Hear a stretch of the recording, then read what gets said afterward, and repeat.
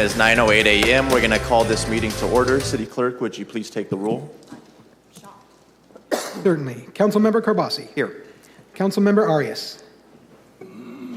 Presente. Councilmember Chavez. Here. Councilmember Bredefeld. Here. Councilmember Esparza. Present. Vice President Perea. Here. And Council President Maxwell. Present. We have a quorum. Thank you very much. I'm going to ask everyone to stand at this time for the invocation, which will be led by Deacon Pete Marquez from Holy Spirit Catholic Church.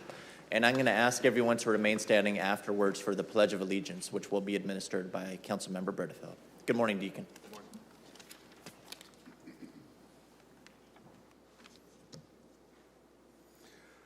Good and gracious God, we give you thanks for this day and for the many blessings you bestowed upon us.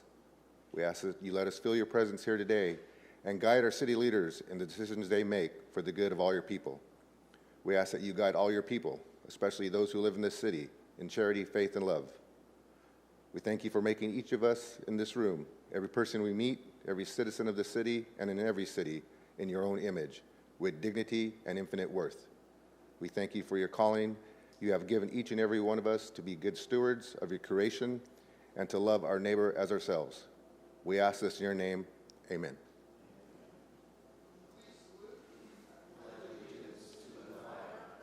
United States of America, and to the republic for which it stands, one nation, under God, indivisible, with liberty and justice for all.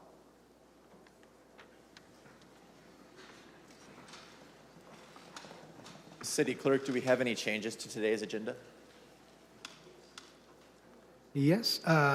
First, real quick announcements. We do have Spanish, Hmong, and Punjabi translators available via Zoom, as well as closed captioning on several of our streaming platforms. And in the chamber, we do have an in-house Spanish translator, Evita, and I'll ask her to come up to the front real quick and to let the audience know what she can do for them. Buenos días, estamos aquí los intérpretes del idioma español. Si necesitan audioculares, por favor pasen hacia la parte de atrás para que agarren y puedan escuchar la junta en español. Thank you. And as for changes to the agenda, the following corrections need to be read into the record. First, consent calendar item 1DD, that is file ID 231773, regarding the owner participation agreement with Essayons LP related to the High Court project. For the record, the additional unexpected cost should be updated from $94,277 to $103,369. So the title for this item should read, Approve Amendment to Owner Participation Agreement with Essayons LP relating to the High Court project located at 450 M Street to provide up to an additional $103,369 for unexpected costs associated with ensuring the historic integrity of the project, City's housing successor, and FRC action. Also, the 3:30 p.m. scheduled item, that is file ID 231671, regarding the Fresno Quality HK Affordable Housing Development located at 6051 North Thesta Street. Action number 2, to adopt the 27th Amendment to the Annual Appropriations Resolution, is being removed from this agenda item. Also, action number 3 for this, initiating a rezone to remove a condition of zoning, is not subject to mayoral veto. Now, for items moved to the contested consent calendar for further discussion. We have consent calendar item 1D, file ID 231728, actions pertaining to warming centers. This was moved to contested consent by Councilmember Arias. 1E, file ID 231775, regarding the resolution to decrease the animal intake at the City of Fresno Animal Shelter, moved to contested consent by Councilmember Arias. 1H, file ID 231622, regarding a cooperative purchase agreement to Haker Equipment Company for one Elgin CNG Broom Bear Street Sweeper, moved to contested consent by Councilmember Arias. 1P, that is file ID 231758, regarding the 581st Amendment to the Master Fee Schedule to increase event parking fees. That was moved to contested consent by Councilmember Arias. 1Q, that is file ID 231521, actions pertaining to Dickey Parking Lot Security Gate Project, moved to contested consent by Councilmember Arias. 1W, file ID 231717, regarding the California Extended Water and Wastewater Arrearage Payment Program, moved to contested consent by Councilmember Arias. 1X, file ID 231723, regarding the financial assistance agreements with the California State Water Resources Control Board for the water infrastructure to serve the communities of New Horizon Mobile Home Park and Del Oro Metropolitan District, moved to contested consent by Councilmember Arias. 1Y, file ID 231665, regarding the dedication of portions of city-owned property for the purpose of a public street easement to accommodate the construction of Merced Street between Congo Alley and H Street. That item has been moved to the contested consent calendar by Councilmember Arias. The following items have been removed from the current agenda. The ceremonial presentation, Heron Family Legacy Day, that was file ID 231636. It has been removed from the agenda and will return January 11th. And then we have consent calendar item 1C, that is file ID 231701, regarding a resolution amending designated positions subject to the Conflict of Interest Code, and that was moved to the next meeting, December 14th, by staff. And I have no further changes. Thank you, City Clerk. I'm going to take it over to my colleagues now. If you have any additional changes you wish to make to the agenda, please do so at this time. We'll start with Councilmember Carbasi. Sure. Thank you, Mr. President. Just want to give a few brief announcements. Oh, I'm sorry. This is not public. Councilmember reports. There's changes to the agenda. No, nothing to pull. Okay. Sorry. No worries. Councilmember Arias. I want to withdraw 1Q from the pulling of the agenda. I just spoke to the city manager on the matter, so it could remain on consent. 1Q as in quality in. Thank you. Councilmember Chavez. Yeah, thank you, Council President. I think we got to give Councilmember Carbasi some coffee. It's a little scatterbrained. I'd like to move item 1J to contested consent. 1J, as in Jack, being moved to contested by Councilmember Chavez. Thank you. Thank you. Councilmember Bredefeld. Councilmember Esparza. Yeah, let's see here. Legal counsel tells me that I need to approve 1CC with an amendment, so I'll need to move that to the contested consent. You can't read that into the record. Apparently not. I can? Oh, okay, all right. Well, we'll read that into the record now then. All right, so Yeah, just read the clarification into the record. if I can find it.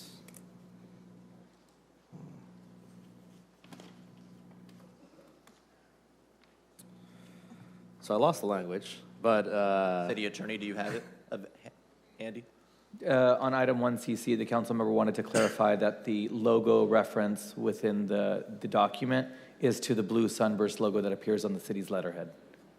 yeah, so I want to clarify that the logo referred to in the language is the Blue Sun logo, Blue Sun City logo in the city's letterhead. Okay. Anything else, Councilmember? No, I guess we'll leave it on consent. Okay, sounds good. Council Vice President Perea? And I have none myself. Is there a motion to approve the agenda as amended? Council President, Yes, sir. I do have clarification to read into the record for 1K. 1K as in King, go ahead. 1K should include that the operating grant guidelines under the narrative section would include the question on who is the target audience anticipated for this project and how will you capture who participates in the proposed project.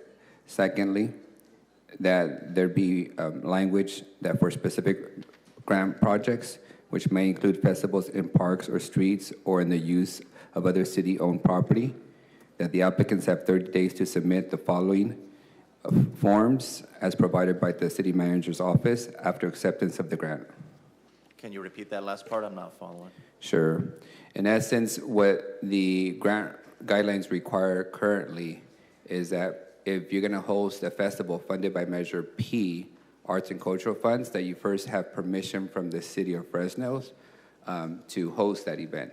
What the clarifying language is that if you are a recipient of grant funds, you would then have 30 days to submit an application for a special event, because it would not be logical for you to submit an application to host an event prior to being awarded funds to host that event. These are only events that would require a special events permit or any On event? city property, correct. Oh, just any event on city property? That requires special events permit. And who would that go through? City manager? City manager, and city manager's office has been in communication with the Arts Council. I That they're going to come apologize. up with the streamlined process for accepting it. Council President, I'm going to pull the item. That way we could just discuss it. Thank you. I was going to say, if there's a larger discussion, we should be pulling this to Oh, contested perfect. consent. Thank you. So, All right. We're going to pull 1K. 1K to contest it as per Councilmember Carbasi. Yeah. Okay. Is there a motion to approve the agenda as amended? So move. I got a motion by Vice President Perea and a second by Councilmember Arias. Anybody opposed? Seeing none, the motion passes 7-0. Okay, we just have one proclamation this morning. That's going to be a proclamation for Fresno Unified School District's expanded learning camps, and that's going to be sponsored by Councilmember Arias.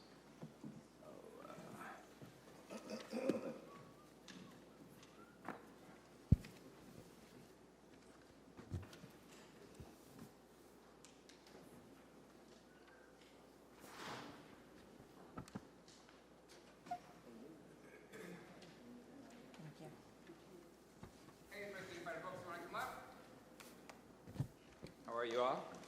Ms. Connie Cha. Is mic working? Council, it's my pleasure this morning to provide some little recognition for the Fresno Unified family that Luis and I used to be a part of back in the day. In this occasion, specifically, it's around their extended learning program. So for those of you who don't have kids on the council, that's where you send your kids after school's out. So either after school or during the summer when we all need a break. Recently, and this past summer, Fresno Unified received more than $5 million to expand their extended learning opportunities in the district. More than 8,000 students participated in those activities, and they received national recognition for setting up a great program. Whether your kids want to study the areas of STEM, science, technology, engineering, and math, or want to learn how to cook, or engage in cultural arts, dancing, it's a round of activities that add to their ability to be good human beings and that keep them out of the house and off their devices. So thank you for doing that, and I'll hand it over to you, Ms. Chow. Thank you so much, council member. So I had to bring some notes. All right. First of all, good morning and thank you, Councilmember Arias and City of Fresno, for this proclamation and recognition. I would like to take a few minutes of your time to share some information in addition to what Councilmember Arias just shared. This journey began in Fresno Unified over 2 years ago with an idea or maybe even like a wondering of how we were as a school district going to create new learning experiences in the summertime as our Fresno Unified students return to in-person learning. The Expanded Learning Opportunities Program funding, otherwise known as ELOP, came from the California Department of Education, and it made it possible for Fresno Unified's extended learning team to build partnerships with our community here in Fresno to provide students with unique and fun summer camp learning experiences that are free of charge. Yes, free of charge. The only criteria that we had is that the students are enrolled in Fresno Unified School District. These summer camps span from anything from working with Fresno State Athletics to local organizations like Arte Americas, Break the Barriers, Fresno Chaffee Zoo, and the list goes on.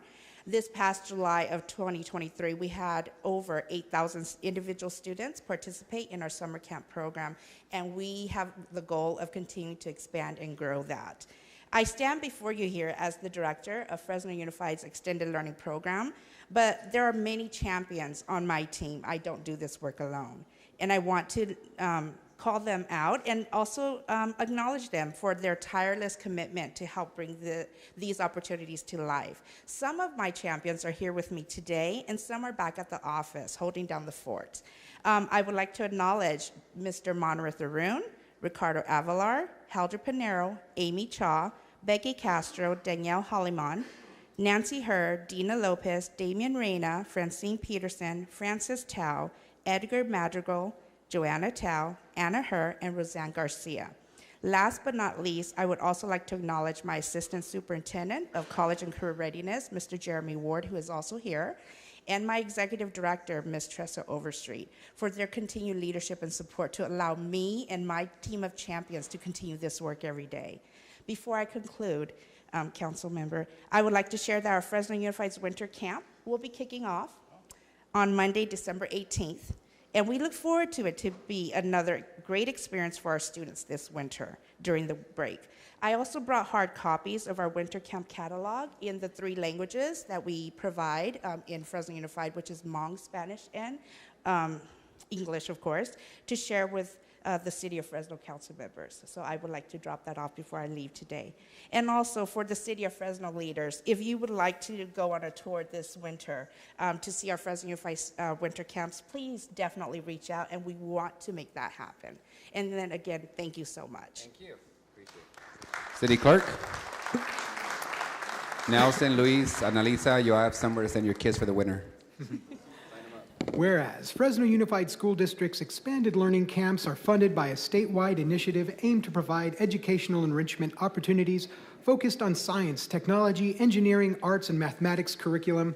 And whereas Fresno Unified School District's expanded learning camps provide influential college and career exposure to students and introduces them to cultural arts, culinary classes, first responder programs, sports, and fitness activities at no cost. And whereas this past summer, Fresno Unified School District's expanded learning camps partnered with over 30 local community-based organizations, introducing them to the vibrant and diverse workforce Fresno has to offer. And whereas Fresno Unified School District's expanded learning camps nearly doubled the programs that were offered in 2022 and filled the program to 96% of its capacity. The expanded learning camps delivered enriching and engaging instruction for 7,800 enrolled students, ranging from transitional kindergartners to 12th graders. And whereas Fresno Unified School District's expanding learning camps have been recognized as the nation's gold standard model for their distinguished use of expanded learning, funding, and estimatable attendance. Now, therefore, be it resolved that we, Mayor Jerry Dyer and the Fresno City Council, do hereby proclaim the 7th of December, 2023 to be Fresno Unified School District's Expanding Learning Camps Day in the city of Fresno.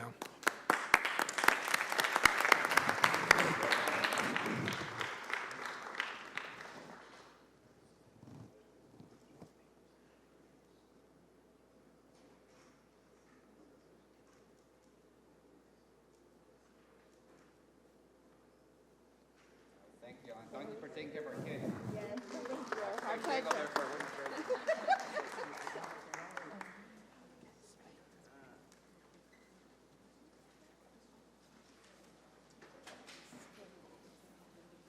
Alrighty, at this time, we will be moving to council member reports and comments. We will start with council member Carbasi. Okay, second time's a charm. So, quick announcements. I want to thank Capital Projects and Public Works again. There's a lot more work being done. Looks like that Sierra and West traffic signal is looking great. Thank you, Randall and Ruthie, for your help getting that back on track. Audubon and Del Mar is going to break ground very soon. I'm sure the mayor may mention this later, but we had our first tree lighting ceremony since 2013. Thank you to Jennifer, the administration, and city manager, and Jim Barros and Nicole DeMera for their work arranging our first Christmas tree in 10 years. That was great. We had a neighborhood watch meeting organized by resident Teresa Norman. Thank you so much, Teresa, for doing that. It was a fantastic opportunity to meet with folks in the west area of the district at the Dante Club and talk about some of the challenges they face out there. And I want to thank Captain Rowe and our CSO and POP officers for being out there for that meeting. The very last announcement is Operation Gobble. It's an annual event. I'm one of the council members that hosts an Operation Gobble, and I want to thank my staff, Alyssa, Andrew, and Ryan, for doing double duty for that. Also, the assistants and Miss Kimmy Shahadi. We couldn't do it without them. There's just no way. They donate their time on vacation to a lot of hours and a lot of days to make this happen. And our sponsors, of course, we couldn't do it without their generous support. Also, the principals of Pinedale Elementary and Nelson Elementary, which are the primary beneficiaries. It's their families, as well as some of our National Guard families that benefit from this program. And those are my announcements, and thanks very much. Thank you very much. Councilmember Arias. Thank you, Council President. A couple of updates for the community and my constituents. The apartment complex owned by JD Homes at 455 Glen Avenue that burned down in 2022 has finally been demolished, and the rubble will be removed over the next couple of weeks. But as an emphasis, thank you to code enforcement. It's been almost 2 years of dealing with that mismanaged vacant property and the threat that it poses to the historical homes next door. And it's another example of the value of code enforcement and unfortunately the situation with some slumlords that refuse to manage and maintain their properties in an appropriate fashion. Thank you to Public Works. You guys have several Public Works projects taking place in my district simultaneously. Abby and Divisadero, Olive, Huntington, Demir, Elementary, Safe Routes to Schools, all of those have been a tremendous short-term inconvenience for the community, but a long-term benefit for everyone. And I do appreciate the ongoing work that the Public Works Department has engaged in. We are hopeful that those will come to a conclusion. sometime in the next few months. But thank you again for that work. Congratulations to the high-speed rail team for receiving $3 billion from the Biden-Harris administration to continue the work of the high-speed rail train and the ultimate station that will come into the city of Fresno's downtown. Staff, great job on the accommodating the Christmas parade this year, on the Christmas lighting tree, city manager. The only wish I had is that it was a real tree, but we'll do that next year and get back to the practice of getting a real tree in front of City Hall. And of course, there is some conversations that I wanted to make my neighbors aware of around the South Tower Park. This administration is working on trying to get that park back on schedule and on time as it was committed to the community. So stay tuned for some additional updates. And lastly, Council, we received a request this week to host the raising of the Palestinian flag, which we will accommodate. It will take place Friday at 2:30 at Ian Plaza. You guys are all welcome to attend, and so is the general public. That concludes my comments. Thank you. Thank you. Councilmember Chavez. Thank you, Council President. Just two quick notices. This Saturday, we will, Councilmember Esparza and I will be jointly presenting the very first Larry Raven recognition for the Huntington homeowners. Folks, as a lot of you folks know, Larry passed away a couple of years, and Miss Penny Raven has been stable there in the Huntington area. We did also replace the signs on there, so this will be a celebration of that, but also trying to bring back the Christmas tree on Huntington theme that we've had in years past. As a neighbor there and as a representative of the area, that's something that we're very excited about. And then this Saturday also we will be doing a lowrider toy drive. I want to thank our partners over at Chancey Park and then our lowrider clubs that will be commemorating the lifting of the lowriding ban in the city of Fresno, and also utilizing that opportunity to get some toys for our children so they can have a Merry Christmas. So with that, that concludes my comments, Council President. Thank you. Thank you very much. Councilmember Butterfield. Councilmember Esparza. Council Vice President Perea. Thank you, Council President. Just a few updates. Recent events we've had in my district. I'll start with our Operation Gobble. This is the first one for me, and so just very thankful for the sponsors that helped make this possible. We did this at Steinbeck Elementary School, so we were able to give over 300 turkeys away to the families of the Steinbeck Elementary School families. Additionally, this past weekend, we held a tamale drive. We partnered with Casa de Tamales in the Tower District. If you haven't tried them, please stop in for a nice meal. They are on Olive Avenue between Wishon and Echo. With this tamale drive, we were able to give away thousands of tamales to families in District 1, as well as families of the Roding Elementary School children. Additionally, our business of the month this month is the Red Room. The Red Room is located just next door to the Annex Kitchen on West Shaw Avenue. So if you're in need of a location for a holiday party or a special event, please check out the Red Room. And lastly, just want to remind folks that today we do have the Tower District Farmers Market, and if you haven't had a chance, please utilize our trolley system, which is up and running several days of the week. Council President, that concludes my comments.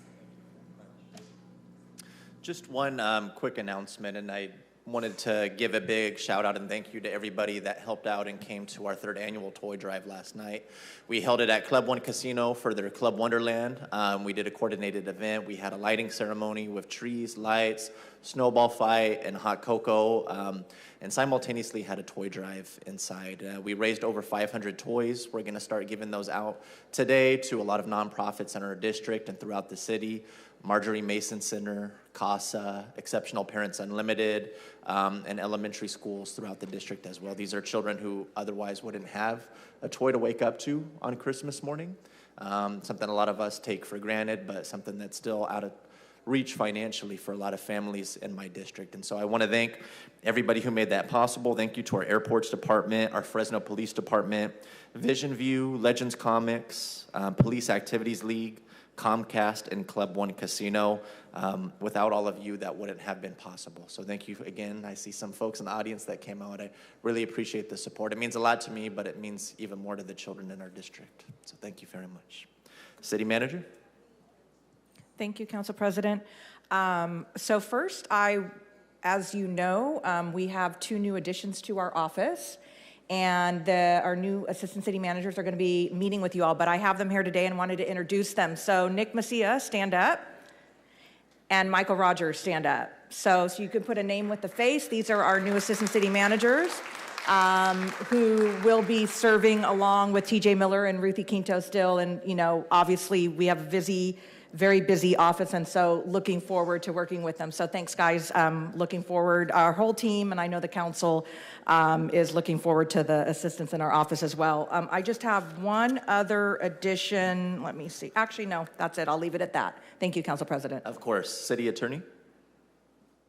Good morning. Last week, the City Attorney's Office Code Enforcement Division, the Fresno Police Department, and the state of California raided 4 smoke shops here in the city of Fresno that were suspected of selling illegal substances to children. The 4 smoke shops that were searched simultaneously, and officers discovered a large amount of illegal cannabis, illegal flavored tobacco, and in one instance, a gambling operation. 3 out of the 4 stores were operating without a business license. 3 of the shops were adjacent to schools. In one instance, the inspectors seized $30,000 worth of cannabis and flavored tobacco found inside a hidden compartment. 3 of the shops were owned by the same individual. Many municipal code violations were discovered and citations were issued.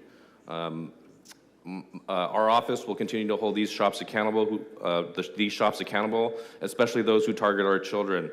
Last week's operation is part of the joint partnership with the Attorney General's office that this body approved 3 months ago. I just wanted to say thank you to our code enforcement team for their efforts in this regard.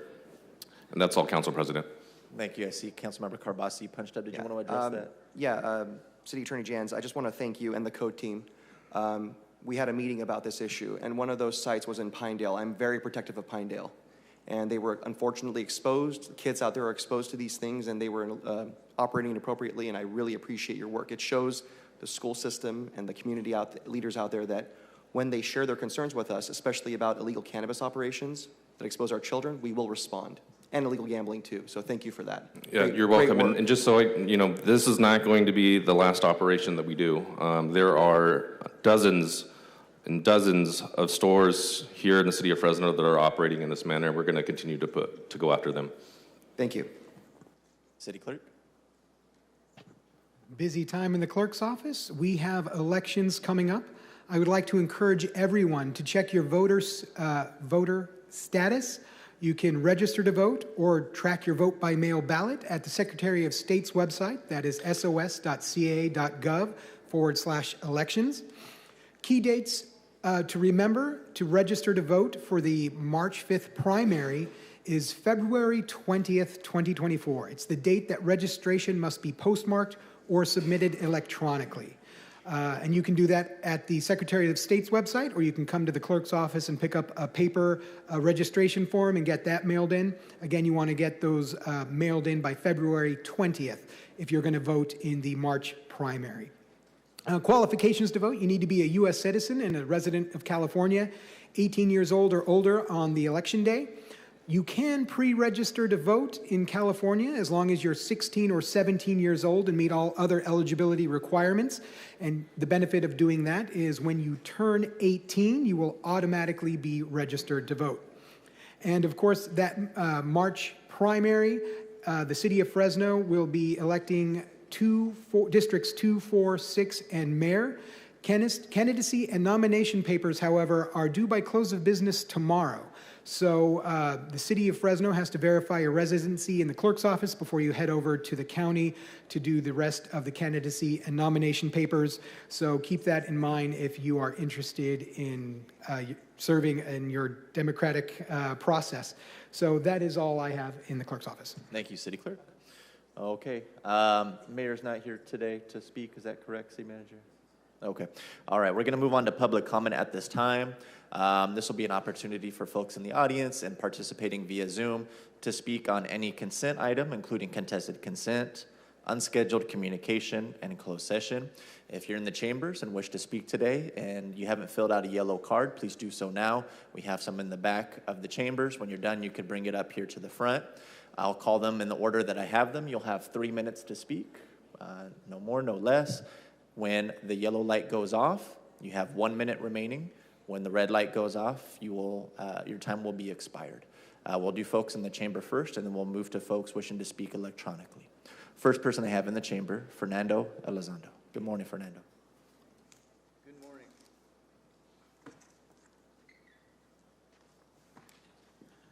Peace be with you. The Lord is my strength and my defense. I have a serious complaint. The city of Fresno, whoever might be responsible, I live in District 1.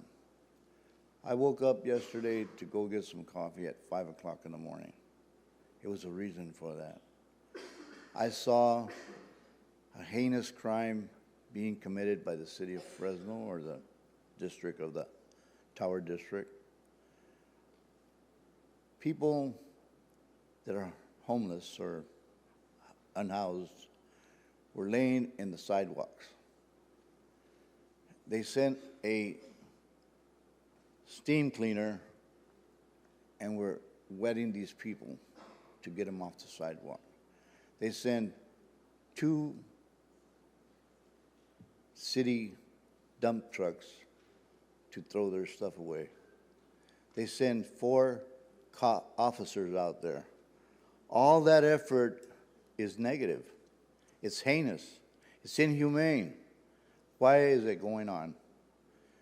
These poor people, as it is, don't have a place to stay. If you can't shelter them, leave them alone. They have their own shelter. Today, we live in the situation where artificial intelligence has no feelings. That's what's happening today. We are under a dictatorship that is artificial intelligence. They have no feelings. They have no remorse. They are faceless. And this is what's happening today. Artificial intelligence has no heart, no sensitivity, and it's doing it to the people of Fresno. These were citizens. Why is Fresno doing everything negative against these people? They got $1 billion. Use it on them. Don't use it on things against them. Use it for them. It makes more sense. And we benefit from having these people be treated as you would like them to treat you. The bottom line is, it's a heinous crime. It's inhumane, is what it is. What this, behind the scenes, because they did it at 5 o'clock in the morning, so nobody's around to see it. Just happened that I went to get a cup of coffee at that time. That's how I saw it. Behind the scenes is not justified. Anyway, I had a message for Jerry Dyer. I saw him on the Christmas tree lights. He introduced me to his wife. Thank you very much, Mr. Elizondo. That'll conclude your time for today. Next in the chambers, I have Daisy Porras. Good morning, Daisy.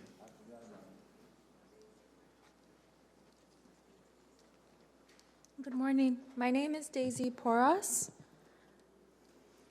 and I come to you today to demand that a ceasefire resolution to be adopted by Fresno City Council. I am one of your many constituents that have come here to this podium to ask for your support. Taking this stance as the City of Fresno encourages our state senators and representatives to support a permanent ceasefire and for international law to be respected. Precedent has been set with the cities of Oakland and Richmond, and I believe Fresno should join in solidarity as well. How many more people do you have to die before you call for a ceasefire? What is the cost? Because 20,000 deaths, 40% of them being children, has not been enough for you. Where is the mayor's outrage on that? And where is your outrage? If you think that this doesn't affect us in the US, it does.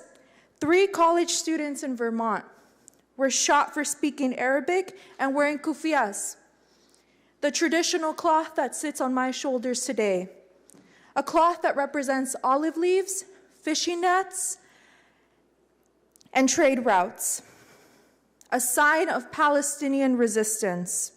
In Chicago, a mother and her 6-year-old boy named Wadea was targeted by their landlord for being Palestinian and Muslim. Wadea was stabbed 27 times, a 6-year-old. He was brutally murdered.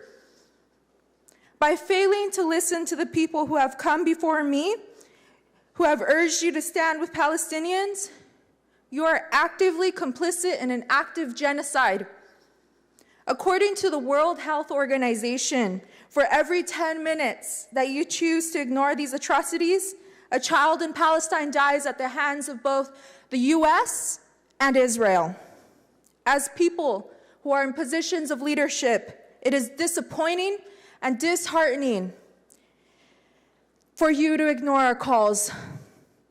Actions have always spoken louder than words. We will be back. Ceasefire now. Thank you.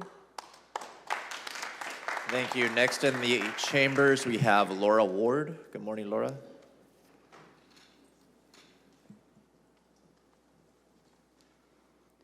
Good morning, council members. My name is Laura Ward. I reside in District 1, and I'm the chairman of the Cultural Arts Subcommittee on the city's Park, Recreation, and Arts Commission. Thank you all for the opportunity to serve in that capacity. I'm here to encourage you to adopt the Measure P Art Grant Guidelines without imposing additional barriers to access on the emerging art and culture applicants or limiting their ability to apply for both types of grants. Our subcommittee collaborated closely with the Fresno Arts Council and engaged in a thoughtful process to develop these grant guidelines. We listened closely to community feedback and were extraordinarily lucky to work alongside with Commissioner Dr. Francina Puda to develop these guidelines up through the week of her unexpected passing. I sincerely believe they carry forward her legacy with attention to diversity and inclusiveness. Using IRS and Attorney General data, including the most recently reported annual revenue, I mapped out the constellation of current art and culture nonprofits in Fresno to understand who may be applying for funding this first year. The majority have less than $150,000 in annual revenue, and even organizations that have been a part of our community for many decades, like the Real Pride Festival and the African American Historical and Cultural Museum, report post-COVID annual revenue well below $50,000. There are also a handful of organizations with annual revenue in the millions of dollars, some of whose staff appear at these meetings to advocate for changes to the guidelines that will deter emerging art and culture applicants from engaging in this competitive grant funding process. Dr. Apuda urged our committee to be cognizant of those who are not present at these meetings, the underfunded organizations and underrepresented individuals who engage in their artistic and cultural work as a labor of love, not as a profession. Measure P art grant funding is for them too. The emerging art and culture applicants do need access to both types of grant funding, and a simplified application process is appropriate for the lower grant funding levels. The rich tapestry of Fresno's art and culture community truly benefits from the contributions of organizations and projects at both ends of the spectrum, and there's room for all. Additional barriers may dissuade potential applicants, and it is all of us in Fresno who will lose the opportunity to see what imaginative outcomes they envision with the use of these funds.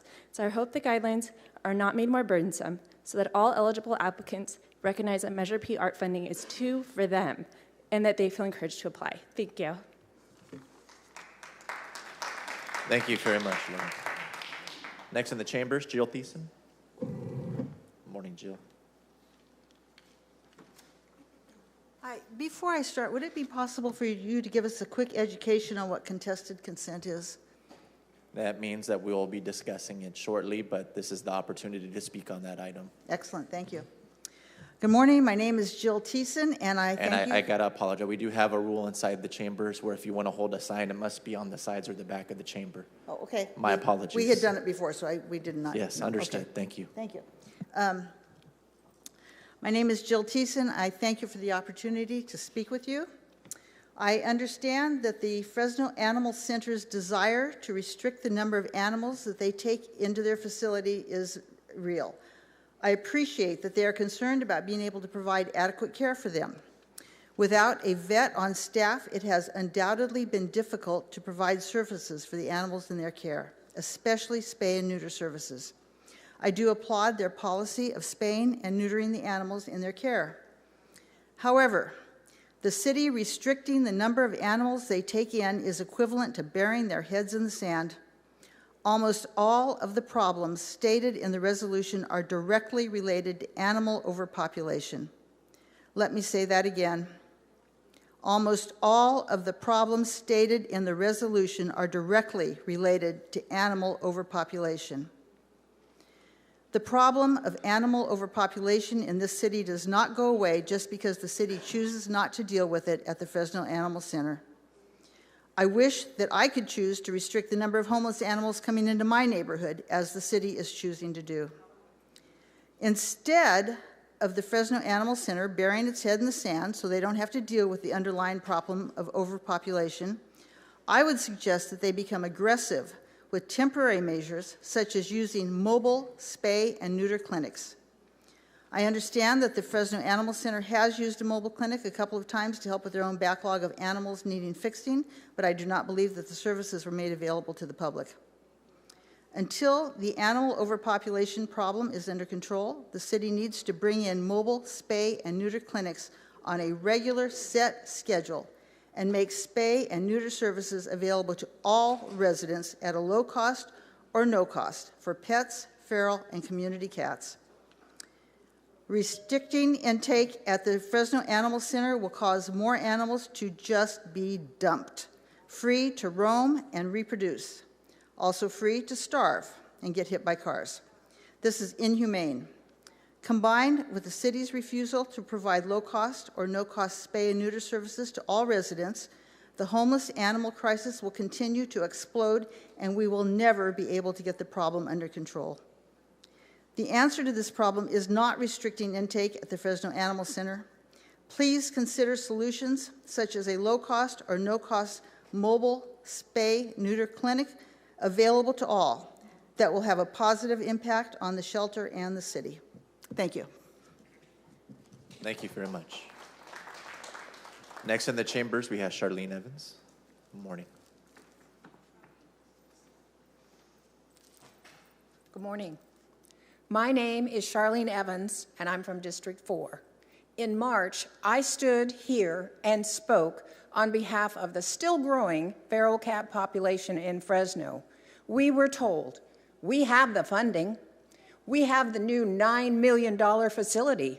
We're working on a plan. How's that working out? What happened to the earmarked funds? Where's the plan? And you still haven't fully staffed the new facility. No surprise. Here we are 9 months later, and now you want to stop the intake surrenders of helpless animals at this facility. Do you plan to turn these animals away without spaying and neutering them first? Because the public reaction to this could be to simply dump the animals on the street. So if this passes, who do we call? Who? If we can't call our city for these animals, who do we call? This new resolution states the center is overcrowded due to issues beyond the city's control. Really? Then you list the reasons, blaming everyone and everything else. Take responsibility for your lack of action, which has allowed this overpopulation of animals here in Fresno to continue and grow. The overcrowding at the center is only one of the symptoms of an out-of-control population growth. I've looked in the faces of an elderly couple who found themselves with a homeless mama cat and her 6 kittens in their backyard. They couldn't find anybody at the city who would help or advise them.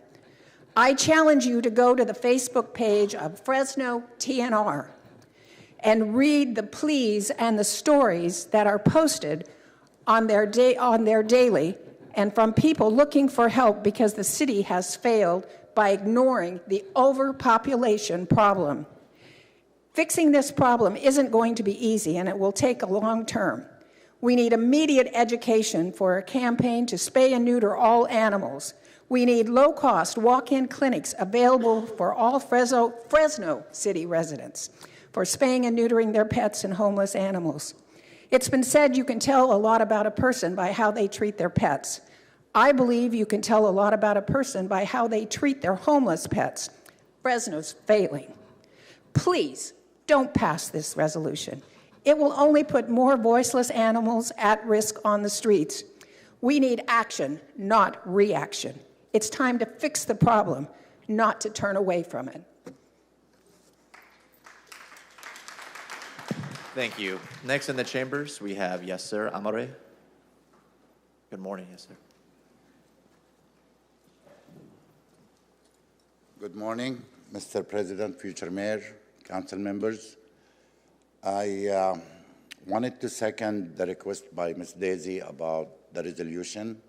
I'm not sure if you all saw the council member in San Francisco who was man enough and brave enough to cry while announcing the introduction of the resolution in San Francisco, which I'm pretty sure is going to pass.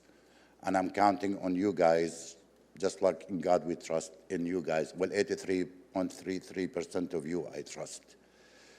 Speaking of men and being brave, Mr. Bredfeld, you had made a lie on public in the TV interview right after everybody cried in here about the Palestinian babies being butchered by Israel. You claimed, knowing that it's not true, that 40, 150, I'm not sure how much the lie was, about Israeli babies being butchered. That turned out to be not true.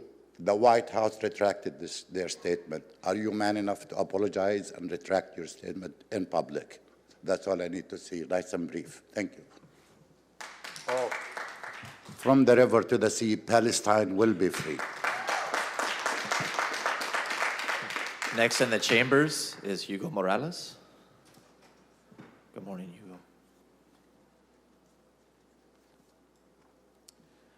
Buenos dias. Good morning, council members. I would like to have some help from the staff to distribute these comments that will lead to possible changes, suggested changes for Measure P. My name is Hugo Morales. I live in the Tower District, you know, the Fresno High area. And I'm here, and then I also, my offices are over in Luis Chavez's district, and where I've had a great opportunity to witness and be some wonderful folk arts in recent days. I'm here to speak on the arts guidelines. Organizations should only be eligible to apply to either general support for the arts organizations or project support, not both. This will enable us to distribute more funds to more organizations. There's limited funds. There's only $5 million per year. And I believe that it would be wonderful if we could distribute and share the resources. All applicants should be given the opportunity in the application stage to describe the arts programming that they offer and the audience they serve. This is a common sense approach to meeting the purpose of Measure P. In terms of the application itself, you know, even if the application could be changed so that arts organizations could, you know, state what programs they serve and who their audience is, and given different points. Right now, they're giving a lot of points for that in the general applications. And I think that could be changed so that at least people be allowed to state what their programs are, what they're about, and who the audience is, because we need to be able to have an inventory. We need to have a survey about who is out there that could help expand the arts programming. This weekend, I got to go and be part of the center event, and I witnessed so many youth programming there. And one of the groups I ran into was the United Khmer Cultural Preservation, a volunteer organization promoting Cambodian dance, a lot of youth programs. These are the kind of programs that could get some support if there was enough money. But if there's not enough money, these folks would not be able to get any support. Thank you very much for your time. Bye-bye. Thank you, Mr. Morales. I'm sorry, I'm having trouble with the first name. Middle initial B, last name Lopez.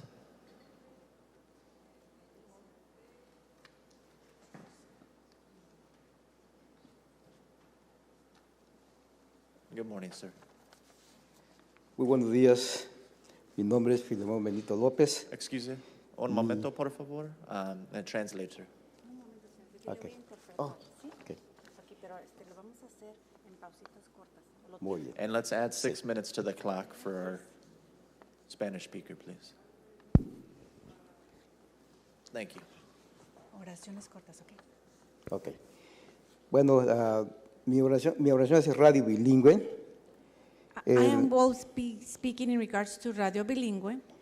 El presupuesto de mi oración es, estoy aquí para hablar sobre las reglas de los fondos de las artes.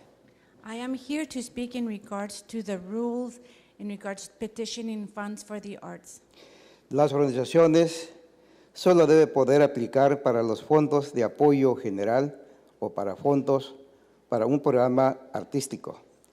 No ambos.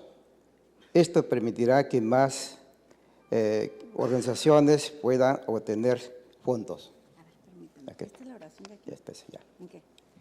The organizations should only apply in regards to the funds for general funds or for funds that will fund the artistic project, not both. This will allow more organizations that can obtain funds. Todos los solicitantes deben tener la oportunidad de describir en sus aplicaciones sus programas de arte y a quienes sirven. Este es un mejor enfoque para aplicar en el programa de la medida P. All the folks that are asking for funds should have the opportunity to describe in their applications their programs of the arts and who are they going to serve. This will have a better focus so they can be able to do what their purpose was made for in regards Measure P. Thank you. Eso es todo de mi parte. Muchas gracias por su atención. It's everything I have to say. Thank you so much for your attention. Gracias, Señor Lopez. Next in the chambers is Amy Kitchener. Good morning, Amy.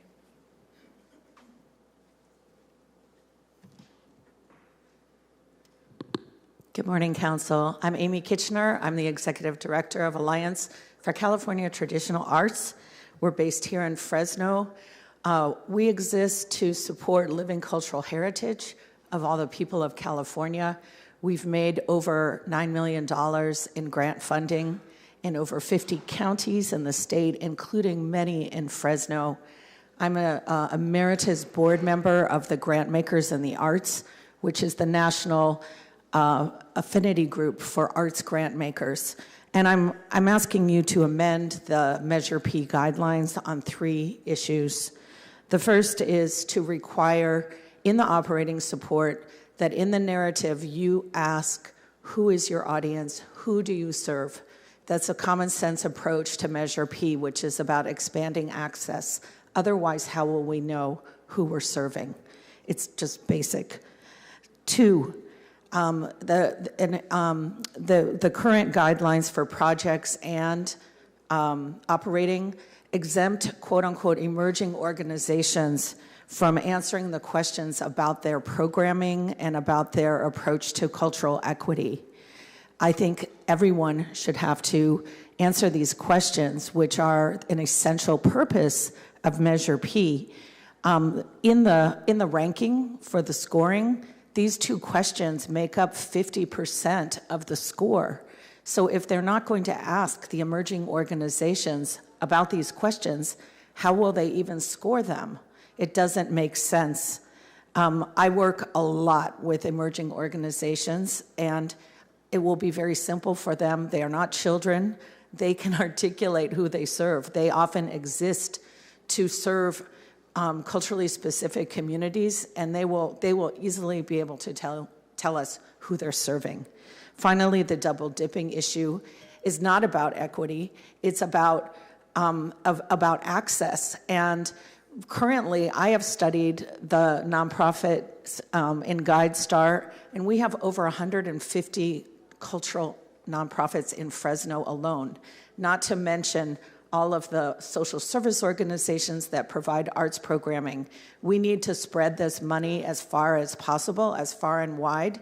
And the way it is currently written, the largest organizations can get up to $500,000 each between these two categories. That's just too big a bite at the apple. Thank you for your attention.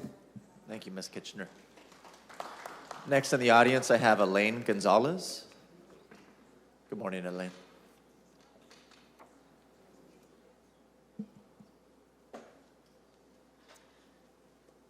Hi, my name is Elaine Gonzalez. I also am known by Mel Garcia. I have a local rescue named Mel's Mutts. I'm here to talk about the situation with the shelter, not to oppose it or to argue about what is on the agenda today, because we have a serious crisis, and I know that something has to be done ASAP, like immediately, to get us back on track. But the thing is that this has not just happened overnight. This situation has been brewing and brewing and brewing, and now it's at a boiling point.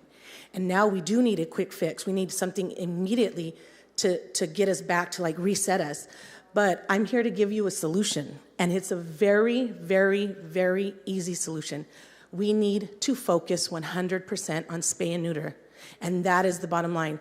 You know, if you didn't know before about this, now you know. You know, we've been talking about educating people and getting them educated as far as animal welfare. Well, I'm educating all of you guys now to the situation and what is the actual solution to this problem. It's my understanding that out of the $6.7 million budget for the shelter, not $1 has been specified for public spay and neuter low cost or no cost services. There's budget for general vet funds, but that is not the same as offering low cost or no cost spay and neuter services to our community. In a perfect world, everybody would be able to afford their own, spay and neuter for their dogs, but that's not Fresno right now. We are in a serious crisis with an overpopulation problem, and we need to fix this. If you guys need help in direction or how to go about implementing this program, call us. I know you can call me. There's a few of us that have already been working on this because we have identified this as the main issue. Please, please do not let this continue.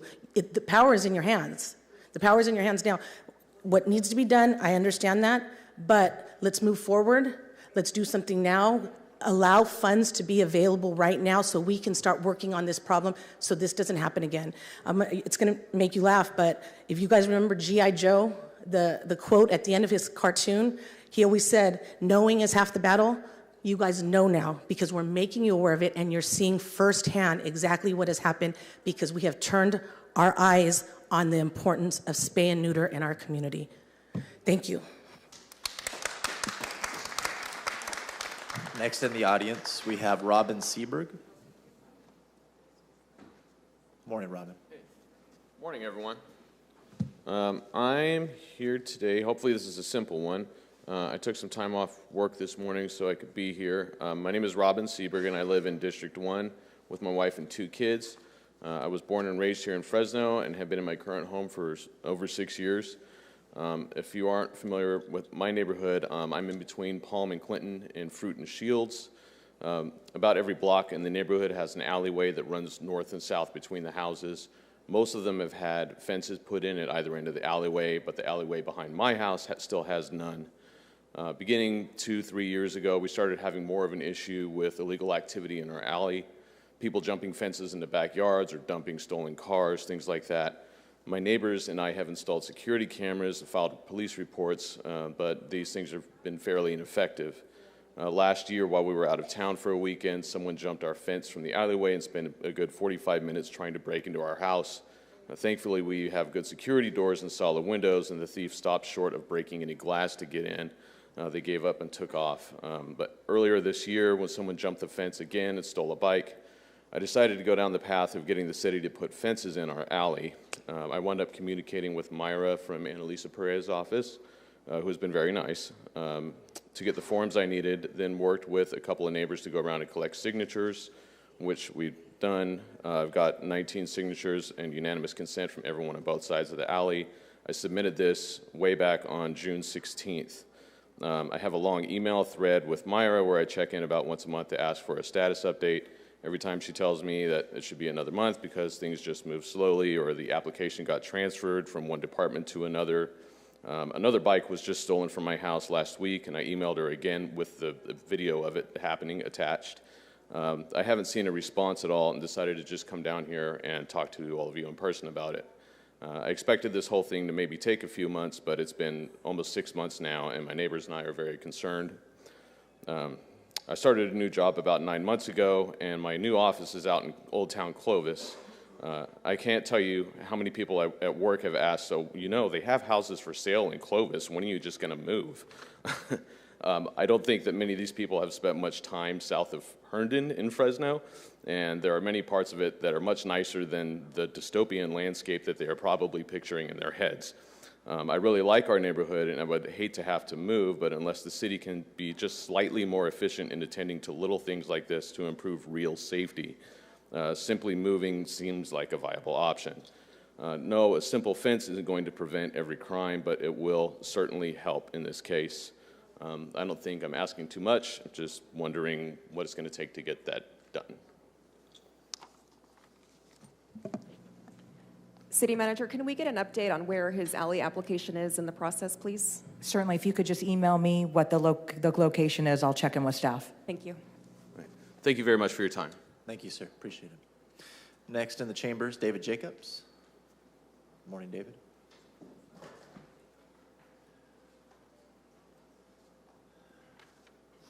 Good morning. My name is David Jacobs. I'm with We Hold These Truths Ministries, and I came here this morning to set the record straight with some facts. Israel is not a victim. It is an aggressor state. Ever since December of 1947, the Israeli military has committed abominable acts of aggression against the peaceful people of Palestine. With the help of Great Britain and the United States, the aesthetic, warmongering leaders of Zionist movement led a bloodthirsty attack against the innocent and unarmed population, committing acts of brutality, rape, kidnapping, torture, mutilation, plunder, and murder as they carried out massive ethnic cleansing and genocide against the Palestinian people that continues to today. All of the Old Testament prophecies regarding national Israel have been fulfilled, every last one of them. National Israel, or more factually, the remnant of national Israel in the tribes of Judah and Benjamin, including the city of Jerusalem, and the Jewish temple were annihilated by God using the Roman army as his instrument of justice in 70 AD. The Assyrians had already destroyed the 10 northern tribes some 700 years earlier. The New York Times has reported that Israel is killing Palestinian civilians in Gaza at a historic pace. The huge civilian death toll in Gaza is explained by the scale of the bombing campaign and Israel's willingness to drop U.S.-provided 2,000-pound bombs on densely populated areas that are packed with civilians. The Times said the people are being killed in Gaza more quickly than the event of the deadliest moments in the U.S.-led attacks in Israel, Syria, and Afghanistan, which were themselves widely criticized by human rights groups. From the beginning of the Zionist movement in the 19th century, the most notable Jewish rabbis in the world most unanimously condemned Zionism in the strongest ways. So the undeniable facts are on the record. By supporting Christian Israeli Zionism, America is on the wrong side of history, the wrong side of human decency and morality, the wrong side of God's natural laws, the wrong side of just war, and more importantly, the wrong side of biblical eschatology, God's holy word, and Christ's new covenant gospel.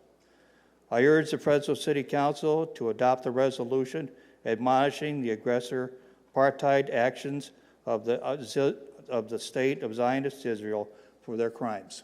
Thank you. Next in the chambers, we have Layla Darwish. Morning, Layla.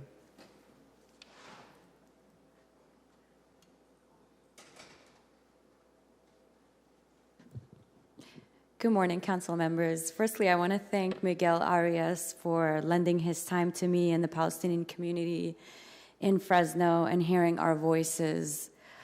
Since the last time I was here, 17,177 Palestinians were killed by Israel. The UN says it's the most dangerous place for a child in the world right now. This morning, they bombed a school for the disabled, hospitals. This morning, also, Israeli forces detained several Palestinians who were seeking shelter at an UNRWA school, blindfolded them, stripped them, lined them up in rows, and separated them from their families.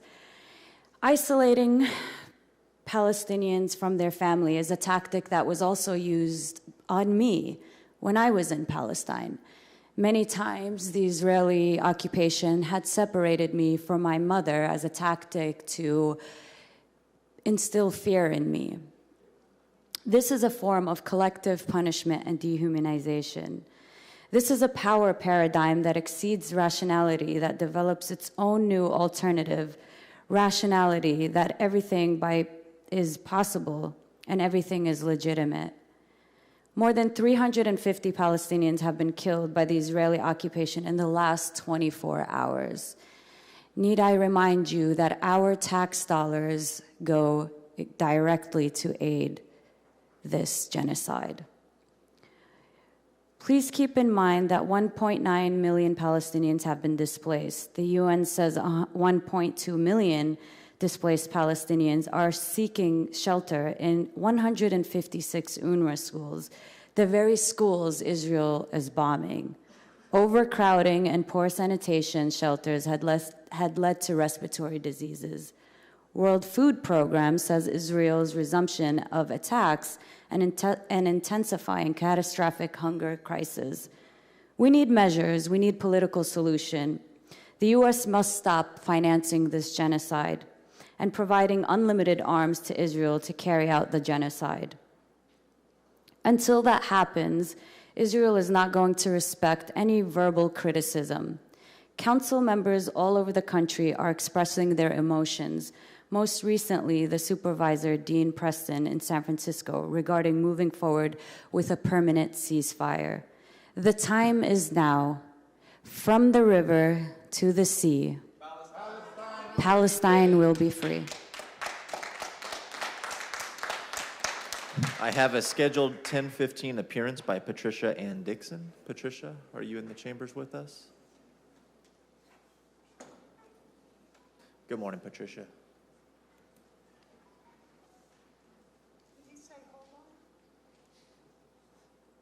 Patricia?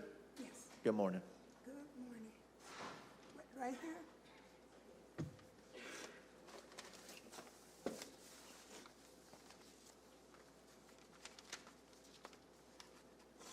Excuse me.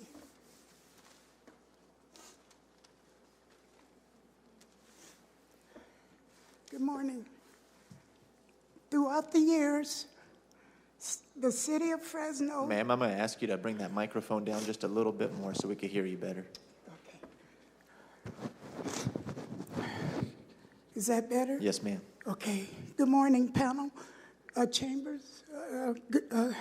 Throughout the years, number 1, City of Fresno. Number 2, Caltrans. Number 3, Fresno PD Air Patrol. Number 4, I received the phone call from U.S. Airways. Using PG&E, I believe PG&E is somehow connected. I have no comfort, no peace in my home. My home has been turned into a torture chamber.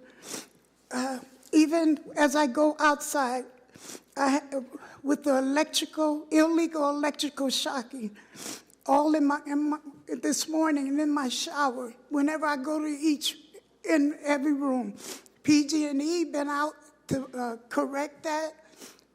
It was one correction that was made, but 3 times I have moved, and I know it's City of Fresno, Fresno Air Patrol, and U.S. Airwaves have been tormented me. I have observed all the above names. I am being discriminated against, tormented, and tortured and abused through their technology that is built on the aircrafts. In September, I was sitting in my living room in my recliner, and a loud boom, something hit below where I was sitting. I observed Caltrans in the city of Fresno. I got it documented and other things that are connected with it. When I get up in the morning and stand on the floor, I'm not able. I have to run out the house or run into another room. Several times I have to go into the hospital because I sat there and didn't know what it was. One of their attacks is piercing my heart, my ears, my wrist, toes, my upper lumbar, my lower back, under my feet, especially my personal private parts. This is unacceptable. This is humiliated, demented, and against my civil rights. I sleep with plastic gloves on because of the electro torment to my fingertips, my wrist, and my toes. I sleep with plastic latex gloves. And thank you, Ms. Dixon. Your time has expired. Thank you. Who do I talk to about that? Who do I contact when especially on the weekend, when they do that? Thank you, ma'am. Next in the chambers, I have Jada Hussein.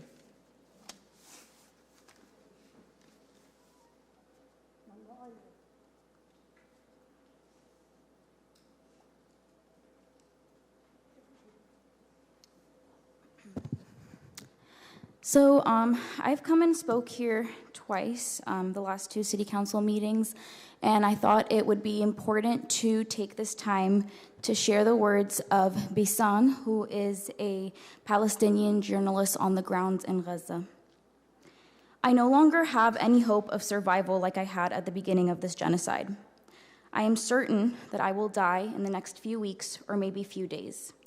I've been sick with severe viral infection for days and cannot move from the mattress.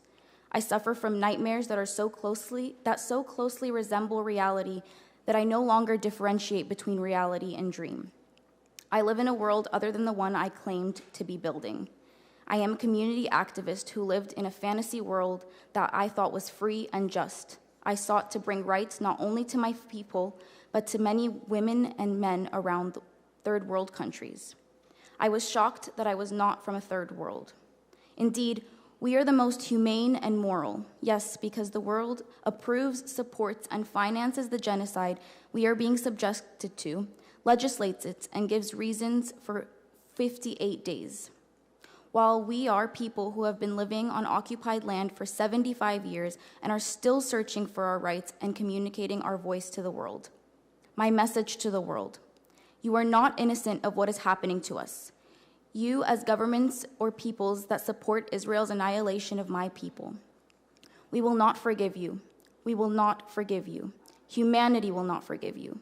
We will not forget. Even if we die, the history will never forget. A message to friends: thank you and the supporters around the world. You have been compassionate and very strong. We ask you not to lose hope, even if the world seems completely unfair and your efforts have not yet resulted in a ceasefire.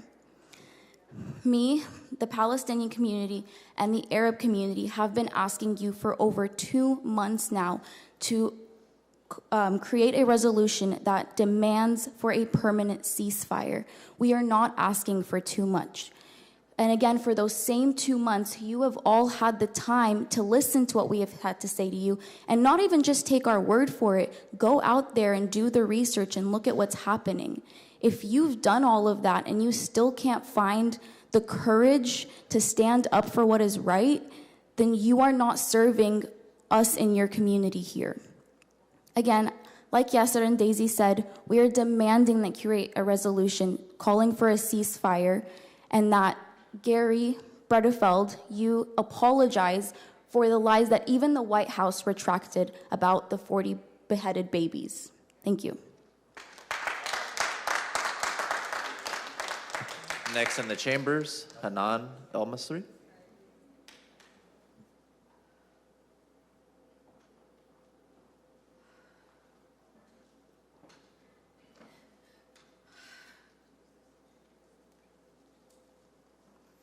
Good morning, everyone. I'm not from Palestine, but Statue of Liberty, hear my plea. In your embrace of freedom, let justice flow like the sea. I stand at your feet where dreams aspire. Yet in Palestine, dreams face a ceaseless pyre. O Lady Liberty, with your torch held high, illuminate the path where justice can't shy. Through your eyes, witness the struggles unfold, a tale of resilience, a story untold. I'm not from Palestine, but in your shadow I stand, beside your idols, across this great land. Beside your idols, across this great land, extend your hand to a land in despair. Let freedom and justice breathe the air. O Statue of Liberty, with your unwavering flame, in the name of humanity, speak their name. Free Palestine from the chains that bind. In the echoes of history, let compassion find. I'm not from Palestine, yet in your gaze, urge for peace through justice's maze. For every heart yearning to be free, let your torch guide them across the sea. O Lady Liberty, let your voice ring. In the call for justice, let freedom sing. For Allah's, your justice statue standing free, devoid of meaning, not wielding the key. In this plea for justice, your significance fade, your symbolic stature lost the shades. I'm not from Palestine, but every Palestinian wound is mine, where every child is a braver than a million of a kind. I'm not from Palestine, yet I believe my hands one day will touch the sand of a free land called Palestine. Are you from Palestine? I'm not from Palestine. But in unity we plea for a word of true freedom beyond land and sea. Ceasefire now!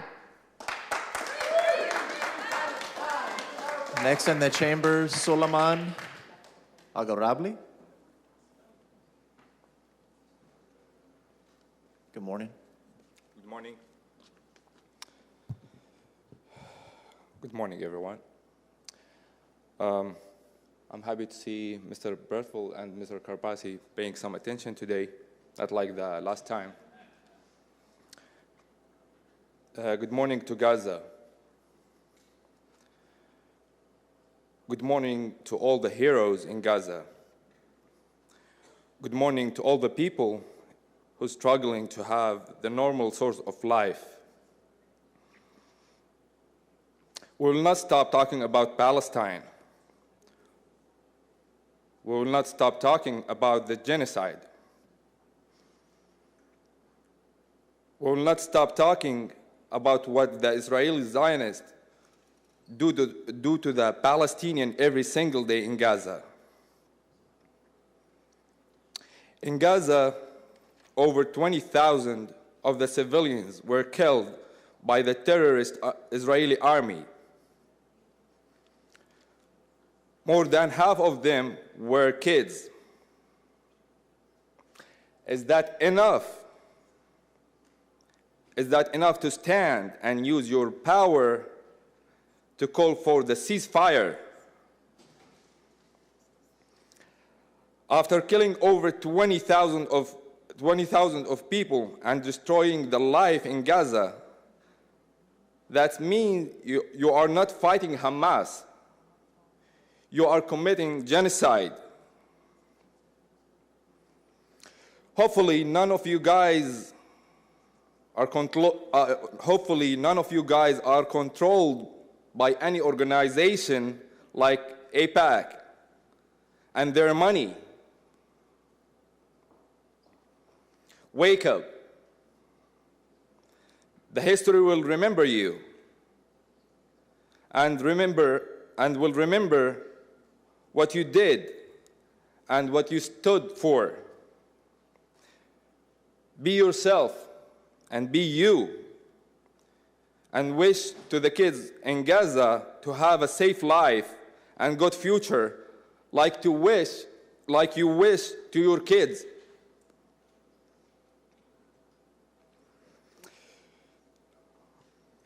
I just want to say, from the river to the sea, Palestine will be free. Thank you. Next in the chambers, Dr. Sahib Quadri.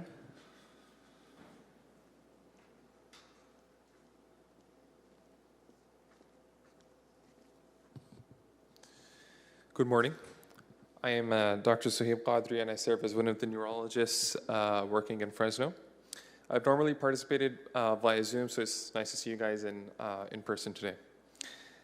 Honorable council members, I would like to invite you to reflect on something. In just 2 months, Israel killed 2 times as many civilians in Gaza than what Russia managed to kill in Ukraine over the span of 2 years. Let that sink in. In just 2 months, Israel has killed more civilians, 2 times as many civilians, as Russia has managed to kill in Ukraine over the span of 2 years.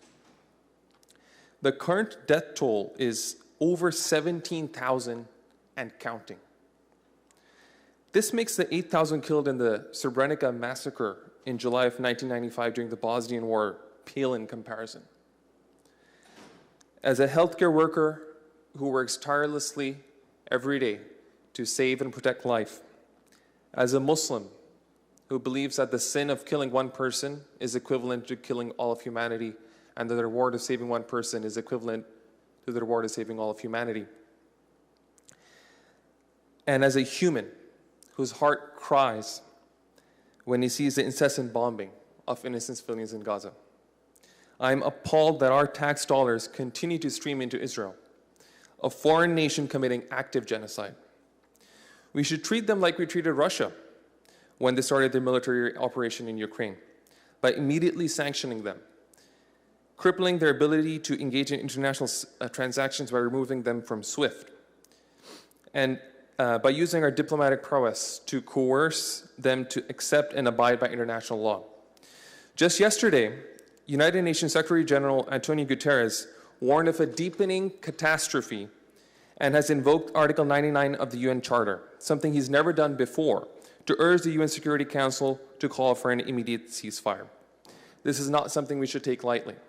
And as a peace-loving city of Fresno, we should go the extra mile in showing our support for this call by the UN, an international body that Israel also subscribes to. I would, of course, like to express my deep gratitude to Council Member Miguel Arias for arranging the Palestinian flag raising tomorrow at 2:30 p.m. I would encourage everybody to join us there tomorrow. And I look forward to working with him as well as other council members on a future resolution by the city of Fresno for an immediate and permanent ceasefire in Gaza, delivery of urgently needed humanitarian aid to the besieged Gaza Strip, and cessation of all U.S. funding to Israel's war machine. Thank you. Thank you, Doctor. Next in the chambers, Matthew Gillian.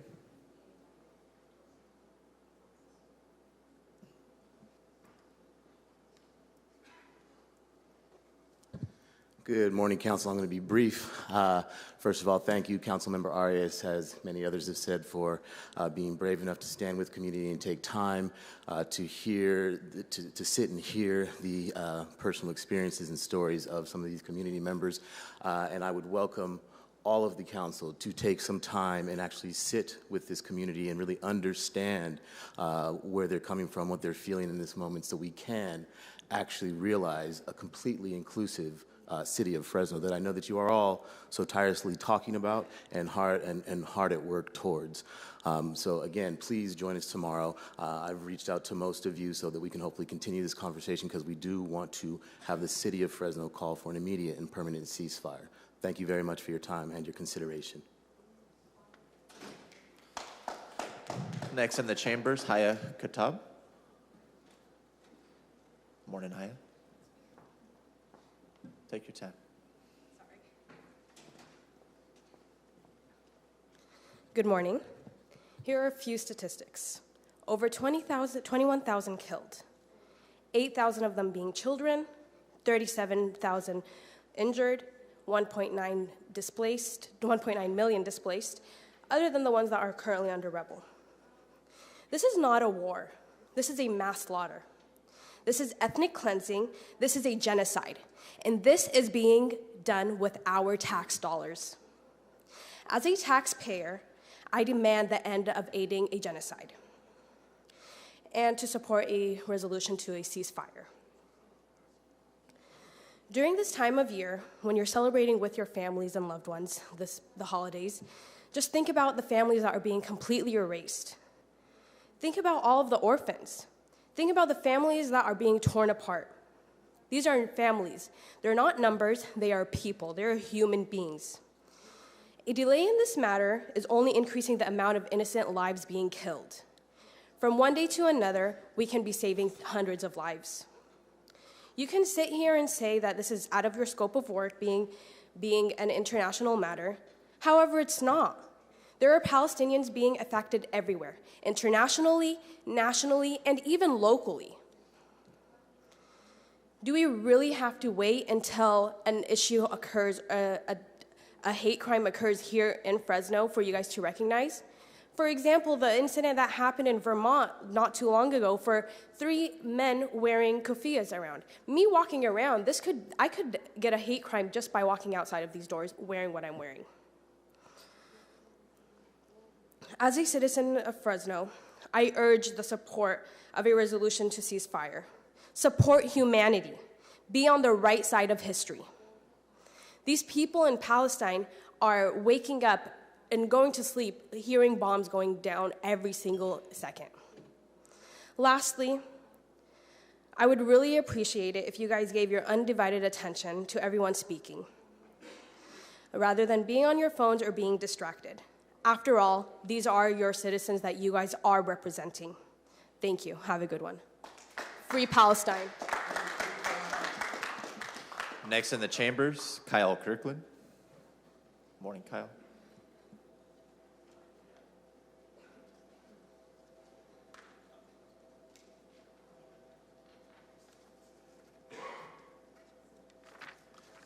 Good morning. Kyle Kirkland, Kirkland Foundation, speaking on item number 1E. Kirkland Foundation is a 501c3 animal rescue operation founded in 2016, operates in town here in the Central Valley. We help over 1,500 animals a year get off the streets and into loving homes. We also support spay and neuter activities throughout the Central Valley. Item 1E is a very, very difficult situation. I think I've spoken to others and made my opinion clear on that. As unpopular as the decision would be, we are in support of it, of limiting intake at the present time. Yesterday, I toured the facility. I've toured it several times. While being primarily a cat person, it is very clear that there's overcrowding in dogs, and that is not optimal at all. It's unhealthy for the animals that are there. Now, pushing them back out on the street is obviously a very difficult and unpopular situation, but in speaking with staff, I believe it's the right short-term decision as we look for a longer-term solution.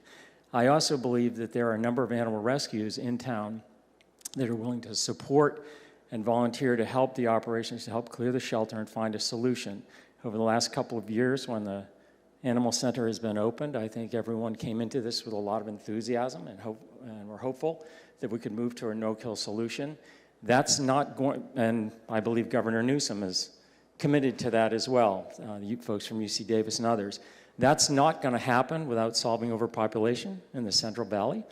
We need to be conscious of the fact that this is a logistics issue. Not only does it, hit on all of our emotions. We all have pets, we all have animals, we hate to see them suffer. I've never met somebody who says, you know what, we're just not killing enough animals, right? But what I do believe is this is a logistics issue that we can solve with aggressive spay-neuter, with thinking about the logistics through the animal center, and then how are we placing these out either into homes or back into the community safely.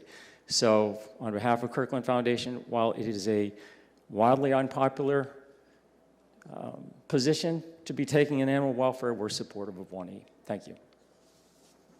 Thank you, Mr. Kirkland. Seeing no other speakers in the chambers, we're going to move to electronic communication at this time. City Clerk, do we have anybody that wishes to speak via Zoom? Council President, we do, but if I may, before we go forward, I do see several Julie Vegas. If you guys can please rename yourself so that I don't see you as a duplicate, that would be great. For now, we'll start with Bob Mikowski. Thank you, Council. Bob McCloskey here with the Fresno Homeless Union, Fresno Community Alliance. Yes, many people do. Let's not go supporting genocide as a council. Can you please join the city of Oakland, Richmond, Cudahy, and over a dozen other cities in the United States to call for a ceasefire resolution? This is terrible what's going on.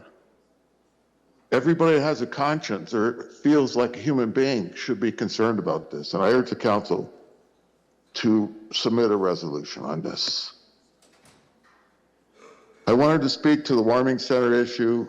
This week, tonight in fact, the temperature is dropping to 33 degrees according to the Fresno forecast. So are you going to open the center tonight?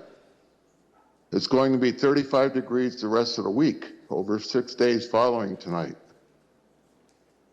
Can we raise the temperature to 40 degrees? I know you only open the centers when it drops to 34 degrees, but that is inhumane. As we know, elderly people and those that suffer from chronic disease can die at temperatures above 40 even. So 40 would be a very reasonable temperature to set this at.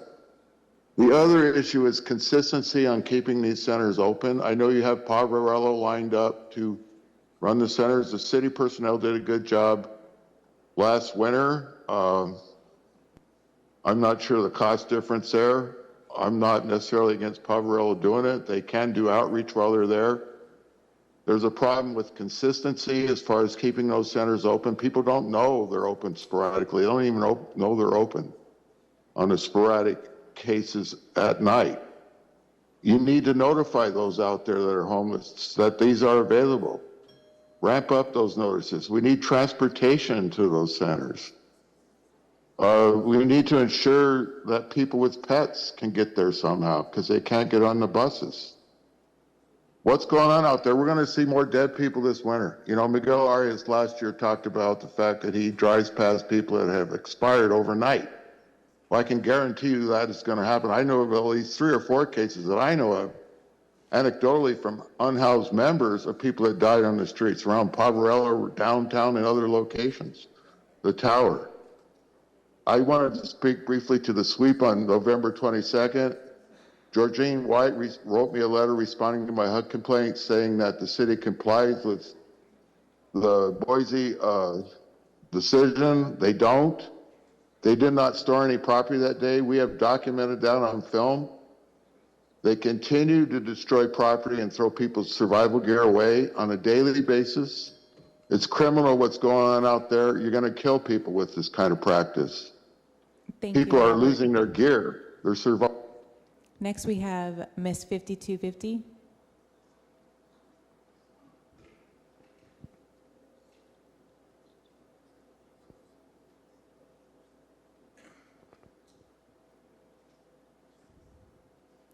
Miss 5250, you're on mute.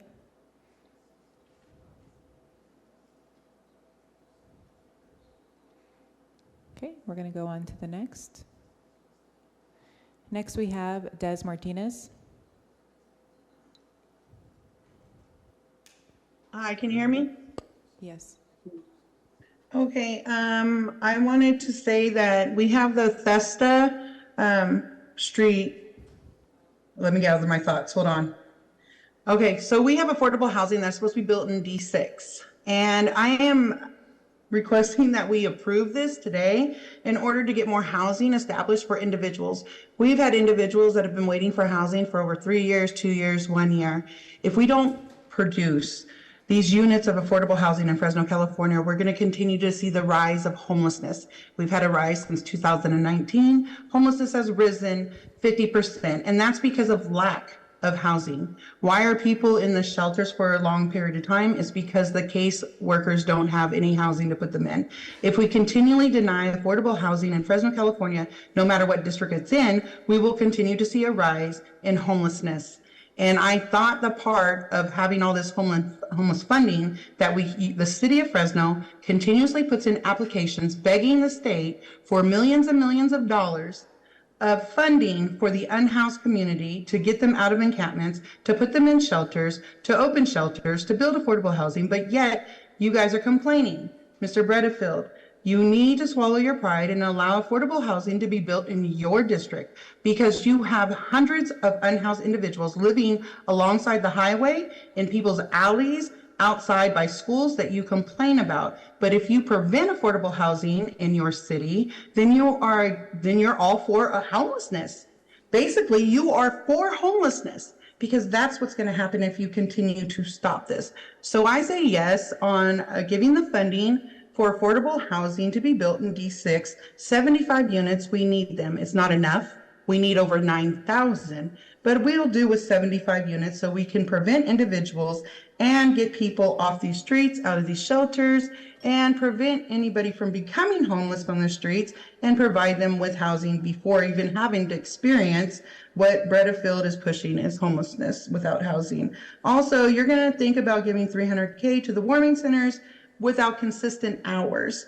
I would like to see an itinerary breakdown on why we're going to give $300,000 out of the homeless funding to an organization that is not going to have consistent hours. I am voting that we have consistent hours for the warming and cooling centers because there's no way I can even imagine why it would cost $300,000 when we know every single year it doesn't get below 35 at least 8 times during the winter. So 8 times the warming center will be open for $300,000. And during the summertime, we need consistent. Last year, you guys did amazing. You guys were out there, Miguel, you guys were out there. Everybody's taking pictures. Everybody's happy, right? Because we had consistent hours. Many people spoke to you. So the people that were visiting the warming centers last. Next, we have Elise. Hello, I'm Elise Mize. I'm with the nonprofit Fix Our Shelters, and I, along with the 53 e-comments that I read, am in opposition of the reducing intake. If you look at localities such as El Paso, Texas, and what reduced intake did to that community, you would not want it in your own. As well as the city of Las Vegas just yesterday changed their direction to not restrict intake either, because this is a failed experiment. Council and the mayor, you have a legal obligation to follow Hayden's Law, which requires the intake to your shelter. In addition to that, you have a public safety issue that you need to uphold and protect the citizens of your community. Not to mention the moral obligation, because the alternative is these animals die in the streets under horrific conditions, and not to mention the disease spread because of it. The mayor on the news had mentioned that the onus was on the public and that they were bad owners essentially. And quite frankly, I don't disagree with you, but I'd like to give this analogy. Criminal activity is on the onus of the criminals, but you need laws in place and enforcement of laws to discourage and prevent the criminality. So where are your breeding ordinances and where are your enforcement of the breeding ordinances? Where are your spay and neuter requirements? Where is the enforcement of your spay and neuter requirements? Everybody says spay and neuter is the answer, and it is. Even Houston Davis Correct Shelter Medicine says it's the answer. However, as they run Cattle for All Animals, the amount that they spent on spay neuter grants is very minimal in comparison with what else they spent it on. They were charged with reducing euthanasia in the state of California. It is up, and it is up under their failed suggestion of reduced intake and having the community be the shelter. The community is ill prepared and does not have the resources to be the shelter. The rescues are inundated and are at breaking points because of reduced intakes across the state. It's a failed experiment, and your job as leaders of the city are to protect its citizens and, frankly, the animals within it. By reducing intake, you're doing neither. Thank you. Thank you.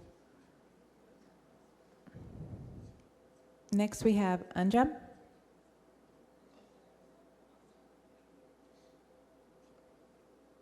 Can you hear me? Yes. Good morning, the members of City Council. As we all know, the situation in Gaza is dire and getting worse. We are at a situation where a number of children are killed in 1 minute and fatally injured every 5 minutes. And we are talking about the life-changing injuries. It's heartbreaking to see the kids having their limbs blown off by the advanced machines of America. Unfortunately, this will be the legacy of international community if we do not get all the sides to adhere to international humanitarian laws and protect civilians. I'm not a Palestinian, but just as a human, it's heartbreaking to see innocents being killed and the humans being killed over there. There should be no gray area about condemning Zionist Israel for its mercilessly killing kids and infants in Gaza, who I'm sure are innocents and not Hamas. American bombs are being dropped by Israel, deliberately intended to destroy civilian population. We cannot have tens of thousands of dead Palestinians and not say anything. We demand a resolution for calling a ceasefire, and we demand America not to be complicit in this genocide. Thank you. Thank you. Next, we have Chris.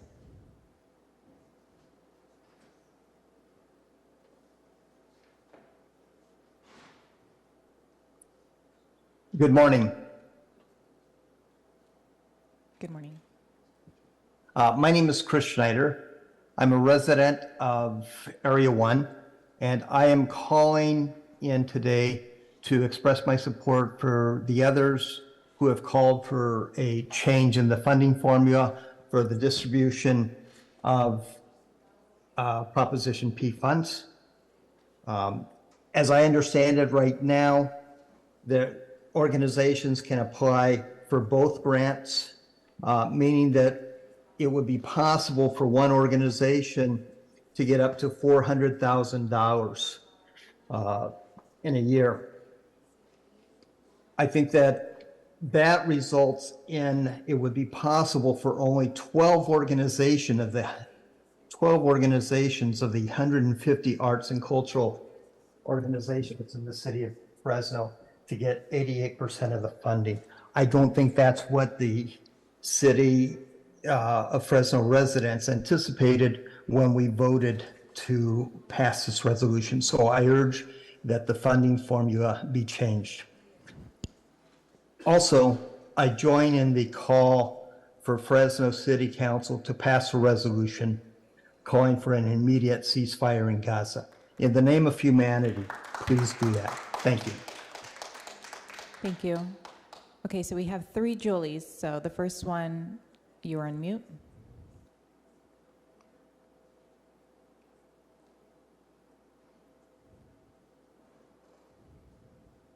Julie? Good morning, can you hear me? Yes, I think you actually have yourself on 3 times, so you might want to... okay. And the other 2. Okay. No. All right. I think we're good now. Good morning, city leaders.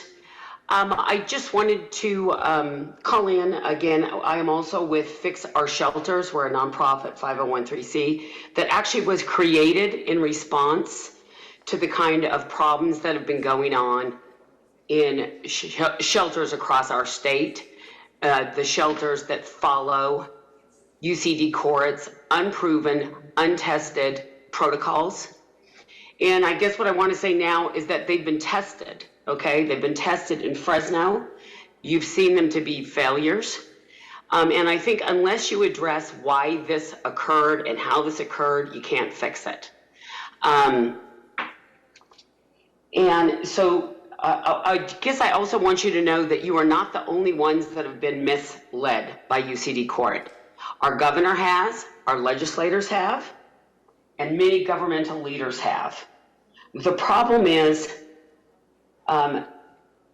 turning away animals at shelter doors to try to reduce euthanasia rates and to reduce intake of animals will not solve the problem of overpopulation and unwanted animals.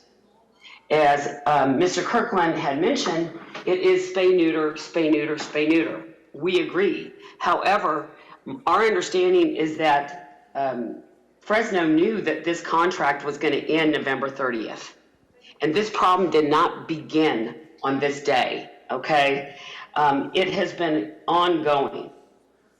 I'd like to bring up a couple facts to your attention. As early as 2013, UCD Court was trying to advance an agenda to introduce untested, unproven, reduced intake protocols. At the time, it was met with outrage from the animal welfare agencies across California. Quote unquote, it suggests operational changes which may violate state law and will jeopardize the health and safety of lost, abandoned, and sick animals. In fact, their assertion that they are best practices is not true. It is the opinion of a small group.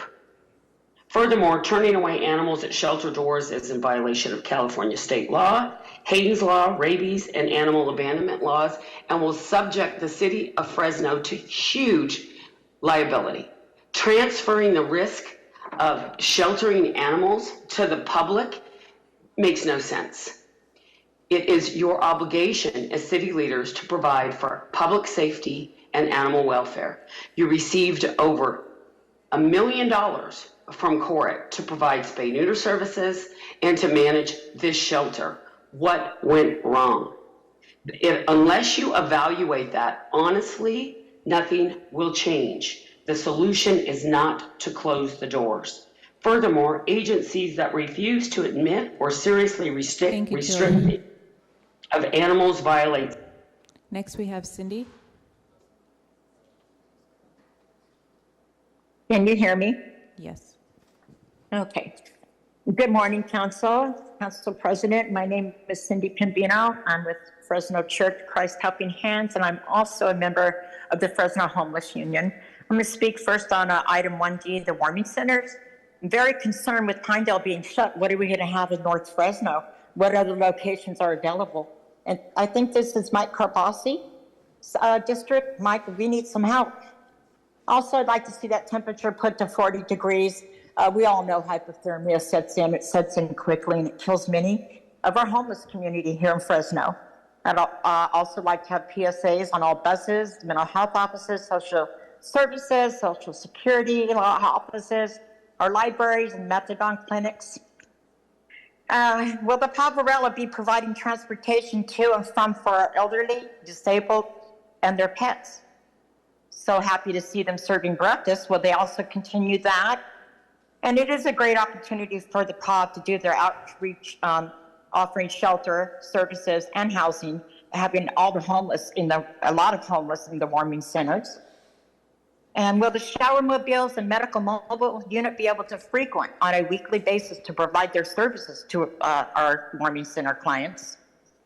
I also support spay and neuter that's provided at low or no cost. I'm grateful for our rescue community on all the work they do. They are amazing. And I also want to thank Fernando for sharing what he said he witnessed at 5:30 in the morning in the Tower District. The city street sweepers spraying our homeless as they were sleeping. Well, then PD comes, well, then the dump trucks come, takes all their items, which could not only include survival items, which are tents, blankets, medicine, but there are documents. There's a lot of things they seize, and they never have opportunity to get those back. Then I want to know, did an outreach team get called to provide dry clothing?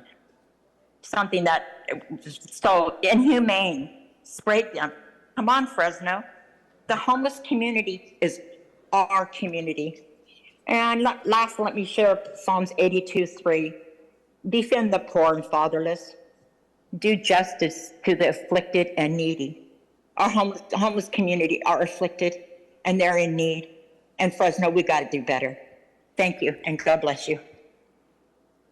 Thank you. Next, we have Hera.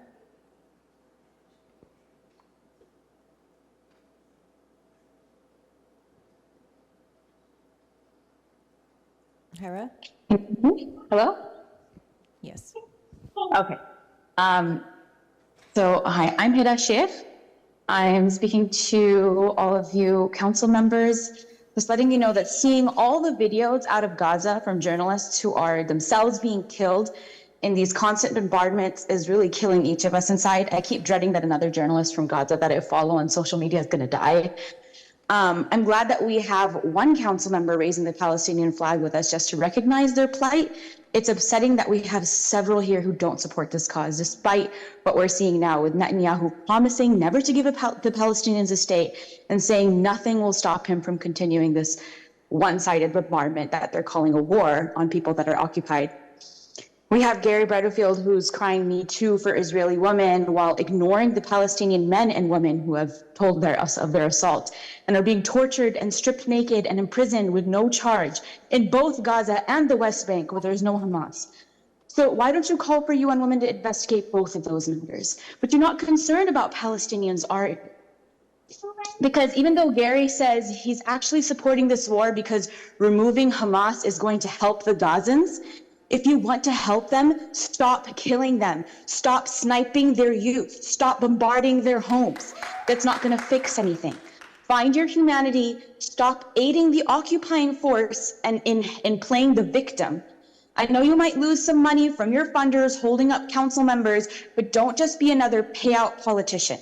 Speak up for these children who are being mutilated, the family of your constituents.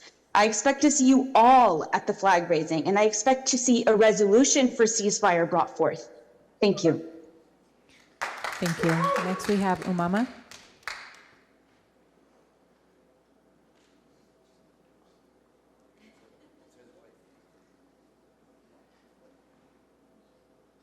Oh, can you hear me now? Yes. Okay. I would say good morning, but it is not a good morning. I woke up to the news of the city of Rafah being bombed and civilian men over the age of 16 taken from a UN shelter, stripped and arrested by IDF soldiers. This took place at a place where Gazans were assured they would be safe. I want to ask that we as a community stand up for Palestine and demand a ceasefire now. We've all seen the devastation of Gaza and the mistreatment of the Palestinians in the West Bank by the illegal settlers. I don't understand what more we are waiting for. All those who are silent are complicit in the war crimes Israel is committing against the people. I don't care right now about who started it and who's right and who's wrong. We need to put an end to the suffering of the innocent people. I know that the Palestinian flag is being raised tomorrow downtown. While I appreciate you all for doing so, I beg you to not just stop there and speak up for the people who are being massacred in real time under the eyes of the whole world. This is the least we can do. Thank you. Next, we have Maria.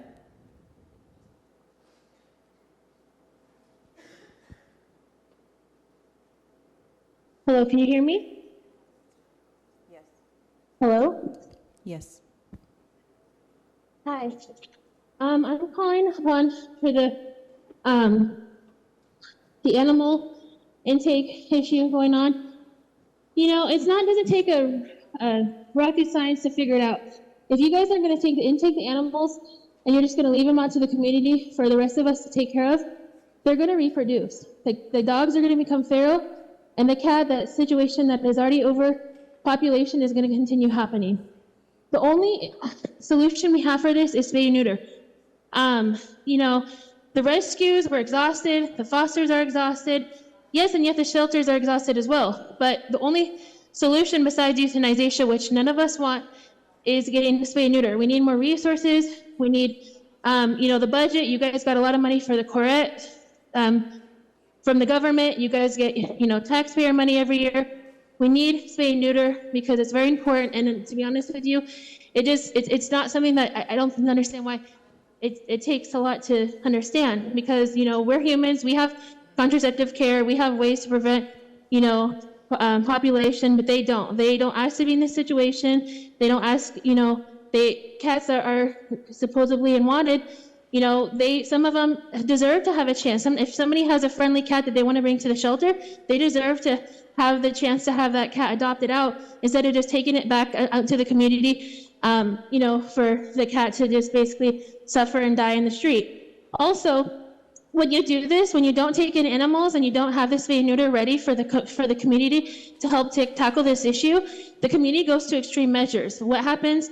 People start shooting at the animals, people start poisoning the animals, but people go to really sad extreme measures because the problem gets so out of hand that they have no other resources to go by, and that's what happens. So we really need spay and neuter, and I just ask of you guys to not just don't stop taking the animals, and please do better for the animals and do better for your community. Thank you. Next we have Azari.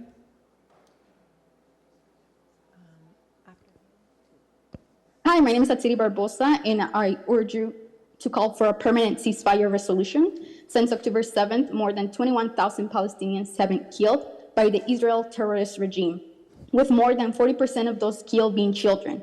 At least 131 health facilities and 265 schools have been bombed. This is a genocide of the Palestinian people in Gaza. Please show humanity and call for a permanent ceasefire. I also call for the resignation of the mayor, who is a genocide supporter.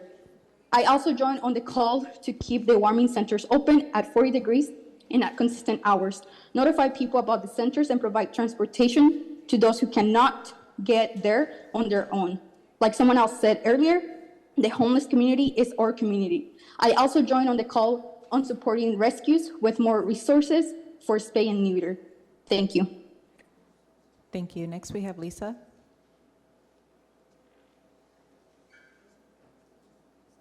Hello, can you guys hear me?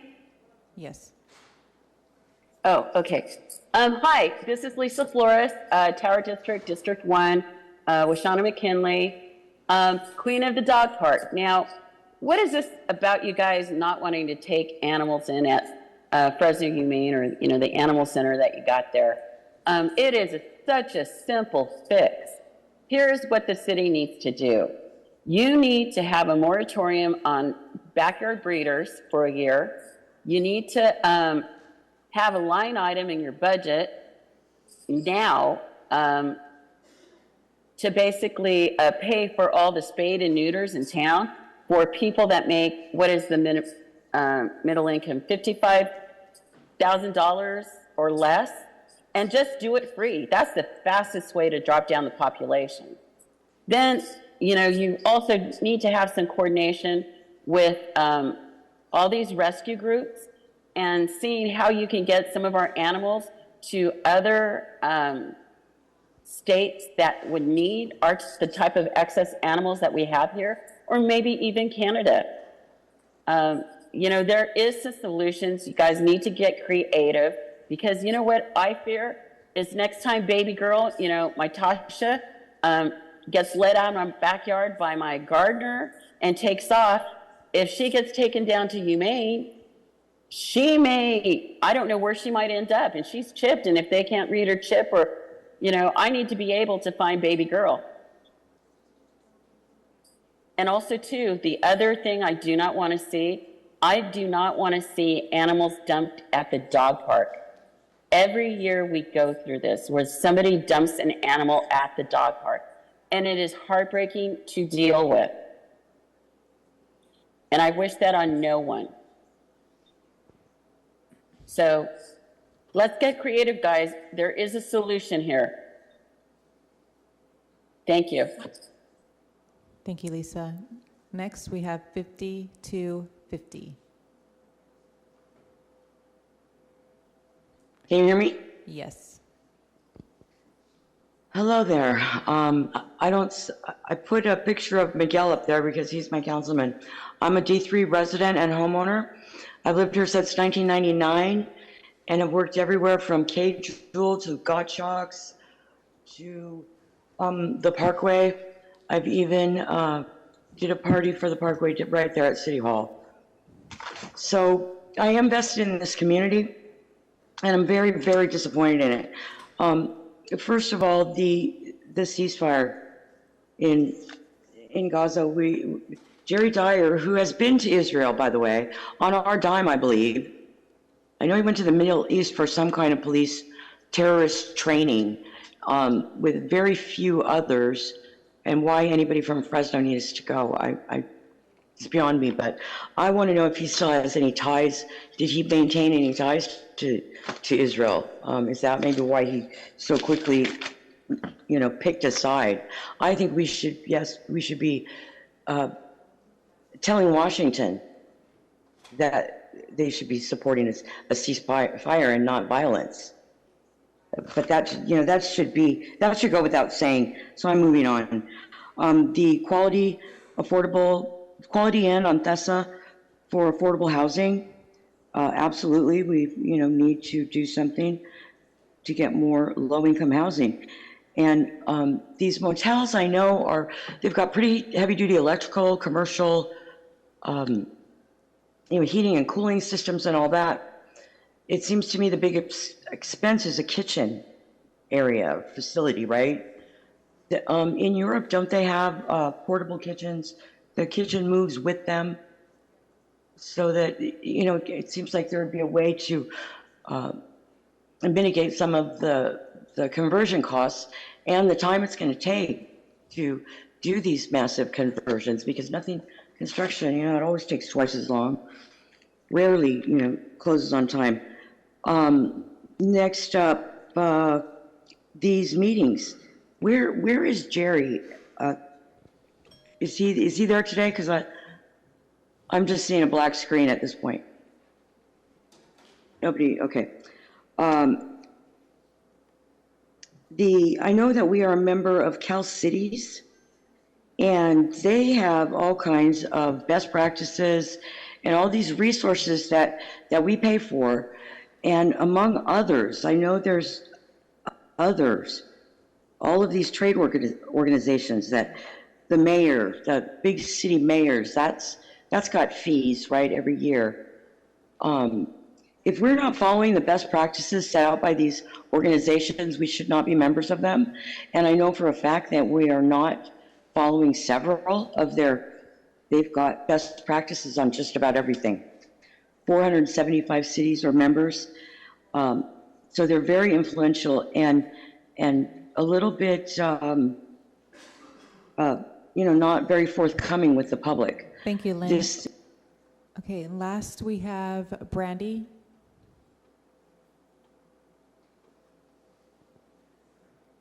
Thank you. Sorry about that. It took a moment for the unmute. Thank you. And I want to express how much I appreciate so many of the speakers on a variety of issues today. Regarding the 1K, I agree with speakers not to make, to listen to what they were mentioning about making it in ways that would make these grant monies more accessible to artists in our community. I've heard from people that feel like they can't compete, that they don't have, they're not in a place where they can, where they can't stand to the next to the other organizations, and we know that that's not what this was intended for. So I ask that you take that very seriously to create more accessibility for those who are historically left out. Regarding the animal shelter, I asked that for the community needs hearing that would be added as a need to have aggressive spay and neuter services, as well as other needs that were mentioned. Regarding Palestine, somebody said so many things, but I want to note that the horrors that happened in the last 2 months are just a continuation of things. But it is reasonable to speak up, for the city to stand and ask for this, because entire family lines are being eliminated. Their names no longer have any family members. But I want to focus on the warming center one, on 1D, and agree with those who spoke before me. I know I emailed, but I want to emphasize what people have been telling me. I have someone who for the last month and a half has been texting me and asking me, are the warming centers open? Because it is so cold, and people are worried, and it's putting them in danger. It also, mentioning the pets, puts the pets in danger. So I ask that that would be changed to at least 40, but also that it is open continuously. Thank you so much last year for opening the warming centers continuously for months, because you saved lives by doing so, because it is so hard for people out there to know about these warming centers, and having continuous increases the chance that people will be able to know about it and access it, especially those who are most vulnerable, like the elderly and those who are disabled that have a hard time getting around.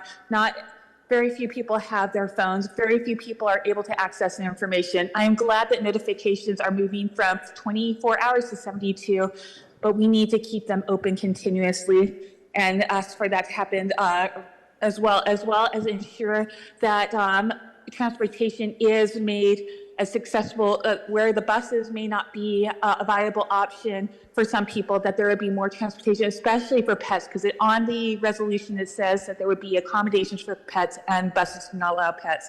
We do not want people or pets to suffer in the cold because of lack of access. Thank you, Brandy. Next we have Crystal.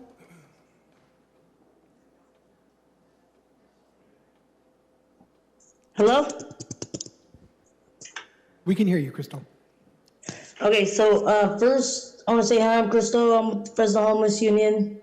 But I say yes for the housing, the quality for the housing in District 6, because I'm in a shelter myself and I don't want to be here no more.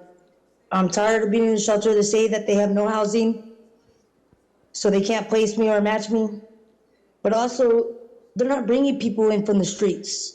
I don't know where these people are coming from. They have brand new cars here. They don't look like they've ever been in the streets before. Maybe you guys should look into that. I'm at the Ambassador. Maybe all the shelters are like that too. You don't know. You guys have to go out there and find out for yourself. Take some time out of your day to go out there, check the shelters out yourself. Introduce yourself to the people. Get to know everybody. We're all human. You guys should think about that. Take a minute, think about that. And then also, hold on, let me see, what else was it? I don't remember. So I want to give the rest of my time to the Palestinians, the children, the women, the men that lost their lives. Give a moment of silence. Thank you.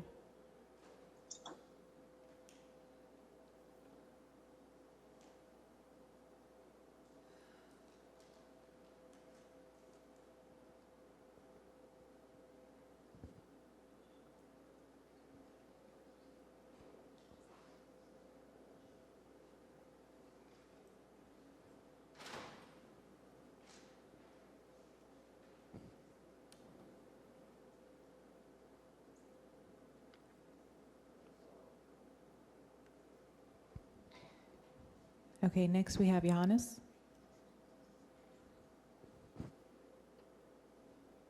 Yes, good morning. Can you guys hear me, council members? Yes, we can hear you. Good morning to everyone. This is Jonas Paulos. I advocate for the unhoused veterans. Please do the warming center of 40 degrees or below. We're finding dead veterans. Most of you guys know what I do every day. I've been doing this for a while now. We're having a lot more suicides also on top of that. Even VA employees taking their lives. We had one last Tuesday. So we are in crisis. Another one, I think I shared with most of you. I was a war child. I am screaming in my sleep. I come from a country called Eritrea. I don't know, most of you guys might not know. Yeah, I experienced that trauma. I was homeless at age 7, fleeing my country, walking 15 days into the Sudan. So this is personal for me. I'm having nightmares, screaming in my sleep. It stopped for a while because I went to therapy. So my PTSD is not from sport. It's not from TBI. It's also a war. Experiencing war is very ugly. And for me to regress, I've done all the therapies, but I have regressed in the last 2 months. I feel really bad for these children because if, a lot of them are dead, some of them they survive like I did, the trauma never leaves you. So please do a ceasefire. And, I don't want any of you to experience what I'm experiencing because it's ugly. Just ask my family, they'll tell you. I wake all of them up screaming. Just the pain. I'm reliving my trauma, seeing those bombings on TV. Thank you very much. God bless you. And continue to house the unhoused. Thank you, Giannis. Council President, that is all the public comment we have. Thank you. City Clerk, is there a motion to approve the balance of the consent calendar? Got a motion from Bredefeld and a second from Esparza. Any opposition? Seeing none, the motion passes 7-0. And just to clarify, this did include the amendment for 1CC about the logo. Yes, sir. Okay, we're going to start with contested consent. It's unlikely we'll get to any of our timed items before lunch, so we'll take it in the order that I have here before me, starting with 1D as in David. Actions pertaining to warming centers, resolution amending the resolution establishing a policy for city cooling and warming centers. This was pulled by Councilmember Arias. Councilmember? City Manager, I read the agenda item and I read in the staff report reference to the shutting down of Pinedale. Is that just a staff report reference, or is that in the actual resolution that it would occur if approved as drafted? TJ, can you take a look at I was supposed to be in the resolution, so if we missed it, it is? Is it the intention of city staff to remove Pinedale? This is what I will tell you. We were preparing amendments to the resolution, and Councilmember Carbasi requested us, at his request, to add the language to remove Pinedale, and we honored that request. I would have done that for any one of you so that we didn't have to come with a separate. So I'll let him No, understood. I just want to make sure that it was in the resolution. My secondary question to city staff is, how do we intend to serve the homeless residents in the northern part of the city if we approve the shutting down of Pinedale? Are we intending to transport people from River Park and Shaw to the shelters that are open in the southern part of the city? What is the plan to deal with half of the city's homeless up north? So TJ, in her first showing on the council dais, I will punt to her. Welcome, Assistant City Manager. Thank you. Councilmember, our fax transportation system picks up at bus stops and provides free transportation to our open shelters. So is it your understanding that folks up north will simply travel down to the warming centers in Mosqueda and Tetsi Wills? Correct. That is what they have done in the past.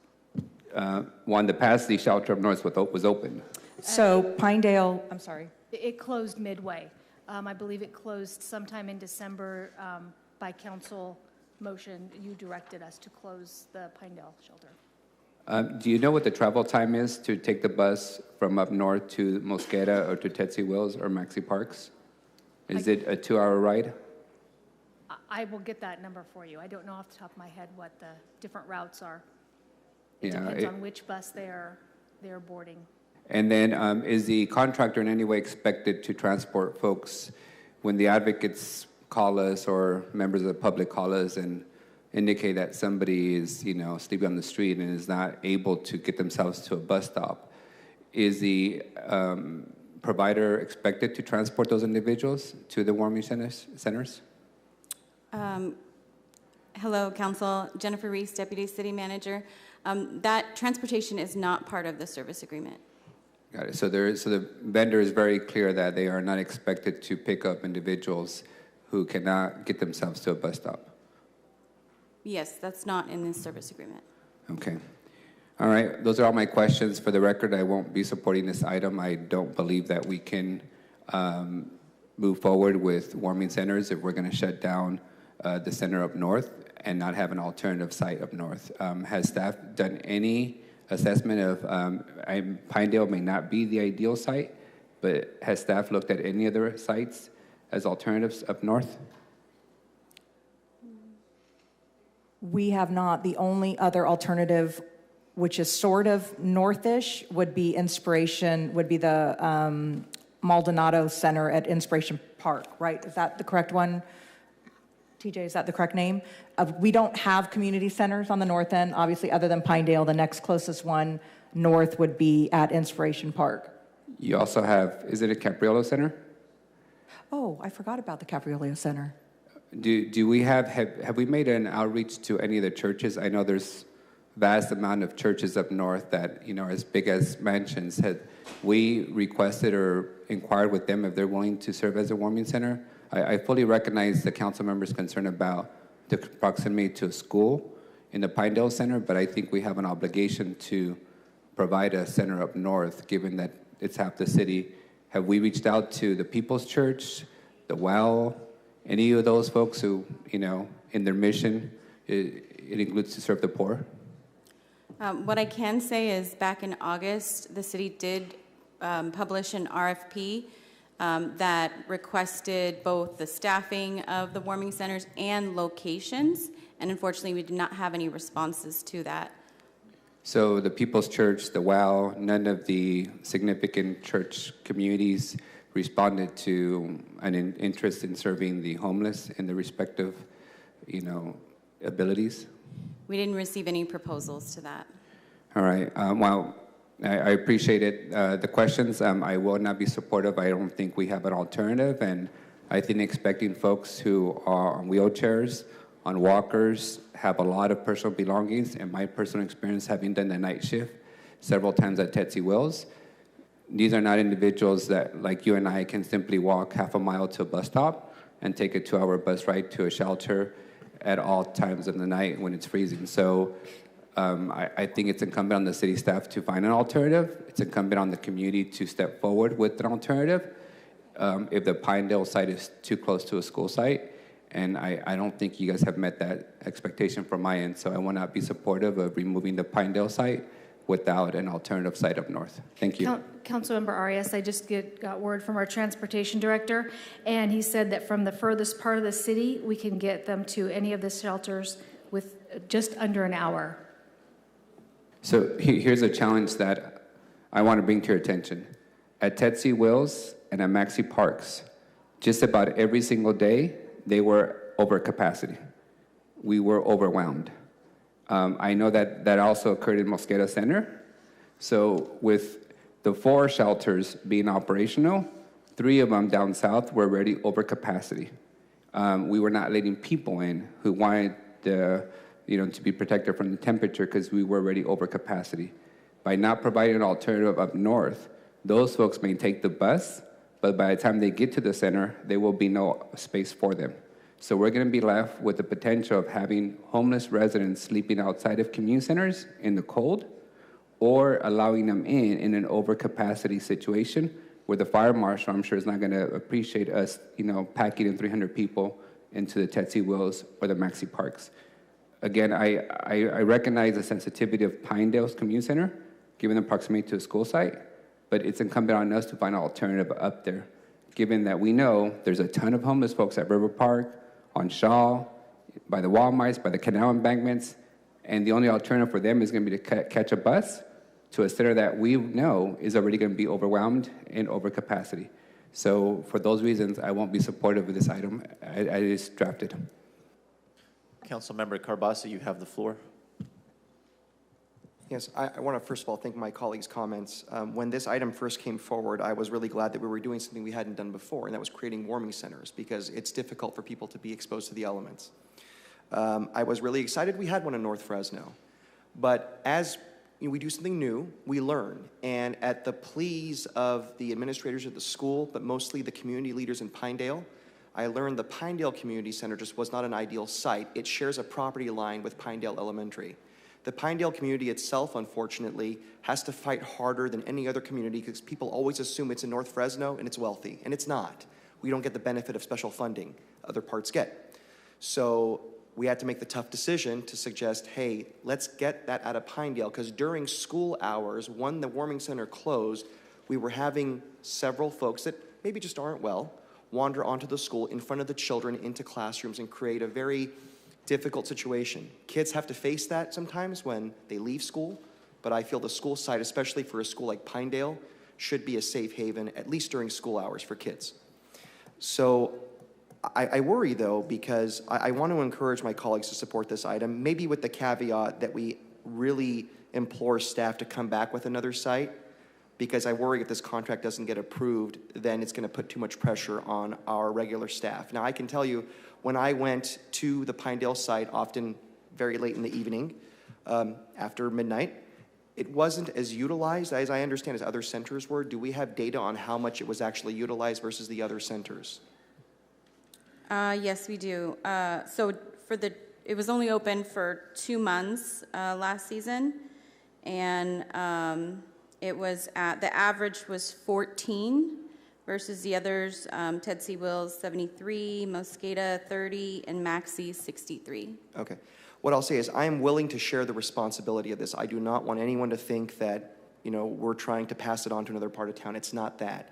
We have to look where people are concentrated, but at the same time, we also have to balance. The effect it had on Pinedale was pretty rough, so I really appreciate the patience of my colleagues and the kind words of Councilmember Arias on that point, and that's all I have to say. And Councilmember Carbasi, I am willing to be supportive if staff comes back with alternatives up north, because I really am concerned that either we turn people away from Ted C. Wills and Maxey Parks, or we violate the fire marshal capacity of a building. And I don't want to do that. We heard from the neighbors last year that having homeless residents in the parking lot of the community center and the sidewalks of the community center, because the center was full, was detrimental. So I don't want to repeat that. Those are fair We never points. turned anybody away. I want to make sure that's clear, according to our parks director, who is overseeing the staff. At Ted C. Wills and Mosqueda. I was their city manager. I can tell you that there was no room for people to sleep in, and they turned around because there was no space for them. And we had run out of completely of cots to provide them. So they walked out because there was no cot or physical space for them. Councilmember Chavez, you have the floor. Yeah, there's a couple quick questions on capacity as we're getting ready for the cold months, and I think everybody agrees when we get down to 30-something degrees, it's really cold for folks to be out there. What is our capacity? So, for example, I know I'm very familiar with the Mosqueda Center as I represent that. I was out there. I think the highest I ever counted was 34, 35 folks that were there. What is the capacity for the Mosqueda Community Center total? 49. What's the capacity for the Ted C. Wells Center total? 73. And that's what Councilmember Arias was talking about. So what were the numbers for Ted C. Wells, that people that actually came at the high point? I misspoke on which ones. Ted C. Wills was the only one that was ever full, that at capacity. I'll let Jennifer go through the numbers of the capacity versus the actual attendance. Is that what you're asking? That's what I'm trying to get to. So for Ted C. Wills, the average attendance was 73 and capacity is 73. Go through the rest of them, Jennifer, please. Pinedale average for the 2 months was 14, capacity 30. Mosqueda average 30, capacity 49. Maxey average 63, capacity 65. Okay, that's what I wanted to make sure that everybody was clear on. What I also want to get to a point is, what is the contingency plan? For example, if we have folks at Tetsi Wells that, we're at capacity 70 plus, what is our protocol for folks that come to a center and there's no space for them? Do we have an overflow plan just in case, or what does that look like? Hold on a second, we do. What has happened in the past, staff, when we've had numbers over?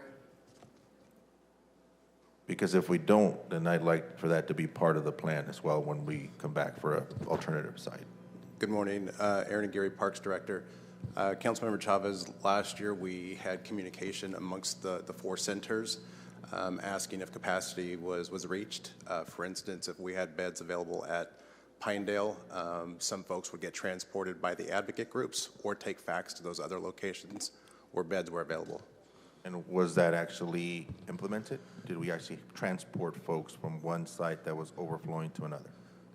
We, as a department, did not, but the advocate groups did. That was communicated as they came in, let them know we were at capacity. But, for instance, let's say Mosqueda had 5 beds left. We would communicate that to them. They would then take those folks to those locations. But we did not transport those folks. Those were just not, other organizations. than, correct. So as part of the contract that we're going to approve in a little bit with our Poverello partners, is that provision within there that they will provide transportation, or is that not contemplated? Transportation is not part of the service agreement. Because I think, to me, it makes sense. If we have areas that are not at capacity and we have folks that need the bed space for the night, at least for a couple hours while the freezing temperatures are out, then we should include some provisions within that. So I'll save that conversation for when we get to the Poverello. But I just want to make sure that we understand what capacity is and what we're dealing with to address that when the temperatures come. So obviously I'll wait for more comments, but based on what I'm hearing today, I think we need to go back to Poverello and see if it's just a funding issue. So right now, I know the services that they've offered via the RFP are for what we have currently budgeted. So if we were able to pay for transport, is that an option? And also, I would suggest that maybe we push this to next week, and then in the meantime, that'll give us a little time. The Paul Capriolio Center is not an option because we have some roof repairs that we need to do, but we'll take a look and see what the other options are, and then we can certainly proactively reach out to the large churches on the north end that you mentioned to see if they have any interest, and by the time we come back to see if there's an alternative. But again, I'm sorry, Council President, I don't want to interrupt the rest because I am interested to make sure we... Nobody else is punched up. So. And the last thing I'll say is I'm okay supporting this today as it is. I understand Councilmember Carbasi's concerns. The only thing that I want to contemplate is what is the transportation plan, and making sure that we're a big city, right? We're over 500,000. We have capacity somewhere. We need to figure out that transportation. So I'm okay supporting this today, but the transportation piece, I think, is the one that is important. Thank you. So, because the cold weather is just like right around the corner, and, Poverello is ready to serve in the capacity that we don't have staff, particularly lined up ready to go.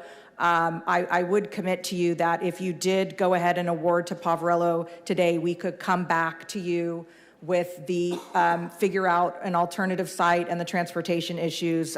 I will push staff to be back next week, but I don't want to, I'm a little nervous about delaying because between now and next week, if we have a cold snap, we don't have a ton of staff ready to go to operate the centers, whereas POV would be ready to go pending the adoption of this. I'll leave it in your hands, Council. How about a motion to approve, but also continue it to next week for further discussion and amendment? Council President, if I may, I'm willing to be supportive of this, as I mentioned to Member Carbasi, with direction of staff to come back next week with a plan on an additional site or the transportation solution, because I'm going to walk you through how it practically works right now. At Tetsi Wells at Maxi Parks in my district, I was there every single night that they were open, and I did a night shift in each site. What occurs is that when it reaches capacity and they run out of cots, they're told at the door there's no more space. If the advocates are present, then they transport them to a place where there's an open bed. Most of the time, the advocates are not there at the time in which we reach capacity. So those folks end up setting up shop outside the building in the sidewalk, at the bus stop, by the community center. And last year what happened is that attracted all the criminal element. The drug dealers, the pimps all showed up to the neighborhood to victimize the homeless population. So I want to be clear, if it's not the vendor's responsibility to transport those folks to an open bed, then we need to have an open bed, because last year we were at capacity several days at both of the sites in my district, and I have the largest capacity size. So I suspect we're going to reach capacity again this year. So I want to make sure we're in a plan, so I'm not calling the city manager at 11 o'clock at night, asking her these 10 people are outside the sidewalk and we can't let them in, right? So I'm willing to make a motion to approve a direction and come back next week with some alternative solutions to the capacity question and the North Fresno site. You want to make that a formal motion, Councilman? So move. Looking for a second? Got a second from Vice President Perea. I don't see anybody else punched up. Is there any opposition? Seeing none, the motion passes 7-0. Take us to 1E as an Edward resolution to decrease the animal intake at the City of Fresno Animal Center. Again, this was pulled by Councilmember Arias. You have the floor, sir.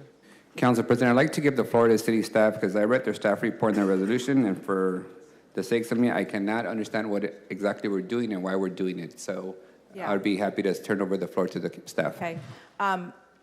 If we can, if I can also, I'm going to start off, but if I can also get Alma Torres and Allison Cardona and then Ivy Reeves from UC Davis, if you guys can come on down, make your way to the front, because I know we're going to call upon you. And then Bernard. I also believe Dr. Cynthia Karsten and Dr. Kate Hurley are somewhere on Zoom. So thank you, Councilmember Arias. And I've heard a lot of the public comment and kind of how we got here. And I'm going to try not to take too long because this is such an important issue, I want to make sure that I kind of outline. So as we all know, for many, many years, we contracted with SPCA for operating providing the state-mandated services for disease, injured, vicious, owned animals and picking up strays. We know there was a lot of outrage from the community about the lack of transparency that the SPCA had and the high euthanasia rates. Fast forward a couple years, the contract ended. I believe it was the previous administration put out an RFP. At the same time, the decision was made to construct a new animal center. And an RFP was put on the street for an operator of the new animal center. There was one respondent, and that was Fresno Humane Services. Fresno Humane was well respected in the animal community. At that time, it was a small nonprofit, rescue itself, and was also, very unhappy with the way SPCA operated, and I applaud them for saying, we don't like the way that's being done, we're going to step in and try and do it better. So Fresno Humane was our operator and has been our operator since the center opened. After a couple extensions, their contract ended November 30th. And yes, indeed, we did know their contract was going to end November 30th.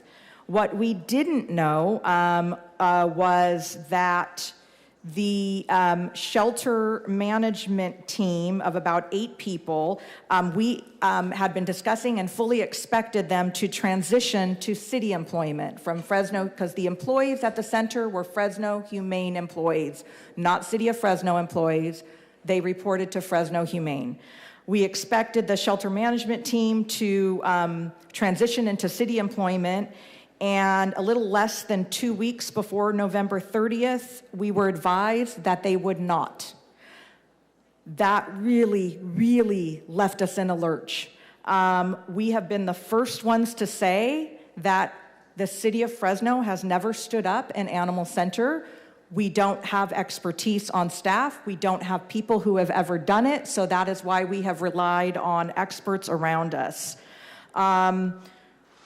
Prior to that, at least, 60 to 90 days before, we embedded Alma Torres, our deputy city manager, over at the center to try and learn and understand the shelter operations, what staff was doing, staffing needs, operational needs, so we could make sure we would be prepared moving forward. And it was a pretty difficult task because I think what we found, and this is just, you know, it's the difference, I think, between a little bit between government and the nonprofit world, very little written policies and procedures. So a lot of knowledge up in the head, but trying to transfer that so that we would have longevity and succession planning proved to be a little bit difficult in trying to understand how the operations were run. So even more so, we had to count on the existing shelter management staff because they were the ones who sort of possessed that operational information in their heads. So what did we do? We immediately called in experts to help us get through and be ready as soon as that switch flipped December 1. And we were very fortunate to have relationships with UC Davis Correct Shelter Medicine Program and the San Francisco SPCA, what's Rob's group's name? Valley Animal Center. Yes, Valley Animal Center, and a number of entities. We just sort of called the troops in, like, help us. And the UC Davis team immediately came into town. We're so thankful for that. And I think, one of the things that they immediately did when they got to the center was obviously walking through the center and looking at the animals. And I think it was probably the next day or a day and a half later, immediately got the call that we had a really serious situation on our hands at the animal center. So again, we took over December 1st, but within, I think, less than a week, we had pulled together a meeting where we were advised by the veterinarian staff that they were very concerned about the health of the animals in our care. We were at least 3 times over capacity. We had way too many animals on site, and we also did not have enough staff to care for them. They gave some examples that I'm not going to share here because they're pretty horrifying of some of the condition of animals that they saw.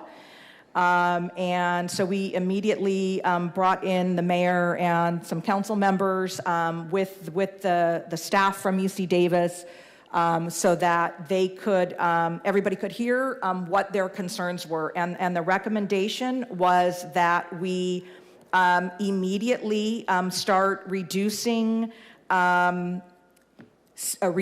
intake of animals. So under state law, we still have an obligation to pick up vicious, diseased, injured, and I'll let them correct me what the other categories. We still have to do that, but what we don't have to do under state law is pick up healthy, stray, lost animals. And they advised that we should immediately stop that. We have to catch our breath. We have to bring more staff on. We have to get the health of the animals in our current position under control.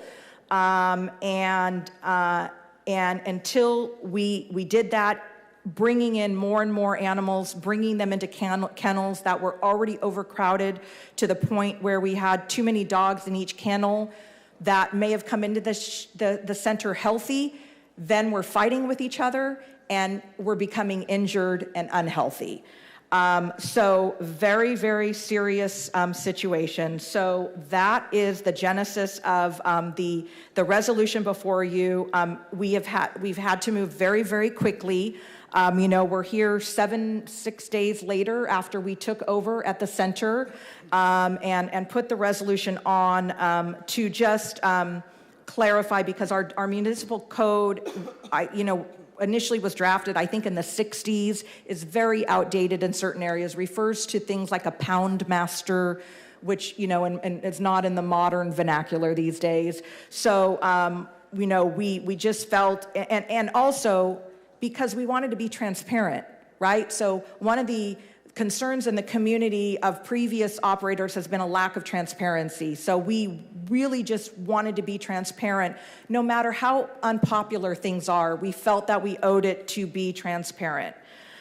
So we did. We went ahead. We did it. Yes. While I wish that we could have started reaching out to rescue organizations and concerned people in advance of this resolution going public, we did not have the chance to do that. But since then, I personally have reached out to 10 of the rescues that were here for Rescue Appreciation Week, and had conversations with them about the why behind it, and also to clarify the intake, as far as we do understand our legal responsibility under state law, and we do still intend to meet those obligations.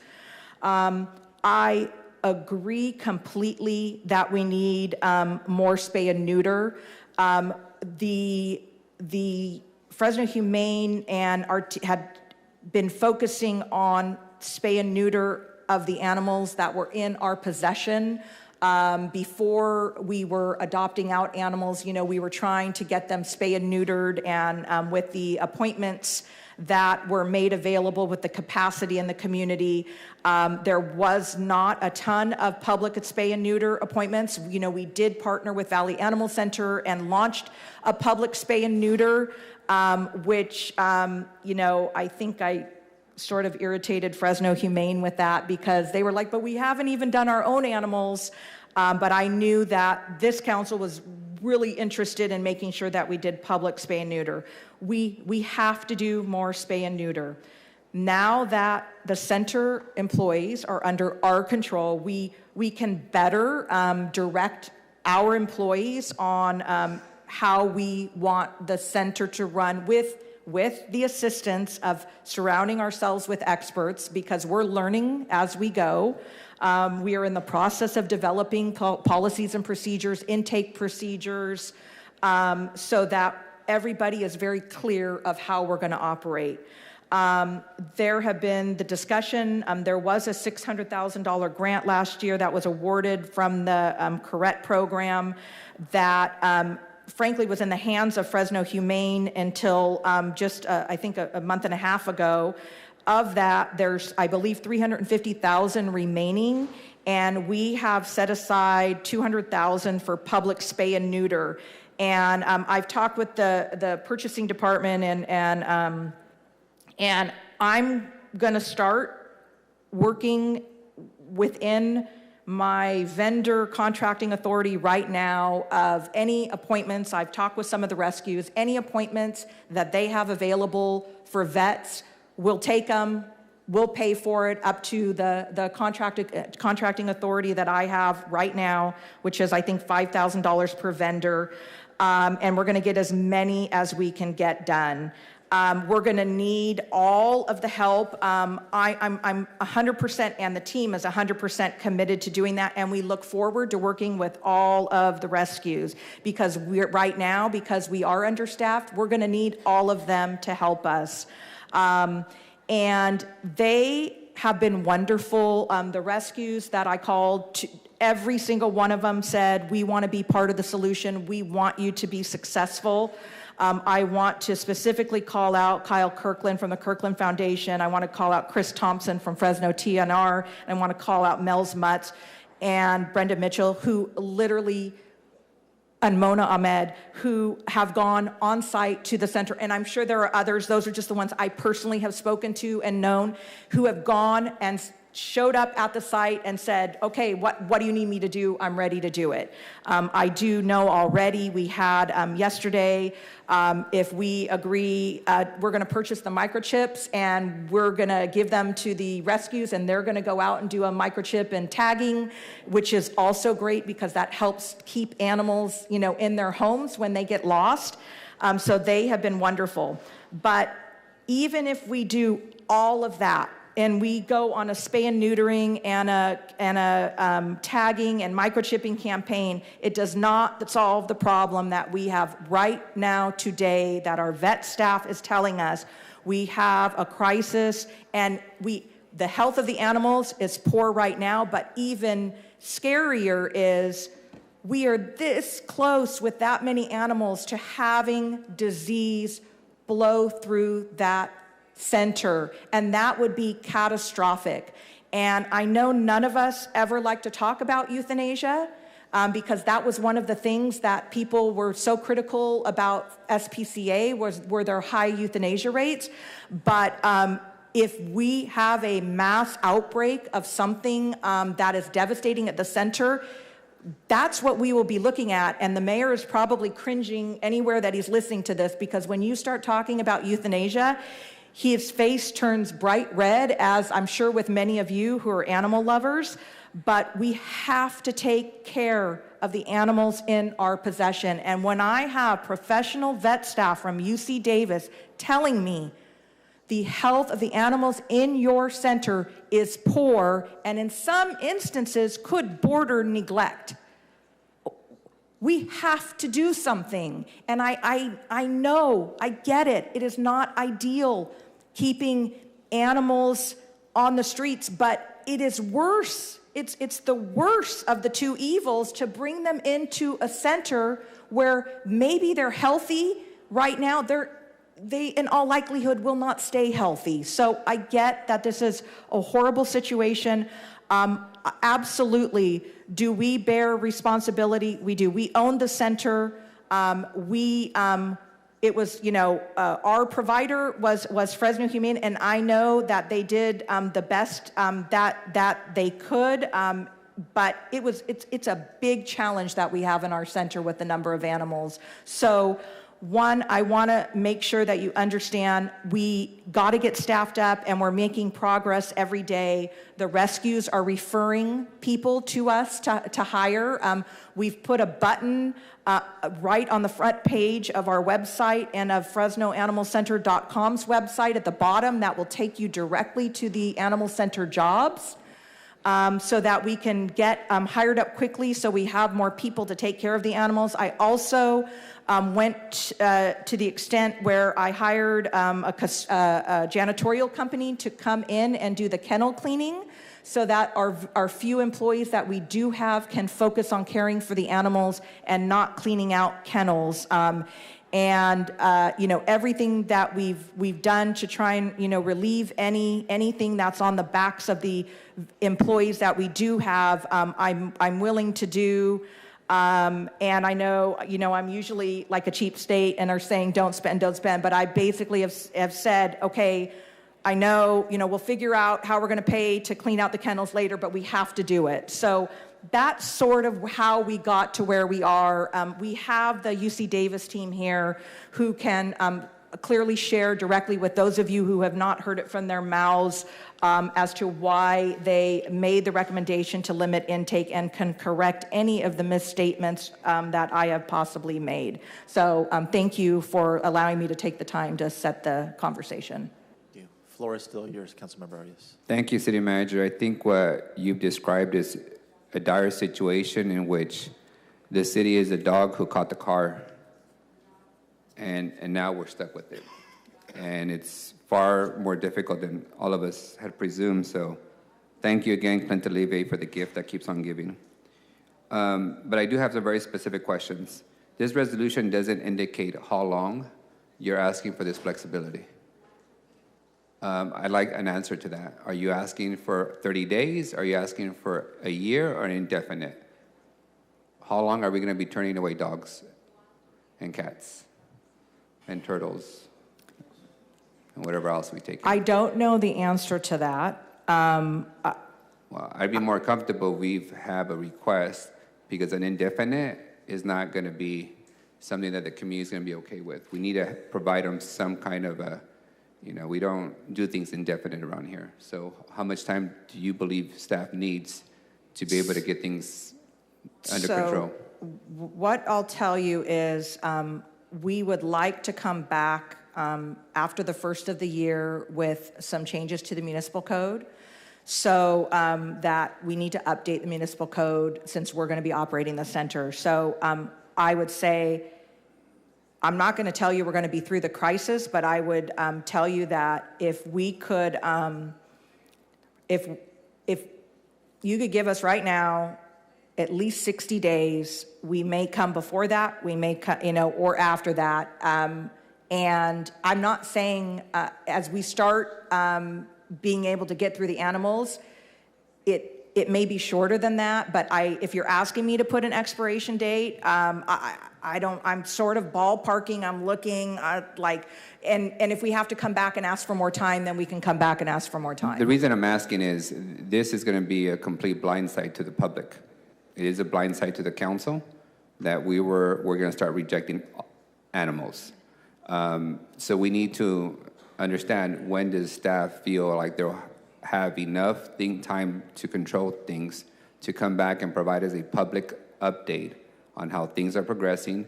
Because before we proceed down the path of changing the municipal code and declaring that we're only going to take certain animals, I want to understand what the scope of the problem is and what our ability to address that problem. So is it, you understand that you would come back in 60 days with the update presentation?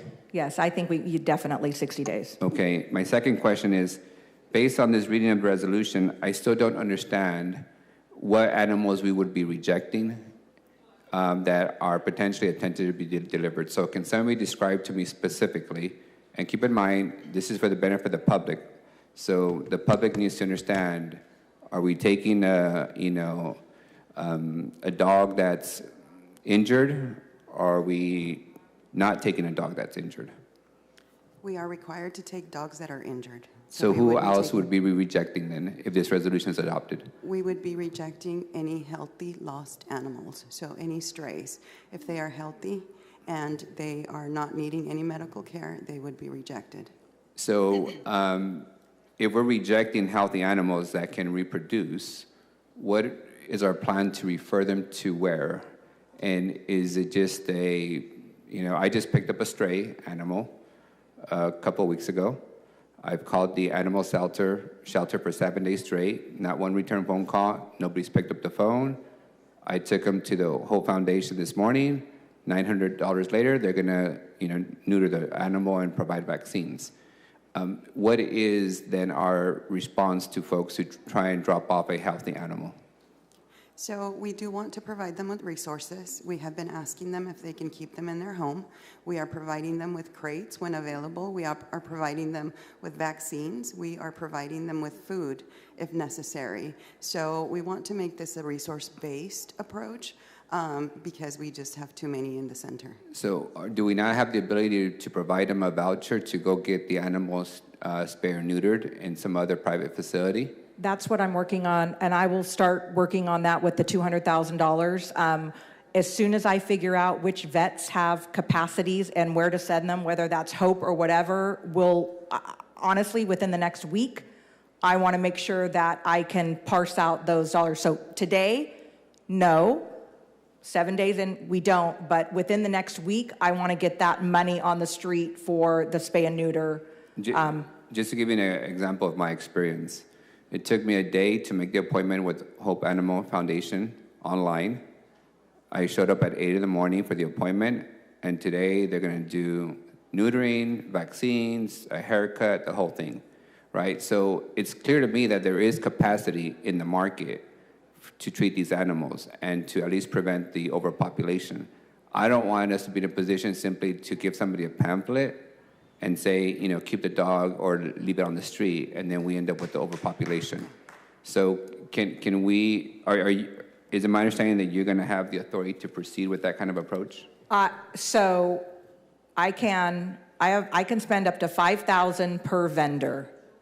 Do you need any authority as part of this item today?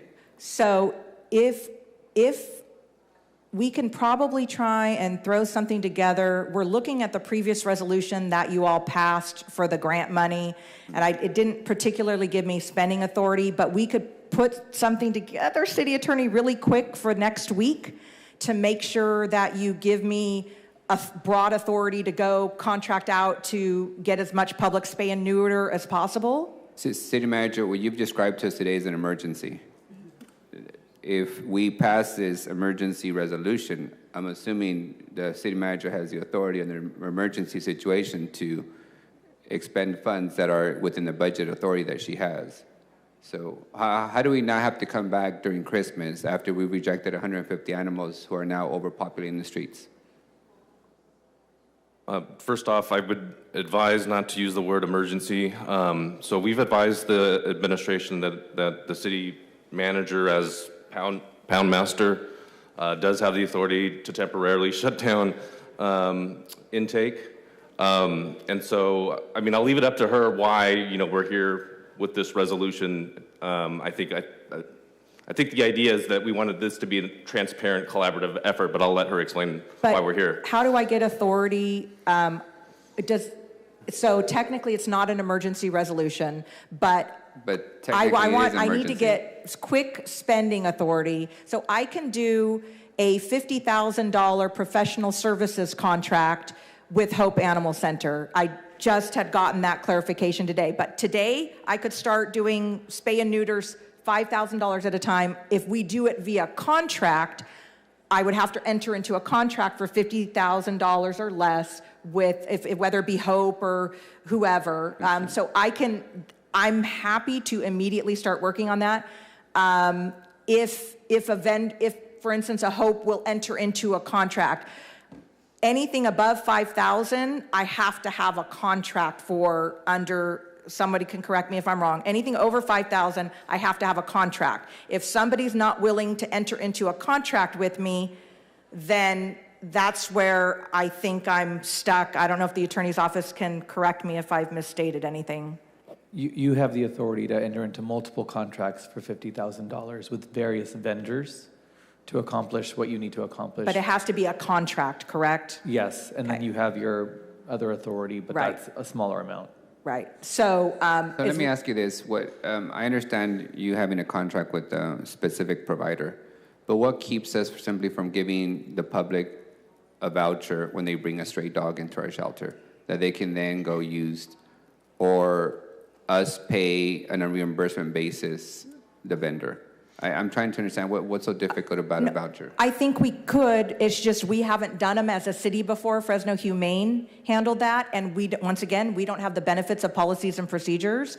So this is exactly like we need time to breathe to put this together. I've already been talking with the rescue, so I'm happy to put together a voucher program, work with the team to put together, whether it be a voucher or sending them to a particular location who has spots available. I would not suggest that we start, giving members of the public just money. Obviously, we can't do that. But a voucher insinuates that somebody is going to honor the voucher. So we need to reach out to the vets who have capacity to be able to say, if we do a voucher, will you take a voucher? We just have not had a chance to make those calls yet. I spoke with Mills Mutz, and I know that they had indicated that they know that there are vets out there that have capacity. I asked them to send me the list. We'll reach out.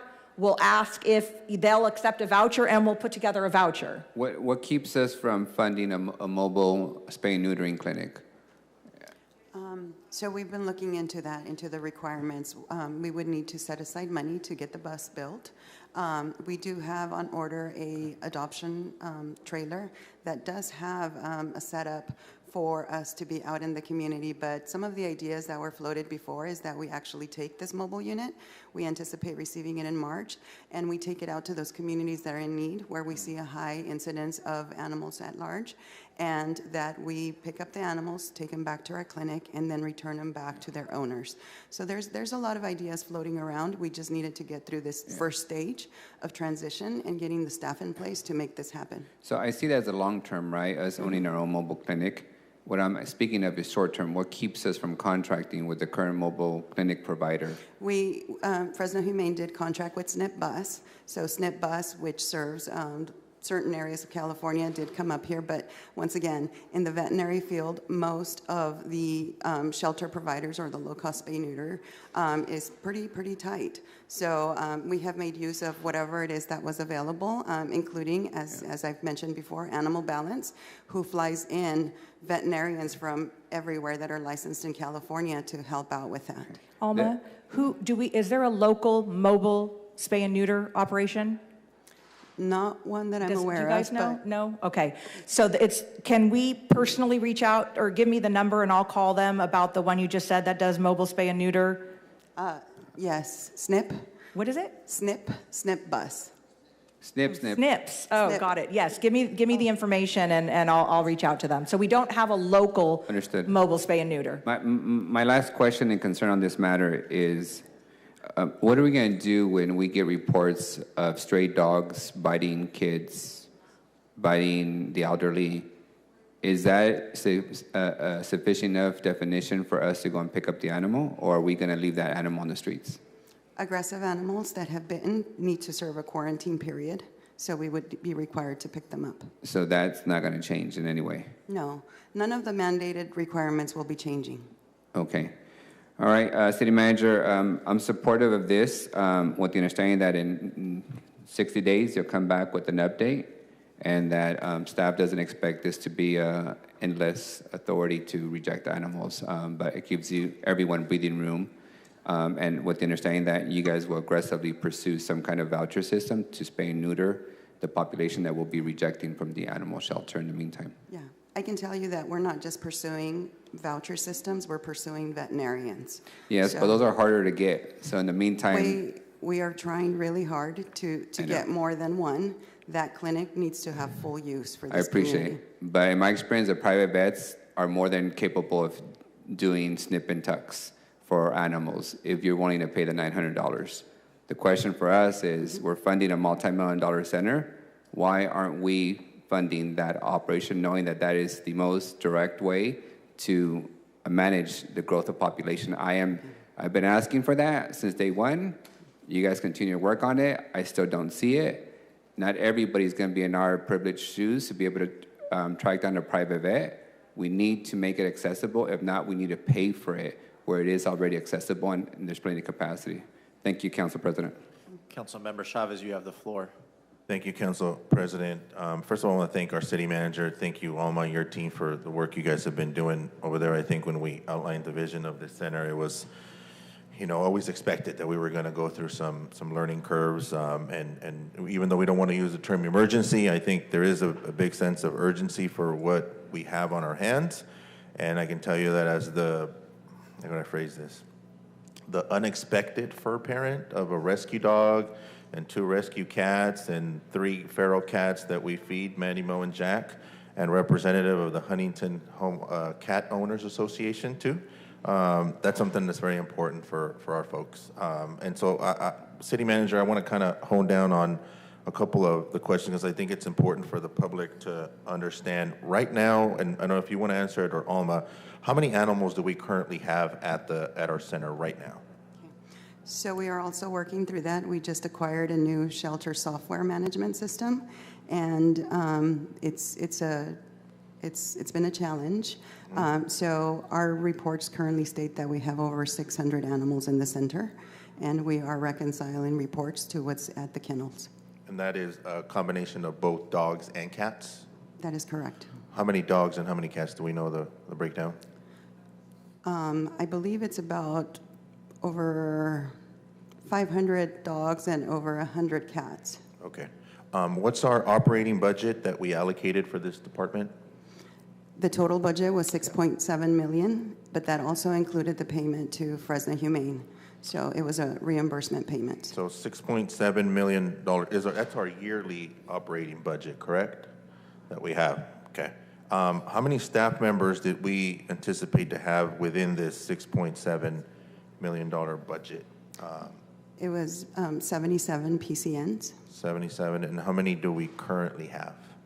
We only have about 7 permanent filled. We do have, I think, a total of about 50, but that includes temporaries and also some of our youth job prep program So we projected to have 77, but we have 7 or so. 7 permanent. The staff has come on board. That was previously with Fresno Humane, and I have to just pause really quick to tell you that they are doing an amazing job, that they have really stepped up and are really, really doing great for the animals. They are on that. Let me clarify. Just so you know their support on here on the council. Yeah, I want to clarify. So what she's meaning by the permanent, so because we had to create brand new classifications for city jobs that are civil service. Remember that. We have to, there's no test that existed to be able to be hired and put on list for those positions. So we have other positions that, that were already created and went through the process to select the people. Those are the permanent. We have other positions that are in limited because we still are going through the process of doing the test so that people can transition from limited to permanent via the civil service system, and Samit probably wants to correct me. No, you're exactly right. So we're in the process of developing the classifications to bring folks over. Currently, as of tomorrow, we'll add 7 new classifications out for recruitment, and our staff's working diligently to just ensure that we can get that 50 transferred over and through the city manager, and I'm not trying to get into the nitty-gritty. What I'm trying to get to is how many bodies do we have there Alma. right now on the ground? That's what I'm trying to get to, right? So the biggest concern really is in the animal care section. We have about 24 bodies, 21 of them are full-time, the other are temporary, and that is for caring for the animals 7 days a week. And that's probably one of the hardest positions to have there. And I mean, I've been out there a couple of times. We've toured the facility. We know what the vision is. I think we're trying to get there and kind of working from that goal. So, city manager, this is what I want to get through. And every time we have these conversations, I always want to get down to what happens when our residents call, right? When our residents are calling and talking about a loose dog, we just went through some of the other questions that council members had about what happens with a healthy dog that's just lost out there. Those are the dogs that we're going to say we're not going to take them in, but we're going to support folks that want to bring them. That's what I heard, correct? Correct. Okay, so we're still going to pick up dogs that are hurt, that are sick, that are, aggressive. All those folks, the folks that are biting folks out there. That's what I want to make sure that we're clear on this resolution. Here's what I want to get to, and this is what I wanted to kind of paint the picture. So we obviously have a deficit of staff and capacity there. That's the reason for this resolution, right? What I want to see is a true partnership with the rescues that are going to be helping us. And let me be very specific, because having worked with, Mel's Mutz, and I see her on live when she's rescuing dogs that nobody wants or they just abandon, or our folks over at TNR that do a lot of the trap-in release or trap-in return, as they call it. I want us to have in place as part of this resolution an answer for that. So very specifically, we can't call it an emergency, right? City Attorney, that's not an urgency. But I do want to make available, and if we have to memorialize this within this resolution, what's called urgency grants, support for the rescues that are doing this. Because we know that the food costs money, the supplies cost money, the cages cost money. So what do we have right now in place that would allow us, i.e. you, our city manager, to allow these grants to be provided while we get some reprieve from this population that we have. We know we're addressing it with the spay neuter, but so that when our residents call, we refer them to a rescue, and we're not just telling them, oh, let's see what they can do for you, because oftentimes they're operating on shoestring budgets. So I want to memorialize that here, so that part of this resolution is also giving capacity and support to those rescues by way of grants while we get all our, and we could use the money saved from a lot of the positions that we haven't filled right now, right? Theoretically, there's money there from positions we haven't actually paid. So utilizing those funds temporarily while we have this moratorium in place to support those rescues with grants for them. So I actually was punched in. So I think it would be helpful. I don't disagree, and I'm very open to that. if we could put something on for next Thursday, that would give me, sorry guys, but would give me broad authority, since this is our last meeting, to spend money budgeted for the animal center in a very broad way to get us through. And because of the unknowns, right? So right now we don't have an established grant program put together, but we could put one together, and usually we, depending on amounts, we would bring those to council. I mean, theoretically, I could do it obviously under 50,000, but I don't want to come across a situation where we have a good idea and it's like, oh, well, that would require council authority. So I would like you to. Well, let me do this, City Manager. Let me ask my colleagues that brought the resolution forward. Would you guys be agreeable to implementing a urgency grant program to help our rescues while we have this reprieve, and giving our city manager the authority to put together this plan to help and support those? I'm open to that. I think that it is time sensitive that we pass a version of this today. And then I'll make a motion to do that, to codify that language and give our city manager that authority to establish this grant program temporarily while we have this sense of urgency going on, and make the motion to codify that within the resolution.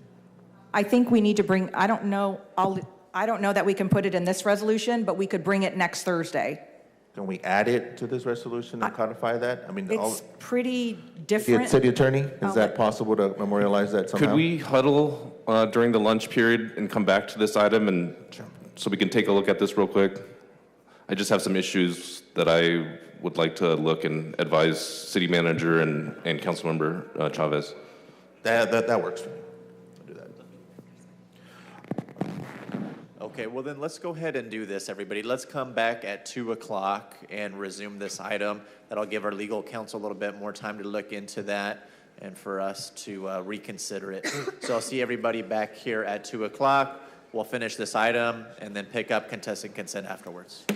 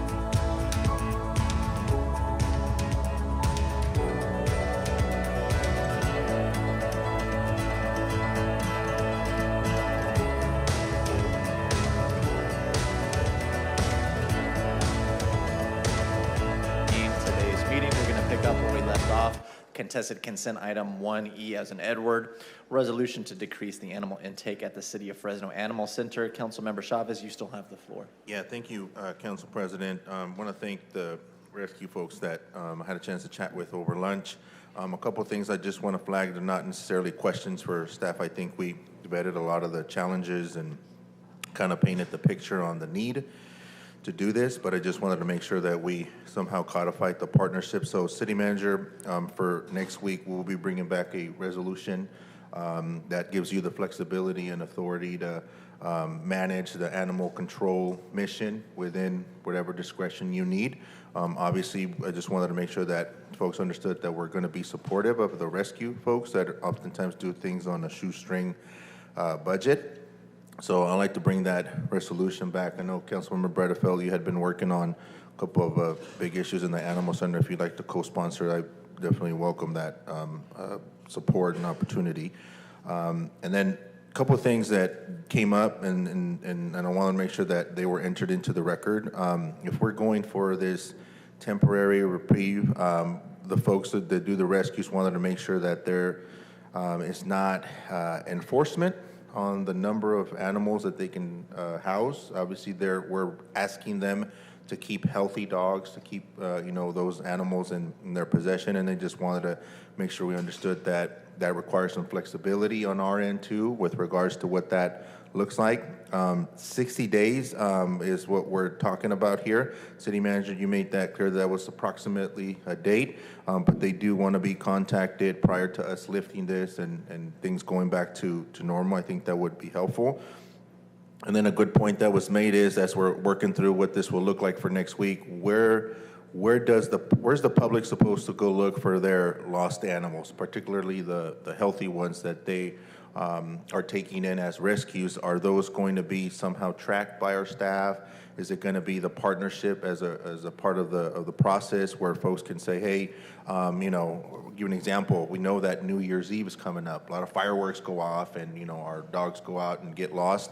They just want to have a centralized place where we can try to find those dogs, right? Given that there are a lot of rescues that each have their own pages and ways of finding their pets. And then the criteria I think we should work through, again, not a question right now, but I want to flag it and put it on the record, is what the assessment will look like to deem a dog aggressive or injured, and then who is going to be responsible for making that determination. Those are the ones that we just wanted to flag for the benefit of the public. A big one that I'm hoping we can obviously address this as quickly as possible. Even if we would just like average 20 dogs a day that essentially would be turned away, 60 days, that's 1,200 dogs. We know that's a large number.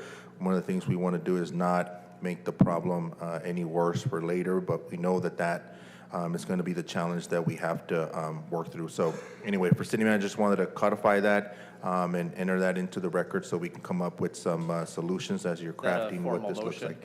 Yeah, this is, I want to make the formal motion to codify that and include that. And city manager, I think you were going to jot down some bullet points on what you need to ensure that you have the flexibility and the authority to work with the rescues. Are our charter officials understanding the motion as amended to approve this item? If I may, council members, my name is Ivy Ruiz. I'm with UC Davis. I am the outreach specialist. I appreciate Councilmember Chavez bringing forth an idea to fund rescue organizations. I'd also encourage you all to look at perhaps allocating some of that funding for your community. I know Councilmember Arias earlier mentioned, spay-neuter vouchers. I would encourage that you all look at expanding that beyond spay-neuter. We know that sometimes owner surrenders happen because there are medical cases that owners are unable to financially support. And so expanding that to those types of situations is ideal in these situations, in these cases. And so we are encouraging and recommending that we put forth a campaign for returning owners to home, returning animals back to their owners, and in doing so, sometimes vouchers for medical things might be necessary, in addition to providing microchips in the community, vaccination clinics, collars and tags, all of those things to help support owners to maintain their animals in their homes. And I think that process that I mentioned for our team of how does somebody that lost a pet during New Year's Eve, how do they actually go about trying to retrieve, right, their pet? Will we have a centralized database? Will the rescues keep one centralized database? How will we work through that? I'll leave that to our team and our folks to kind of put together a process and protocol. But those are all the concerns I had with those being addressed. I'll be supportive of this today. Council President. Hold on, we got an order here. Some folks have been punched up since before lunch. I'm going to go to Vice President Perea at this time. Could you just reiterate exactly the points of your motion? Yeah, the motion would be for our city manager to come back next week with her bullet points to give her the authority and flexibility to work with the rescues, talking about these grants in support of the food supplies, medicine, things that they need, and then also codifying, and I'll be sending these in writing to our city manager, the couple points that were brought up with regards to us having a pause on the max amount of pets that you're allowed to have in house if we're asking folks to keep healthy dogs and healthy cats in their home. Obviously not having our code enforcement folks go in there and penalize folks that are helping the situation. And then obviously those other points that I flagged were not necessarily questions or part of the motion, but more of the protocol that our staff will come up with and come back next week.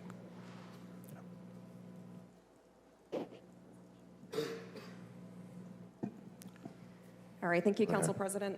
Most of my questions have been answered already, but I do just want to highlight a few numbers. Alma, you said that right now we have over 600 pets, or dogs and cats in our facility. What is our current capacity? Is it, I think it's 128? That is the number of kennels that we have available without including the quarantine area where we house dogs that have been deemed aggressive or have been removed from their homes for bites. We also have a couple of kennels that are in our clinic. However, we are setting those aside for dogs that have upper respiratory infections so that we can keep the other general population healthy.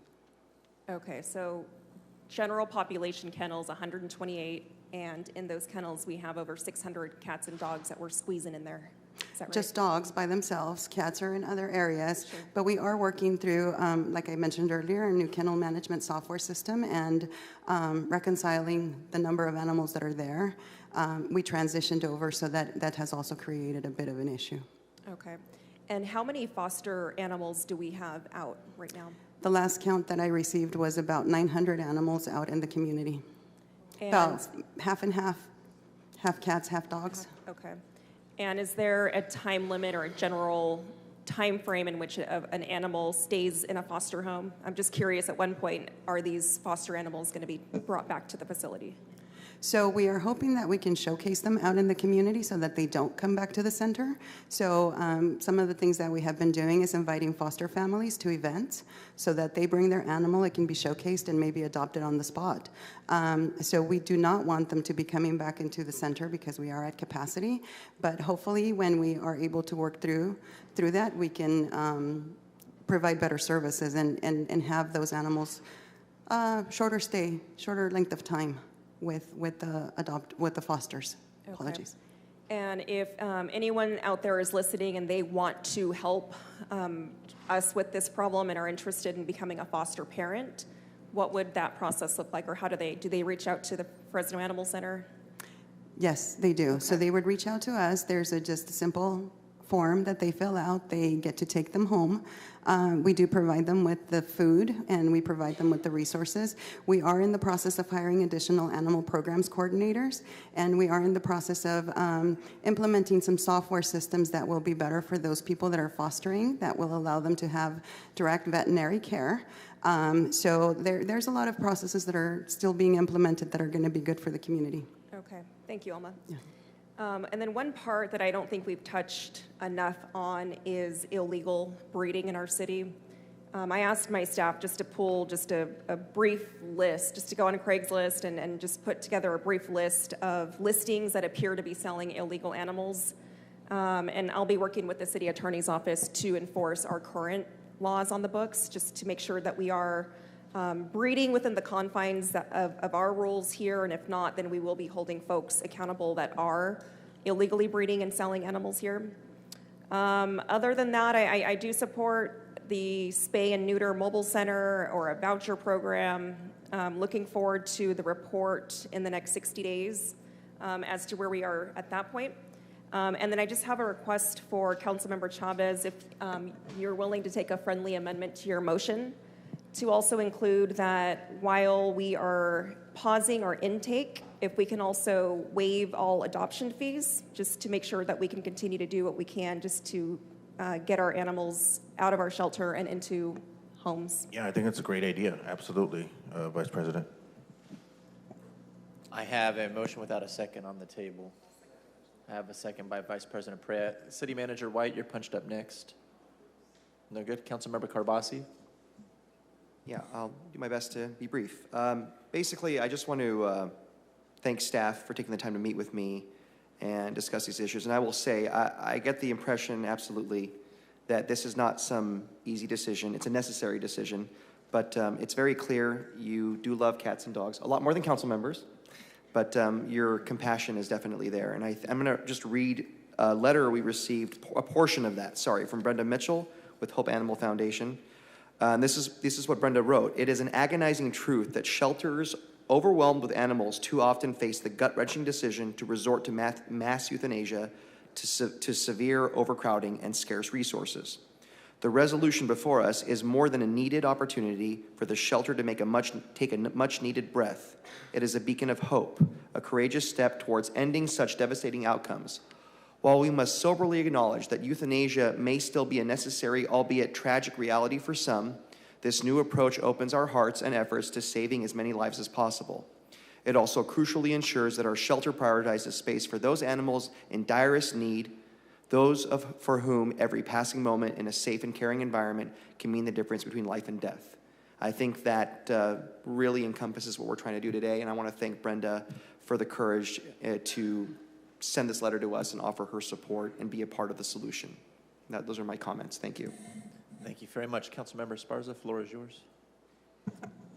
No, I just wanted to thank my colleagues for their very hard work on this matter. I mean, these are very tough decisions we're having to make. I, like most of my colleagues on the dais, was not aware of the magnitude of the issues that we did have.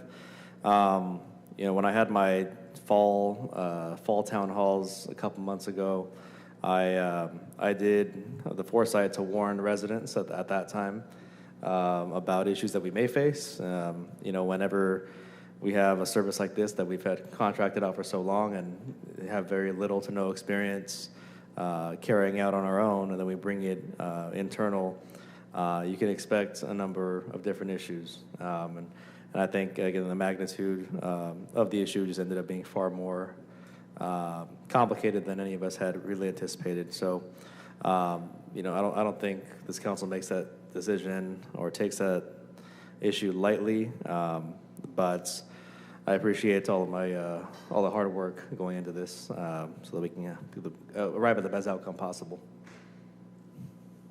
Councilmember Bredefeld, you want to close this conversation? Yep, sure. First of all, I want to thank the city manager, Alma, all the staff. I know this was not an easy decision that you came to, but it's a conclusion. I think many in the rescue and many working with animals and UC Davis have reached that this is the right decision for now.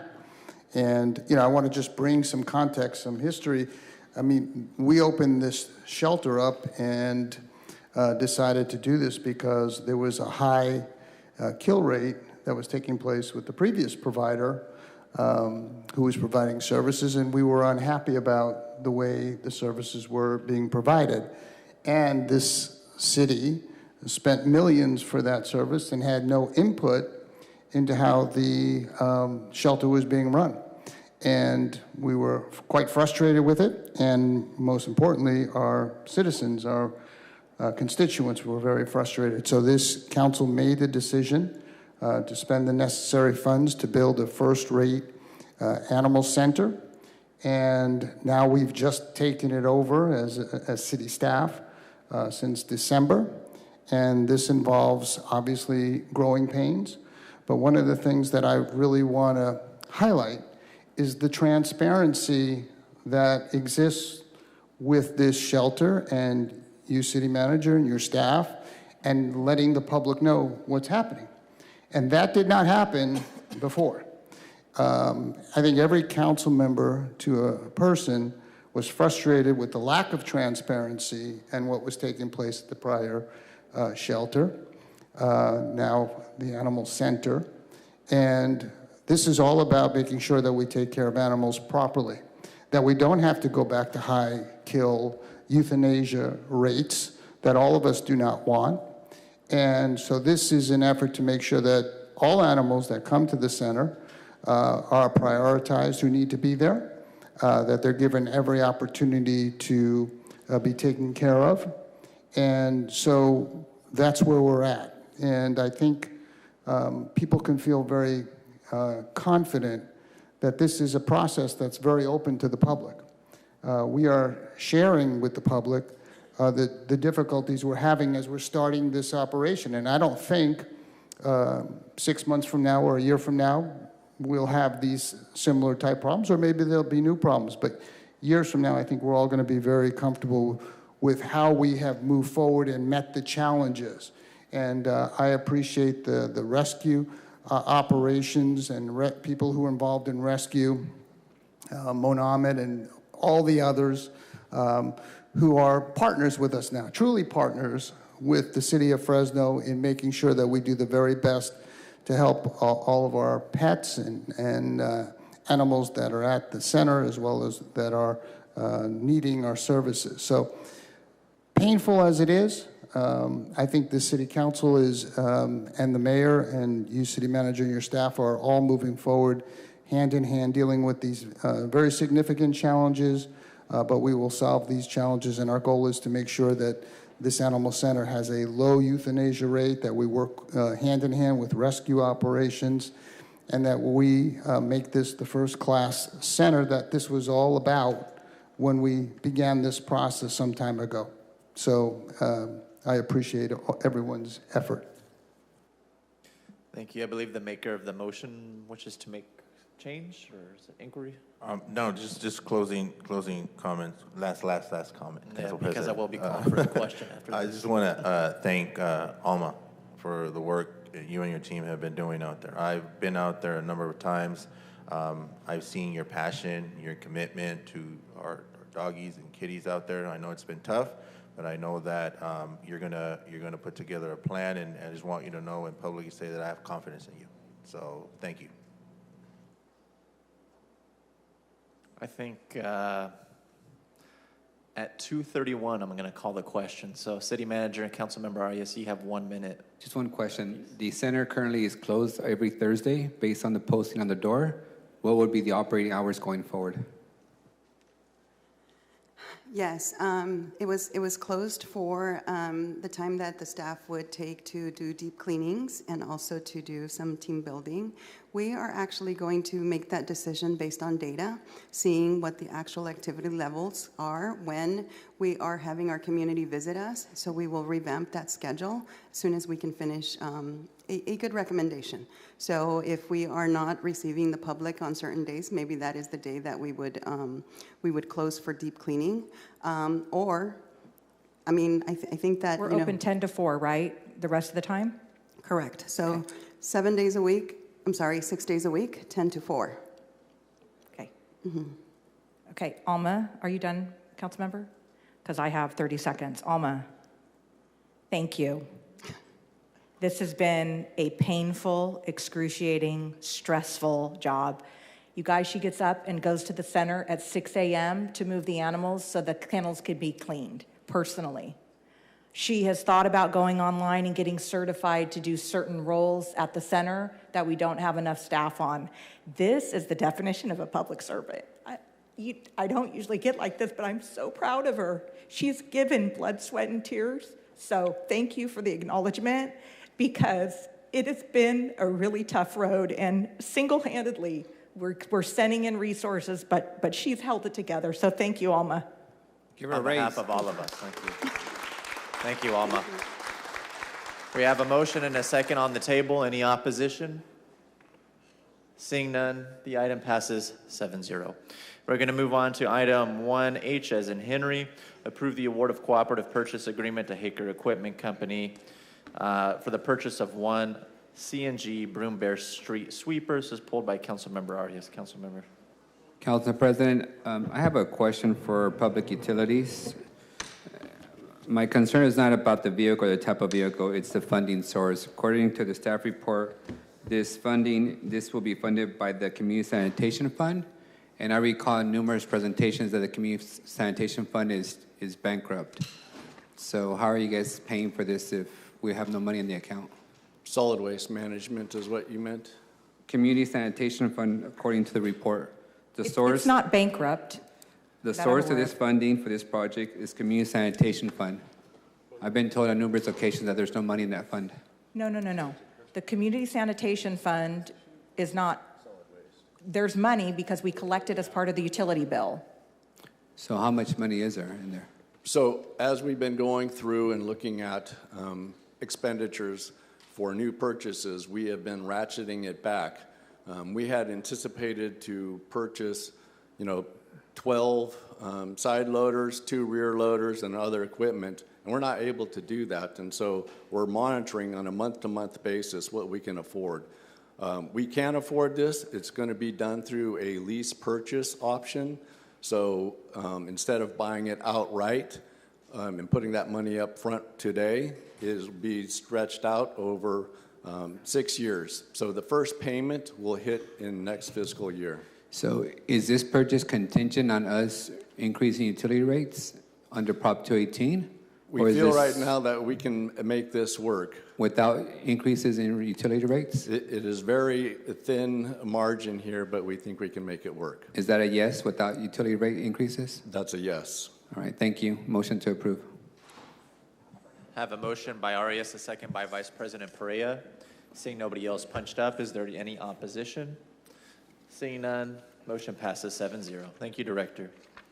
Going to move on to item 1J as in Jack, actions pertaining to a lease agreement between the City of Fresno and 747 R Street for the lease of office space at said address. This was pulled by Councilmember Chavez. Councilmember? Thank you, President.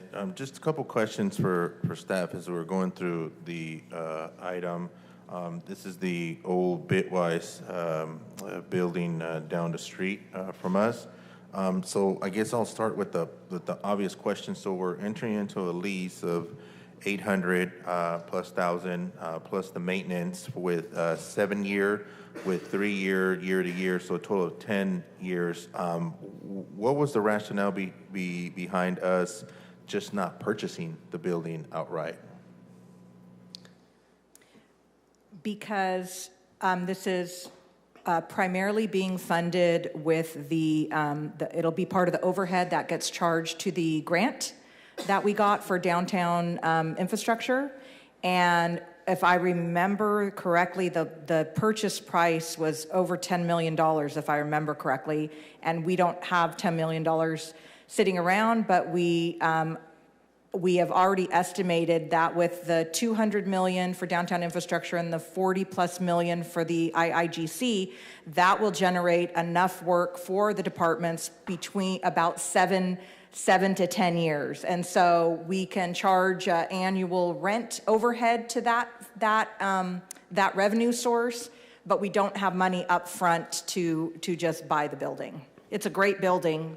Well, because I was looking at the total price if we exercised at 7 years, but if we exercised the 1 to 1 year, 3 additional years, it equals to about $11,640,000 or so, right, for the duration of the entire lease. So that's what I was trying to get to, like what's the value? So you're explaining that because this is being paid by funding that we're receiving from, is it the state or the federal? State. State. We don't have the money up front. Do we know what the building is valued at right now, current appraisal? No, not offhand. We don't. So. Oh, hold on. Let me check with 30 million. Sorry, I just got the text message. 30 million. And are we leasing the entire facility, the total square footage, or part of it? Good afternoon. Brian Barr, Director of General Services, here to answer questions on the lease itself. We're leasing 37,000 square feet, which is the entirety of the second floor. So only the second floor, the That's first correct. floor. So we currently have tenants there, I believe, right? So would those folks be paying any lease payments to the city or to the owner of the building? So the city does not own the building. There are tenants, I believe on the back side of the building there's a couple of food service tenants, but otherwise the office space is entirely vacant. And are we planning on doing some subleasing ourselves to organizations, or are we taking up the whole? With the Capital Projects Department of 140 people, the 37,000 square foot floor is the perfect size for a department of that size, so they will be taking it in its entirety. And is that the total amount of staff we're going to be putting into this department? That's it? So this is set on there? And I will also add one of the benefits of this is that this was a building that was just recently completed that I think we read that Bitwise was planning to move into as their new corporate headquarters. It's got amazing furniture that's never been used, comes with the building. Yep. So that is the per square foot cost that we're paying is already very competitive in the downtown market, but also with that furniture, that is a huge expense that we will not have to incur. So that was definitely an added bonus.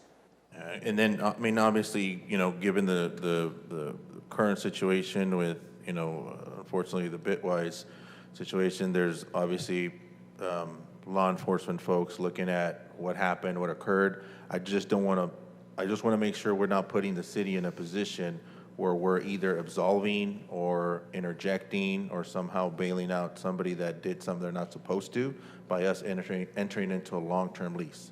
The city attorney has looked at that, and we're completely fine. City Attorney, are you comfortable with everything that you've seen, that we're not going to get caught in the middle where there will be potential civil litigation in the future and we'll be brought into it because we're now part of the lease? I prefer not to advise on anything related to Bitwise on the record. I can provide you an analysis offline. Okay, that would have been helpful for me, just because everything that has been going on, I wish we could have vetted it a little bit more.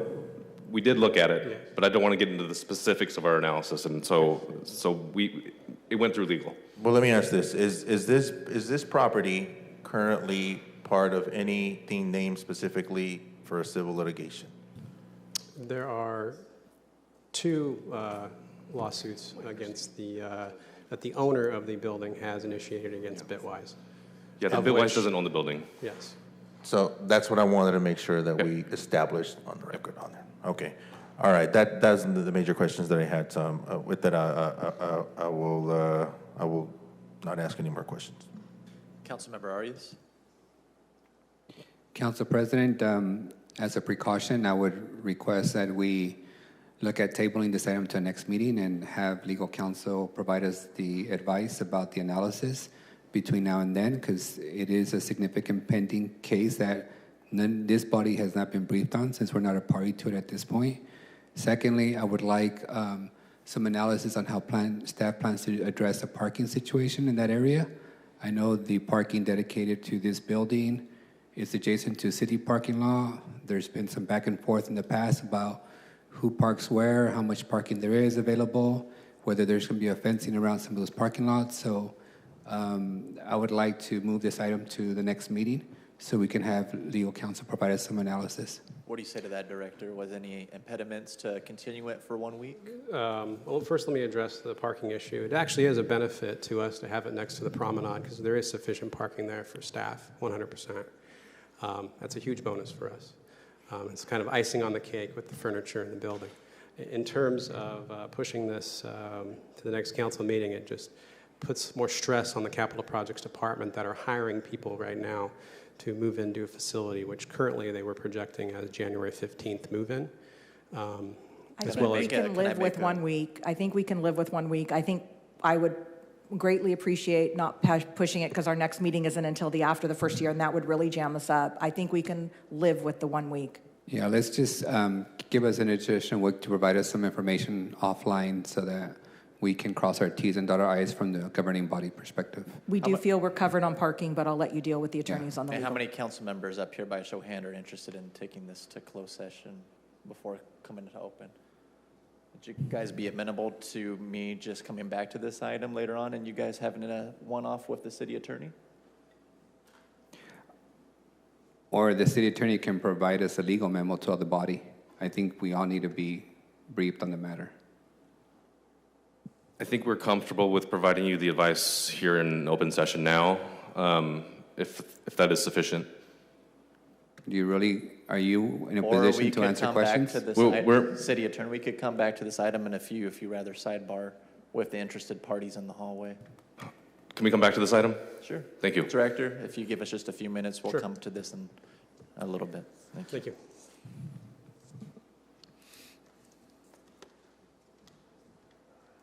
You know, I'm going to call for a 5-minute recess, and then we're going to pick up on this item.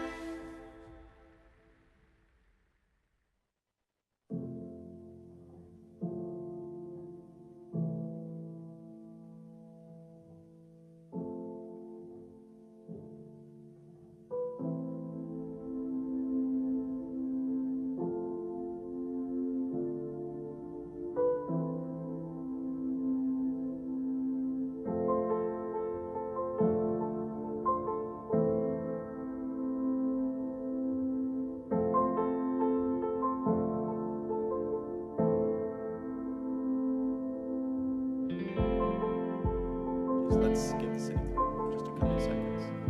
We had elevator music. Okay, we're back online. Councilmember Arias, floor is yours. After conferring with legal counsel, I'd like to make a motion to move this item and have it returned on December 14th in closed session for a briefing under real estate negotiations and then for public consideration as well. Thank you. Second. I have a motion and a second. I don't see anybody else punched up at this time. Is there any opposition? Seeing none, motion passes 7-0. All right, next item is 1K as in King resolution adopting modifications to the Measure P expanded access to arts and culture grant guidelines. This was pulled by Councilmember Carbasi. Did you want to start, Councilmember Arias? I know you had some concerns. Thank you, Council President. Just a couple of items on this. In the last council meeting, we agreed to include requesting who the target audience is of the grantees, as well as how they plan to capture that information to ensure that we have good data. That was left out of the operating grant guidelines narrative section, so we'd like to have that included. And then the second item is the current agreement with the Arts Council requires that the applicant who requests for funding for any events that would take place on city property would obtain city permission in advance of receiving funds.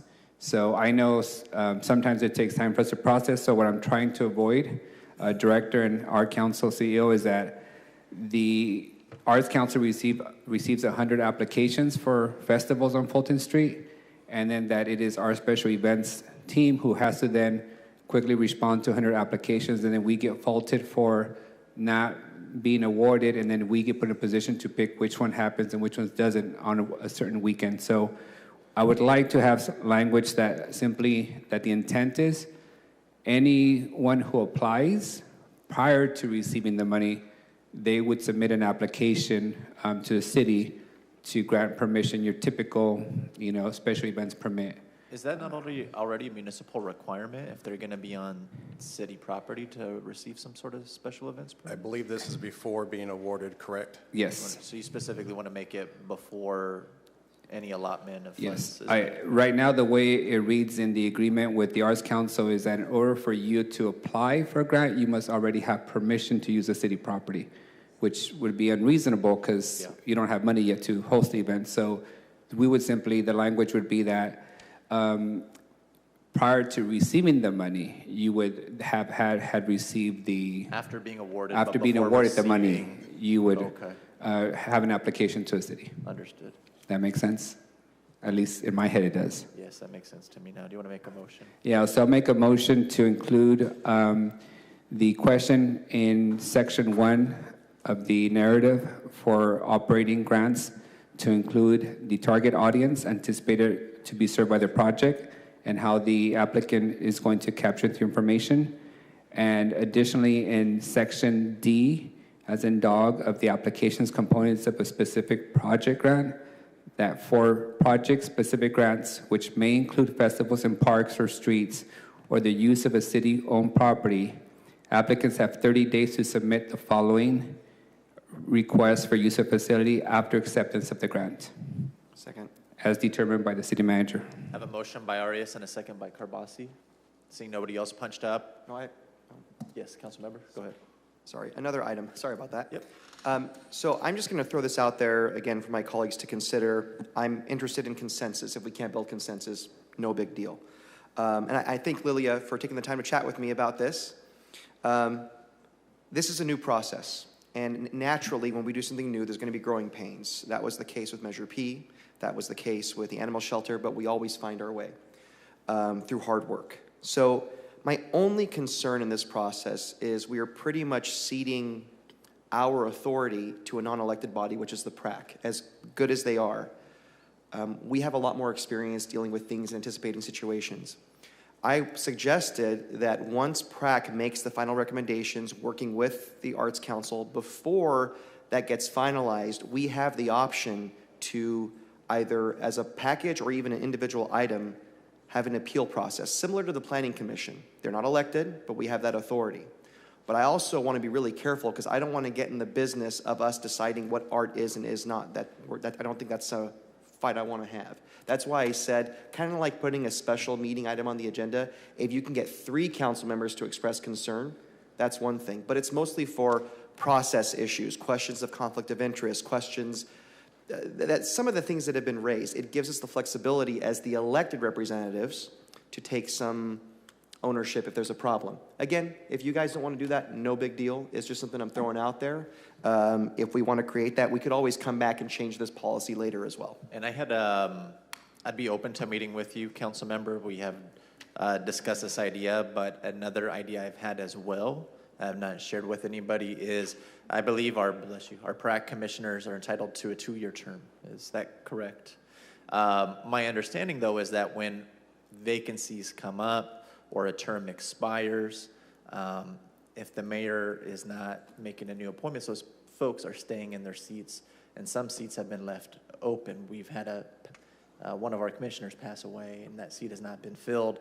We've had a couple terms expired, but pending an appointment by our mayor, there's nothing for council to approve. So I agree with you. I want council to have a little bit more oversight. Perhaps it could come in that terms as well. Sure. We could co-sponsor a resolution requiring at the expiration of a term those seats be vacated, because I feel like that is where council gets its input when it comes to PRAC, our ability to confirm those nominations. I agree. And if the mayor's not bringing folks forward, that doesn't give us the ability to continue to confirm certain folks. I look forward to working on that together. Okay. Sounds good. Council or City Manager White? Well, you just confused me on what you were just saying, but I'll get caught up on that later on the appointment. So if a term expires. Yes. And Mayor Dyer does not bring forward another nomination, those individuals are staying in those seats, even though their term has expired. Correct. So one possible solution to ensure council continues to get the input it deserves when it comes to PRAC is ensuring that when a term expires, those seats are either vacated or the mayor's bringing forward a new nomination. Okay. And how would it be vacated? Because their term has expired. So they would not stay in the seat until they're replaced? Or they're voted in for another term. Okay. Okay. I don't remember. I have to look at I don't know, is that the charter or the municipal code that governs that? Charter, city manager, and this is an issue that we looked at. We think we were asked to provide advice on this. I have a memo. I think you have to vote to, do they have to vote to take them out?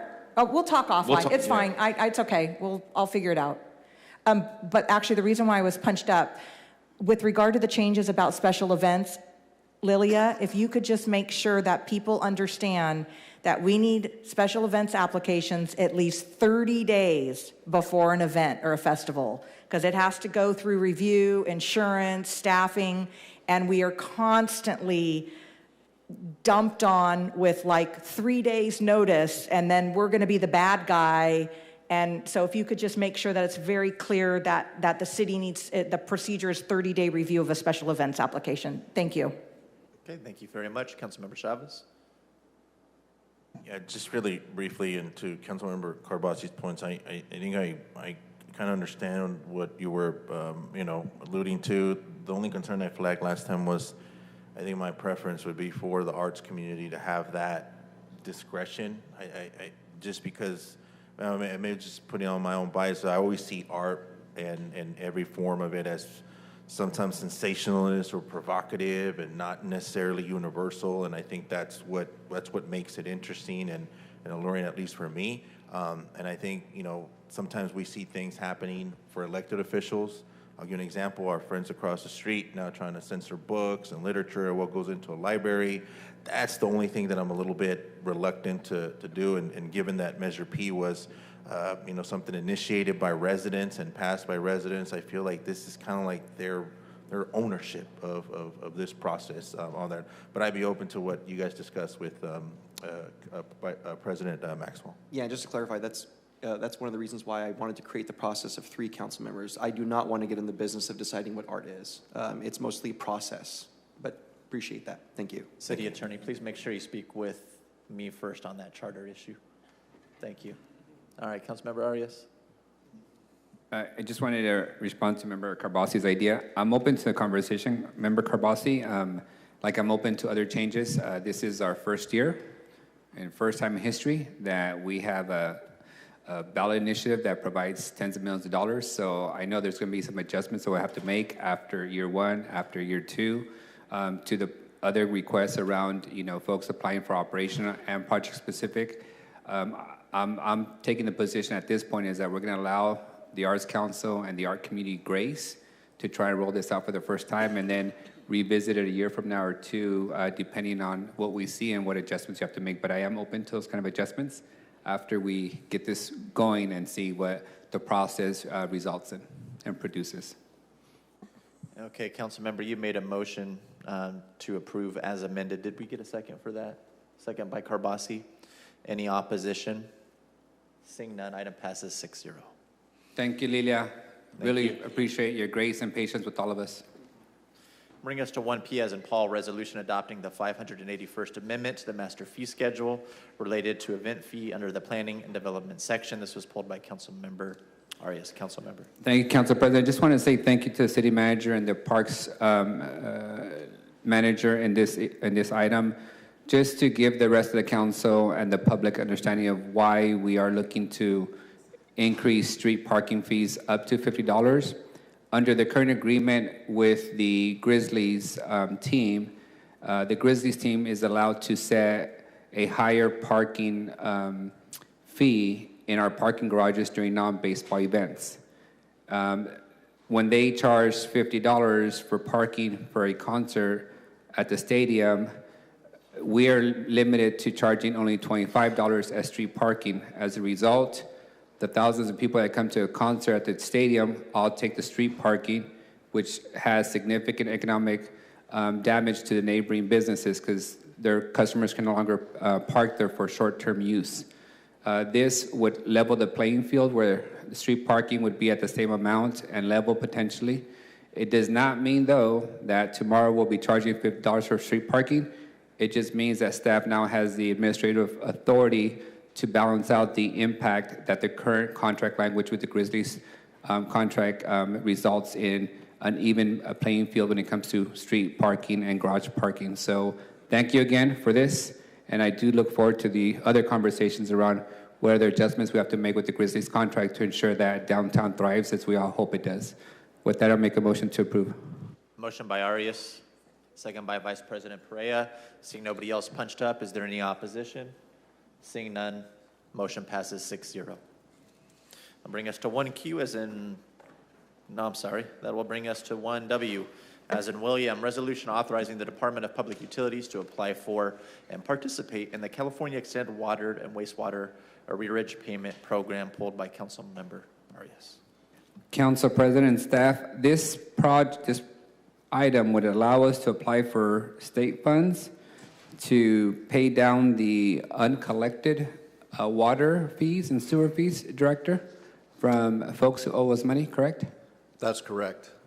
So my question is, I know we started collecting after the emergency order got lifted. We then started actively collecting on back bills for water and sewer. Are we going to press pause in that collection until we hear back on this grant? Or if we get this grant, are we going to then press pause on the collection? Or how are we going to deal with the folks? How do we decide who no longer owes us money and who does if we were to secure the $8.5 million in state help? So good afternoon, Council Brock Buki, Director of Public Utilities. I don't know all of the full specifics. Those are great questions. I would envision that we would apply those monies to accounts that qualify for the time period of the extension.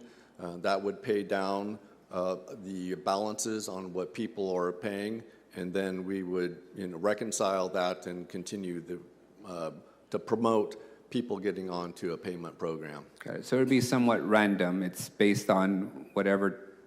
Well, whenever you it's not the day. random. It's very selective in the time period which qualifies. So we would have UB&C does the evaluation, determines which accounts are applicable to that. The credit would be applied to those accounts. and then, we could move forward with that correction. Have we sent individuals to collections over water and sewer fees? I am not aware of anybody being sent to collections. All right. Would you let us know if we take that action to send folks to collection agencies? Because going to collections would have a direct impact on your ability to get a rental agreement for housing, and I want to make sure we're not, doing that prior to hearing back from the state relief funds. Okay. With that, I'll make a motion to approve. Motion by Arias, second by Vice President Perea. Any opposition? Seeing none, the motion passes 6-0. That'll take us to 1X as an X-ray resolution. Authorize the Director of Public Utilities to prepare and submit applications, accept funds, and execute the financial assistance agreements and any amendments thereto with the California State Water Resource Control Board. Councilmember Arias, floor is yours. Thank you, Council President.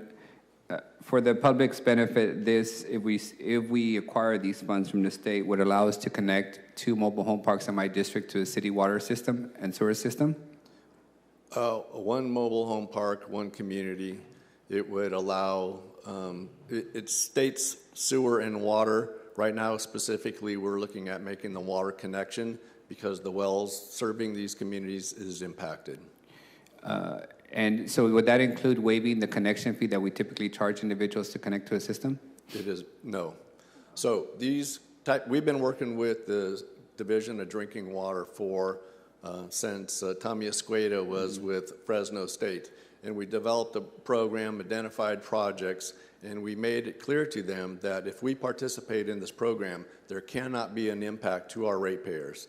So as a condition of moving forward with this, they have to pay all the appropriate fees that we would ask any private developer or homeowner connecting to our system. In this case, we're applying for funds from the state, right, to extend the service or to connect them into our service? So the project entails building a 16-inch water main between Blythe and Marks that we have full capability of meeting demands, we have redundant connections, and we can meet fire demands along that service. And so 16-inch main and then, connections in 1 connection to each community, and it'll be monitored with a 4-inch master meter. By any chance, do you know what the connection fee is to connect to our system per unit? I don't know that off the top of my head. Okay, I'll circle back with you. Yeah, but all of that has been accounted for and was included in the grant application. Great. Thank you again for your effort on this work. Motion to approve. Motion by Arias, second by Vice President Perea. Any opposition? Seeing none, item passes 6-0. 1Y, actions pertaining to the dedication of those portions of city-owned property for the purpose of a public street easement to accommodate the construction of Merced Street between Congo Alley and Nate Street. Councilmember Arias. Director Mosier, come on up. My primary question on this project, Director Mosier, is I recall that this is the space between the current IRS building and Hotel Fresno. That's currently a sidewalk, correct? Yes, that's correct. It's currently a meandering sidewalk with a grassy area. And the project would allow us to build a road that will connect 8th Street back to Fulton Street, correct? Yes, with wide sidewalks, and that is consistent with the council-adopted downtown-specific plans. My recollection about 2 years ago when we were on site with Hotel Fresno in the midst of the development of that project was that the IRS specifically had objected to us proceeding with this reopening or the construction of a street based on their national security concerns about having public vehicles that close to a federal building, and that building the road would essentially expose their federal facility to a perimeter that they were uncomfortable with. Have we formally spoken with the IRS, and have they signed off on the street being constructed? Let me ask our capital projects department team to come up. The last thing I want to hear is that the IRS is moving out tomorrow because we built the road next to their building. Good afternoon, Council. Cassie Schultz, professional engineer, CPD. We have been in coordination with the IRS. We have had a couple of meetings with them in person. They even connected us with the folks in Washington. We've had some Teams calls with them as well. We have requested some improvements that they want to see, exhibits of those from them, and we're waiting on those right now. We've followed up a few times. But it is in the nature of what you've said in regards to vehicles and their proximity to the building. There's a minimum clearance that we do intend to meet with bollard protection and potentially a wrought iron fence as well. We're working out the details of that. Great. For our benefit, can you make sure at some point you get those requirements, conditions, adjustments in writing for the IRS? Oh, definitely. Not that Yes. I'm not used to it, but they tend to forget what they agreed to and then ask us to pick up the bill afterwards. So Yes. with that, I'll make a motion to approve. Thank you. Thank you, Council. Is that a motion? Yes. Second by anybody? Second by Chavez. Any opposition? Seeing none, motion passes 7-0. We're going to move on to our 10 o'clock items at this time. We'll start with the 10 a.m. item. This is a hearing to adopt resolutions and ordinance to annex territory and levy special tax regarding City of Fresno, CFD 11, annexation number 147. We have, this is in council member, council member Bredefield. Do you wish to speak on this item before we go out to the public? This is the 10 o'clock a.m. CFD in your district? Okay, we're going to go out to the public at this time. Anybody in the audience wish to speak on this item? I see a yellow card in the bin, City Clerk. I don't know if that's somebody wishing to speak on this item or not.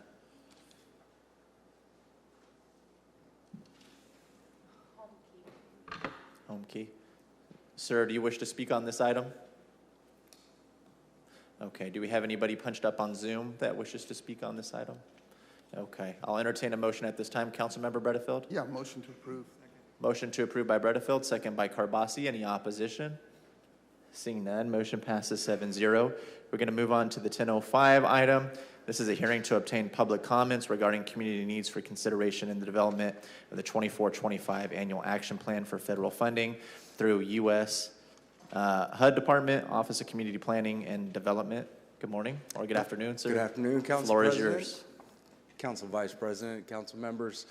On October 30th, the City of Fresno released a public notice soliciting input for the community to provide regarding housing and community development. Today, we're here to gather that input to add it to the vibrant and robust discussions that we had at our 8 in-person and virtual meetings held last month throughout West Fresno and on Zoom. The input that we receive here will be added to the list of prioritized activities in our consolidated notice of funding availability, which will be released on December 18th and will distribute roughly $12 million worth of services. It will be additionally, it'll be added to the 2024-2025 Annual Action Plan for Housing and Community Development, which will be released as a draft to the public on March 4th, 2024. And I have a short presentation if you would like me to present it. Otherwise, we can open it to public comment. How short are we talking? 5 slides. Yeah, go for it. A beginning and an ending. You got it.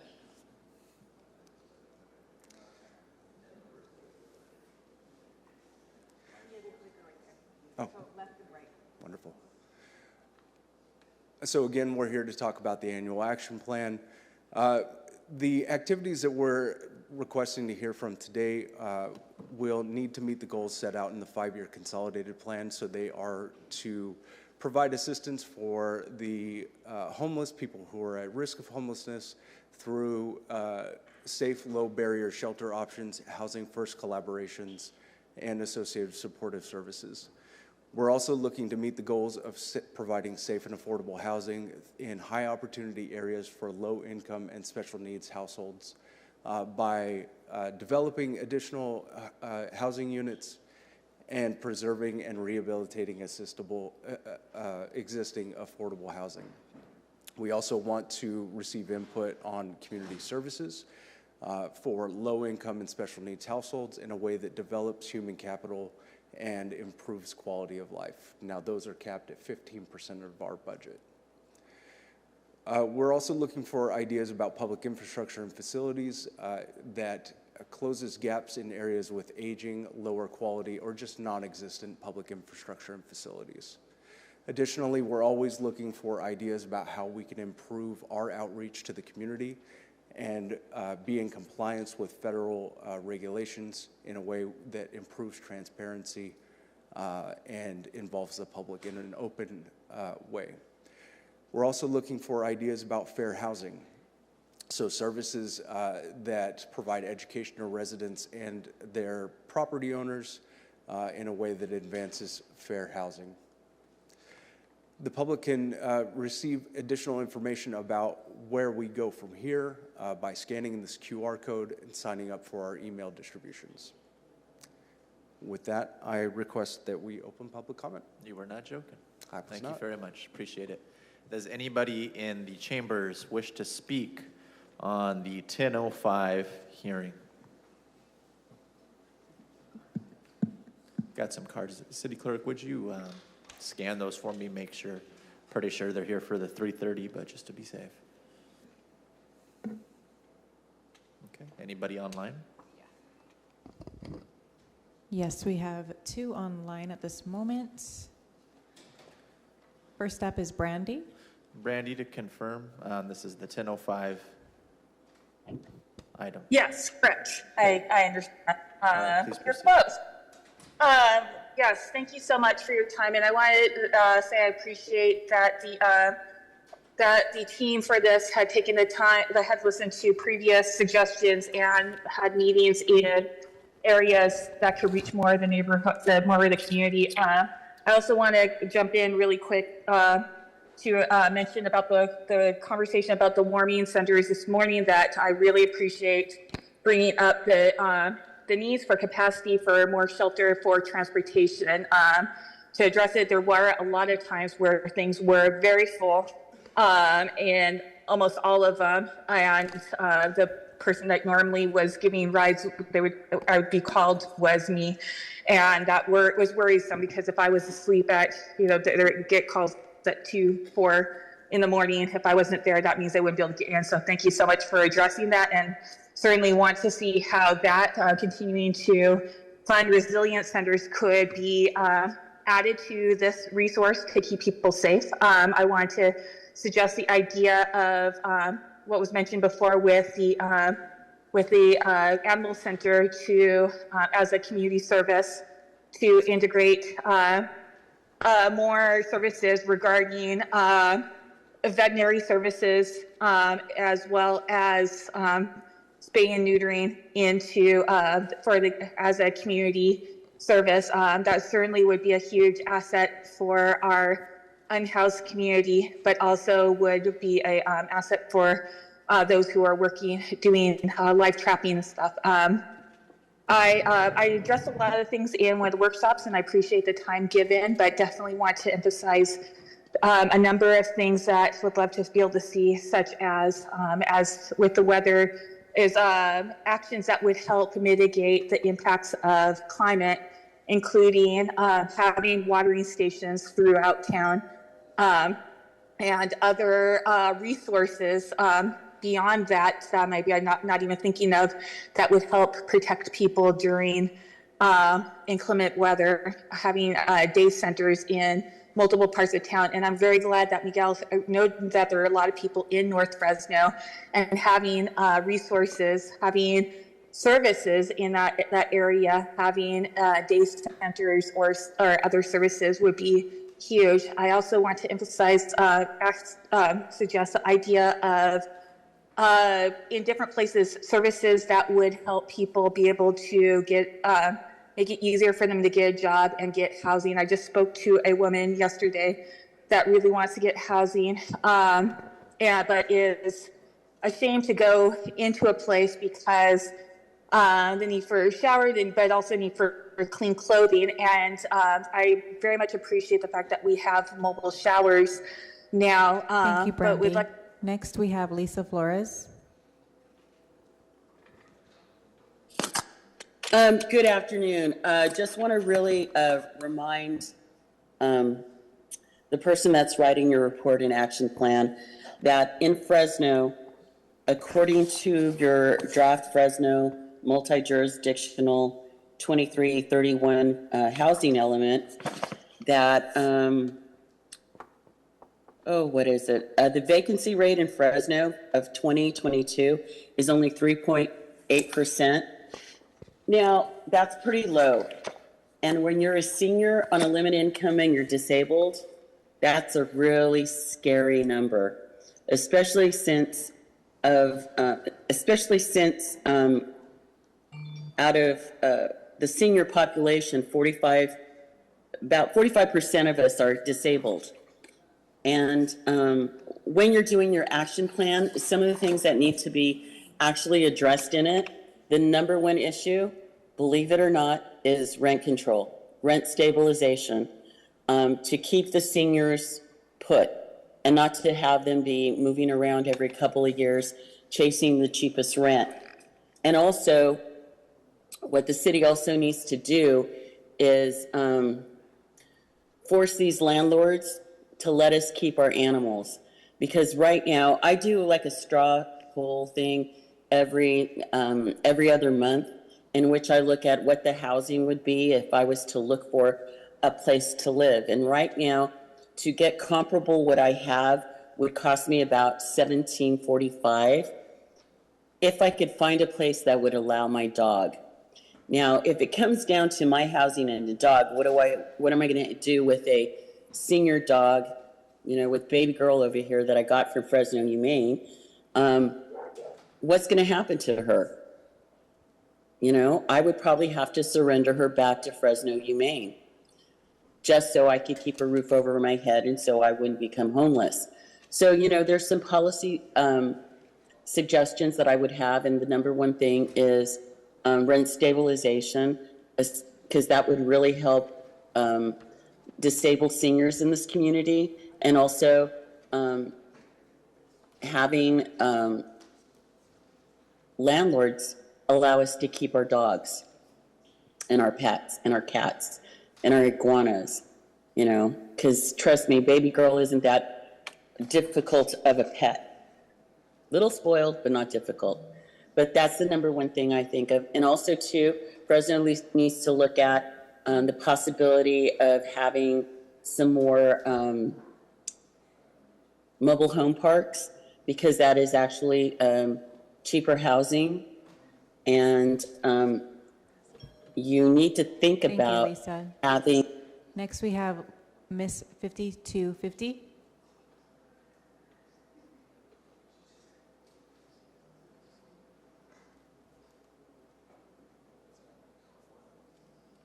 Hello? Hello? Yes. Hello? We can hear you. Okay. The gentleman that did the solid waste meetings, he just stated that, suggestions to get more community engagement. Well, it'd be nice if there was some more notification. I know that the solid waste has, been a long time coming. They, since we had an increase or whatever, I understand that there's probably a need for an increase. What I don't understand is how did we have 25 million surplus in 2010 and now we're at a deficit? We sold it, I just don't, would there be this increase if not for the sale of and why did we have such a huge deficit? I think it might be great to have some employees stay there while you guys are out to lunch to answer questions for people that don't that want to get more involved in city government and don't maybe know what every abbreviation means or has questions like this. And you guys should put this stuff out earlier. The guy last night said, well, is the PowerPoint presentation, how come we couldn't see that first? Well, they think you won't come to the meeting then. We want you to come to the meeting so we don't put it out there. And I guess it's going to be out today, I think. So I don't know if that's going to be a recording of, one of these meetings, or if, it's a separate, just PowerPoint presentation. And also I went to the meeting at City Council, and you guys were gone already. 6:25, they said you guys left. And the meeting was supposed to be from 6 to 7. Now, I understand there's low turnout, but, the guys at the gate or door could have at least given me the handout. When you guys leave after 25 minutes, you're not allowing for anybody that might be running late, stuck in traffic, behind a train. You never know.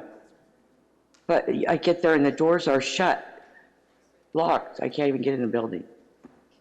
So you guys need to engage more. Phone numbers would be good. A staff directory, or take the gag order off of the gatekeepers that answer the department phone, that they're allowed to give out the numbers for the numbers on the phones on those desks that we pay for.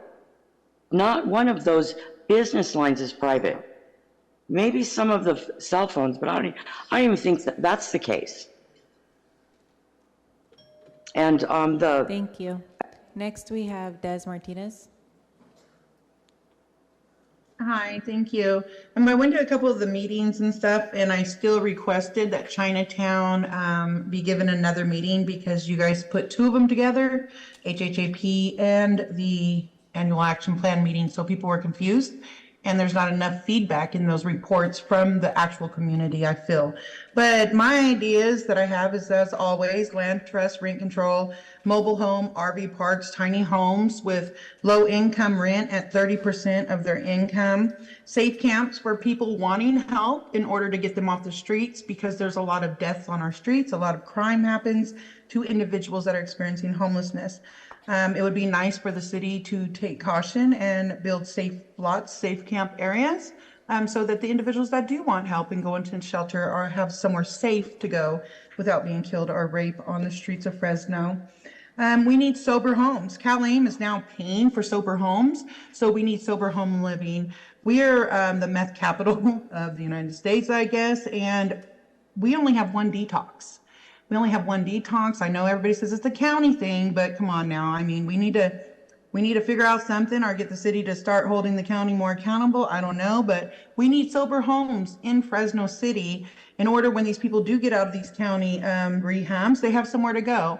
We need more mental health places that are open more than 30 days. We need more resources and community centers outreaching to low-income individuals, going straight to their doors, knocking on them, letting them know about these community meetings and what part they can play in the community to help bring more awareness on homelessness and housing, or the annual action plan. Infrastructure back there behind the shelters that you guys have, we have no sidewalks. On my street, we have fire hydrants in the middle of the sidewalk. On my street, we have work that's been being done for about 4 months. My neighbor's already tripped and fell. I'm pretty sure you guys got a call about that. I noticed in these low-income neighborhoods, our streets are being ripped up and tore up, and all we have is this black tar that's really soft. So I think spending more time and more money in the low-income neighborhoods to make our streets and sidewalks safer for our children and our elders that walk, putting more speed bumps in neighborhoods that are right down the street from the schools. Oh, I would love that. We need speed bumps in front of all these schools. These people drive crazy in front of these schools. I don't know, how much time do I have? I'm just keep on talking. I don't know, I got so much on my mind, you guys. So many meetings, but please at least utilize the bus system, door knocking, sending out flyers to neighborhoods to at least address the issue we're having about advertising these meetings. I think a little bit more work, and I'd love to join again the planning meeting, maybe more ideas, get more of the community involved in the planning meeting on how you can reach out to us and touch us. That's all I can think about right now. Thank you, I was Des. trying to wear my time. Thank you. Council President, that is all the public comment we have online. Thank you. We'll go ahead and close the hearing at this time. If you are here to speak on the 330 matter and have not filled out a yellow card yet, please make sure you do so. We're going to take a quick break. We can't hear this matter until 3:30, so we'll be back in just a couple of minutes. Thank you, folks.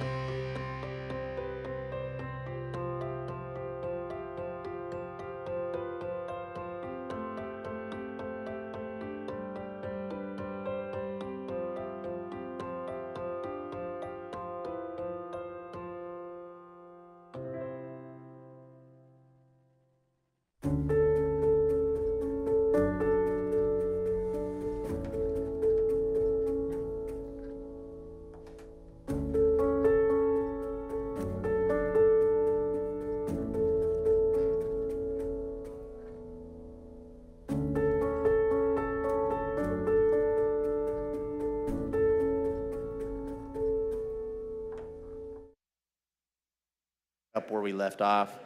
3:30 p.m. item, actions pertaining to the Fresno Quality HK Affordable Housing Development located at 6501 North Thesta Street. Mr. Sky, good afternoon to you. Assistant Director, you have the floor. Thank you, Council President. Good afternoon, Council. This afternoon, a very brief presentation. I think Bernard's pulling that up now.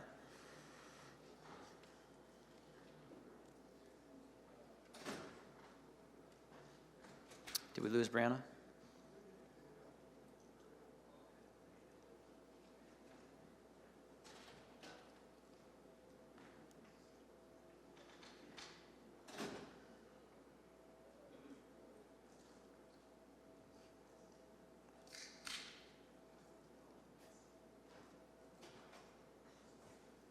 No, not that one.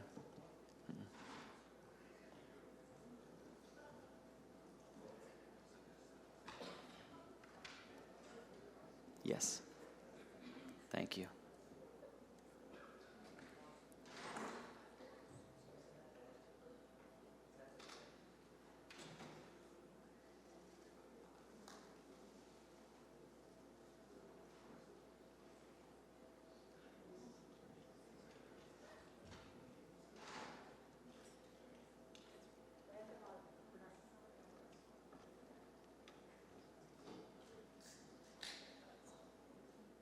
Is it possible to start the presentation so I can advance it? If not, that's okay.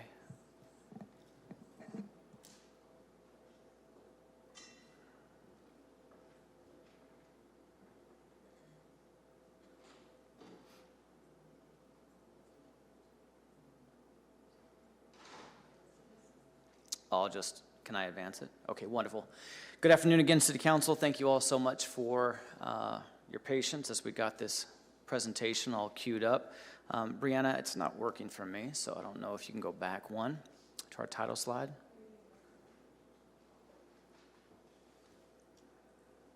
Sometimes it works and sometimes it doesn't. Okay, we'll go to the title slide if you don't mind. Thank you. So this item this afternoon is to back. There you go. Thank you. Is to discuss the Fresno Quality Home Key project. There are a number of items before you, Council, that we've requested you to take action on related to this, all outlined in the agenda and also spelled out in detail in the staff report. As a quick overview of the project, this Fresno Quality HK project was a joint application between the City of Fresno and Upholdings submitted to the State of California Housing Community Development Department as part of Project Home Key Round 3. Next slide, please.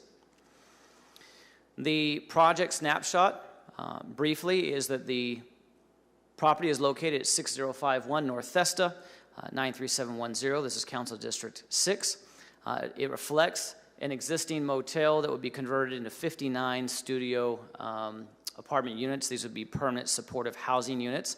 As is consistent with Project Home Key, the target population for future residents at that permanent supportive housing site would be those that have experienced homelessness or at risk of homelessness or have been chronically homeless.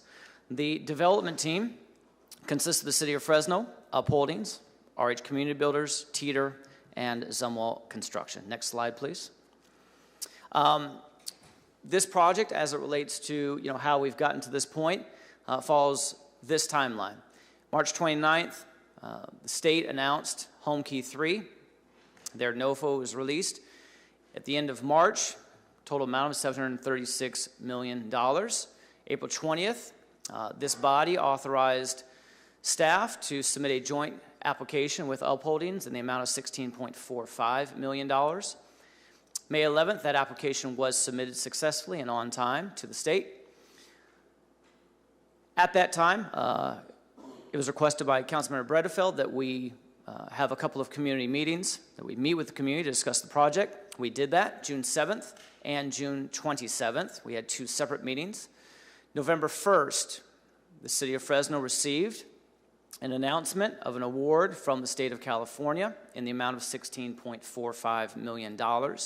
And now we are bringing that award to this body today, to accept the award, as well as, again, additional items related to the acceptance of that award and the advancement of this project. Next slide, please. Here's a rendering of what the project will look like. You can go slide to slide, Brianna, if you would. Just a few different examples or renderings of what the proposed project is when it is completed. Very good. Thank you all for your attention this afternoon. Turn it over to the Council Vice President. Thank you. Thank you very much. City Manager, the floor is yours. Yes, thank you. Just wanted to put a few things on the record before you start getting into the meat of the discussion. Obviously, we know Councilmember Bredefeld has shared his concerns with us regarding the project and the concerns of his constituents.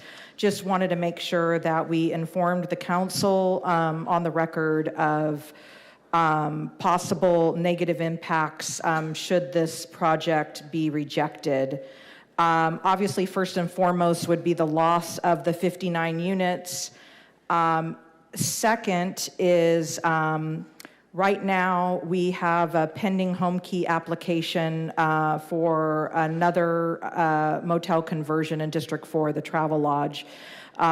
With the release, the announcement that the governor made about a week ago, where there is an additional set of money that's been put aside for home key and conversations with HCD, we were looking that we would be a very strong likelihood that we would be awarded of a $10 million home key award. Just moving forward, when you do not take a grant award from HCD when there has already been a resolution submitted, it will result in future applications being assessed a deduction of 50 points. And that means that future proposals, we would most likely not, with the 50-point deduction, not score high enough to receive funding.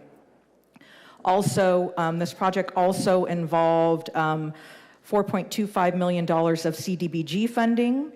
And as you know, we talk a lot about the timeliness test that HUD has for CDBG, and any amount that is not spent timely within the deadline gets deducted from the next year's allocation. And depending on what that ultimate deduction is, starting next year, we will have a Section 108 loan payment for the $20 million loan that we took out for the new senior center. And that payment is $2.188 million. So should we be short of CDBG money next year, we would have to pull money from the general fund to make that $2.188 million payment. And then also, obviously the upholdings has expended some dollars to get to the point of getting this project where it is today, and they would be impacted. And then,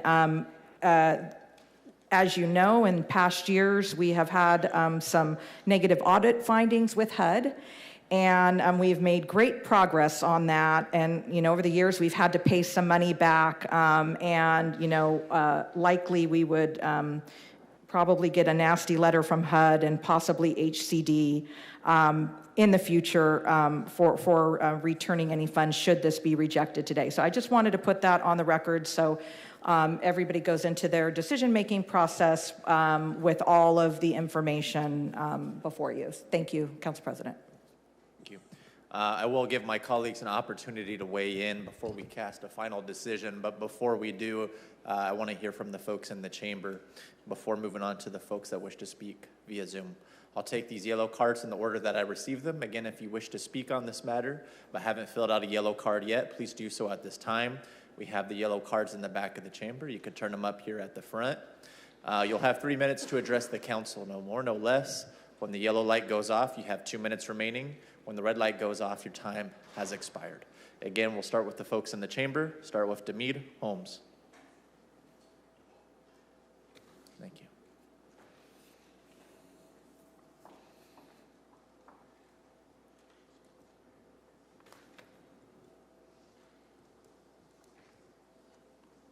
Good afternoon. Just coming to be an advocate for that program, that renovation, doing the hotel. I'm from that area, Fresno, Bullard area. It needs that desperately. I benefited from programs like that. Had we had those types of programs in place then, I would have been able to do a lot more, much quicker. I'm a pastor now, and I bear witness to a lot of the need in the community for this type of housing. And so I'm a strong advocate. It's a great location. It's a great place for people to traverse back and forth to jobs. There's a lot of networking in that community that advocates for people being able to get back on their feet. Many of my friends and my family, I was homeless. And through those programs like that, and people helping out in situations like that, I've been able to bounce back. And so that's a necessary step that the community needs to take. And I feel like it's everyone's responsibility to sort of help ensure that what Fresno looks like in the future is something positive, supportive, encouraging. You know, we're on a good trajectory, I feel. The things we're starting, the things we're doing, and I feel like that would be a step in the right direction, a continued step in the right direction. That's all I have to say. I'm just an advocate for housing. Just it's needed, and it really is. It's needed. Thank you. Thank you, Mr. Hall.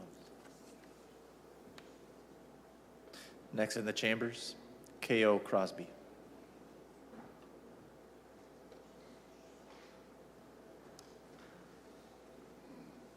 Hello, I'm K.O. Crosby. I have an office near this complex, and I'm wondering who would like to spend $100,000 to buy the first home key motel room. $100,000 for this. Let the record show that nobody raised their hand. Are you going to go home tonight and say, honey, I just made a great investment. I bought a motel room for $100,000. Wife, wow, how romantic. It must be a great view. Yeah, medical offices as far as you can see. But actually, it's not for you and me. I'm giving the key to a total stranger. What? Not even a little chocolate on my pillow? Well, they said it would be a good long-term investment. It'll benefit our children. Wait, who said it would be a good investment? It's the same people who invested our money in the Fulton Mall, the Tortilla Factory, the Mint Museum, and the baseball park. So the person you give the key to will be paying us nightly rent? Well, no, they don't have their own money, so we will be paying their rent for them. Wife, so you bought the room for $100,000 and you're going to pay their rent too? You're buying that room twice. How long did you sign us up for this? I'm sorry, it will be forever. You bought the timeshare from hell. I want a divorce. Society gets more of whatever it rewards.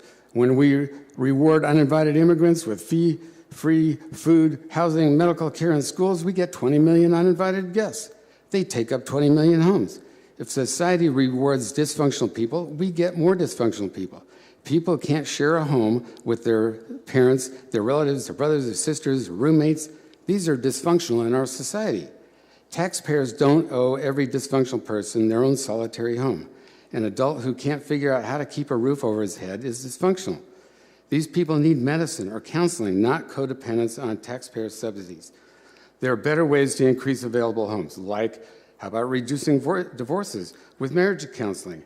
Every divorce hurts the children and doubles the need for housing. Stop giving away taxpayer money to uninvited immigrants. Outlaw Airbnbs. Airbnbs are a house a family can never rent. If your brother was a dysfunctional homeless person, you'd take him to a doctor. You would get him counseling. You wouldn't just give him a key to a motel room and say, God bless you. There are compassionate medical professionals for a solid mile on Fresno Street, every day, laying hands on people, healing people all day. $16 million or more, give it to the people with compassion, to people who have a track record of decades of success, like the Salvation Army, the Poverello House, the Rescue Mission. Thank you. Next in the chambers, Elizabeth Emery. Elizabeth, are you in the chambers with us?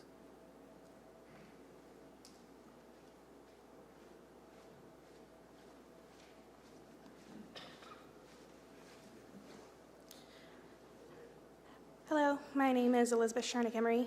I live in the Roosevelt District, but I work in the district in which this is going to be happening. I'm concerned about safety for not just the people who are working there, but all the people who come there, because there's so many medical facilities around there. I have been physically assaulted by a homeless person, and there are good ones out there, but there are also not good ones. And this is a lot of good people who do good things in this district. And there are other solutions that don't involve it being right here. There are so many medical offices, people just trying to do good. And I know you guys are trying to do good. We know that. And this is a problem that we need to solve, but it doesn't need to be right here. I bought my house because I felt safe because there was a police station right down the way. I felt comfortable in where I work, and I want to continue to feel comfortable where I work. So I know I've seen some giggles and some laughs, and I'm sorry if you get some angry letters or some bad feedback from the people who are trying to do this funds, but put the funds in other places. Lots of other things to do. Thank you. Next in the chambers, Dr. Faroujan.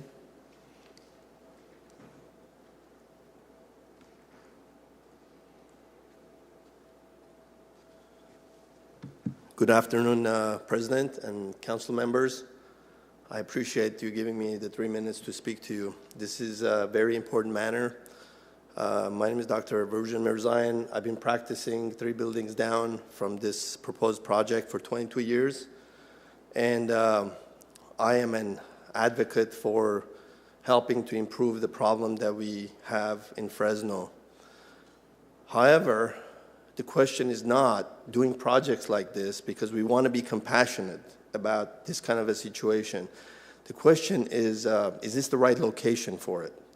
So this is a medical, dental, and very, very highly respected area, not just for Fresno, it's representing Fresno. Fresno Hospital is directly across from this project. People are coming from all districts, from outside Fresno, and having procedures done. Patients, families are staying in these hotels. And, we would not put a project like this next to the airport representing Fresno. This is not a housing area. Yes, Sacramento is giving you permission to change from commercial zoning to housing, but that doesn't mean that's the right thing to do, right?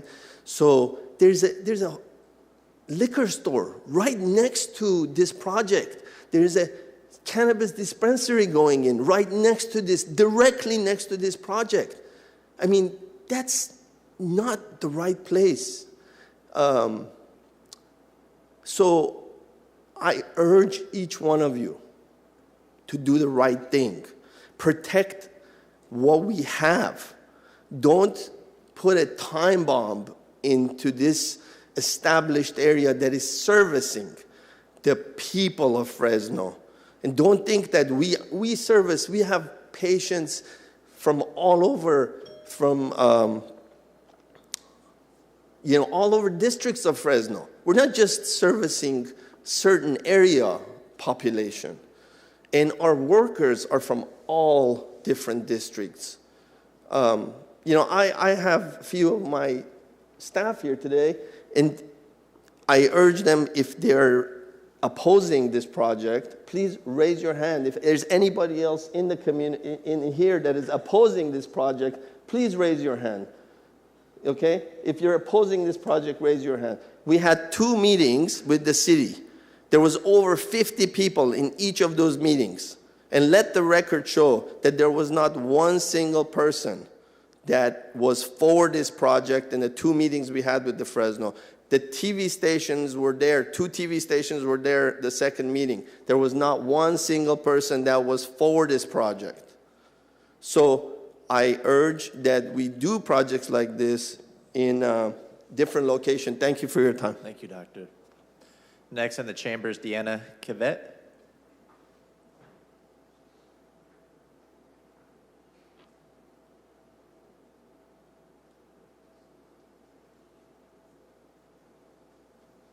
afternoon. I am in favor of this project. I am somebody that works with a lot of these vulnerable populations, and I just want to, in case there's misinformation, permanent supportive housing is something that is attached with services. So it's not a shelter where we're putting people directly off the streets into these. They are getting services attached to it. And I would encourage those medical professionals that are in the area to maybe get involved and help us, because the longer we keep them on the streets, the more burdensome they become to all of our other systems, correct? They're all over the place, and we can't relegate the projects to all downtown Fresno. If there's an opportunity for us to be able to serve these folks, then we need to take advantage of it. And the point that was made about losing scores on the future applications would be detrimental to our community.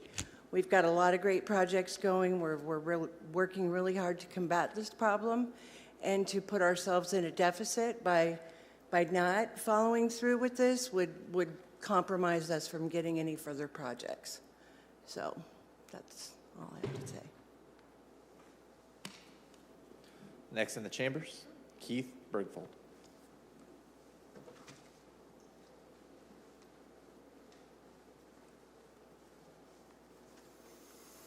Thank you, Council President. Council, it's great to be with you today. Thank you for this due process.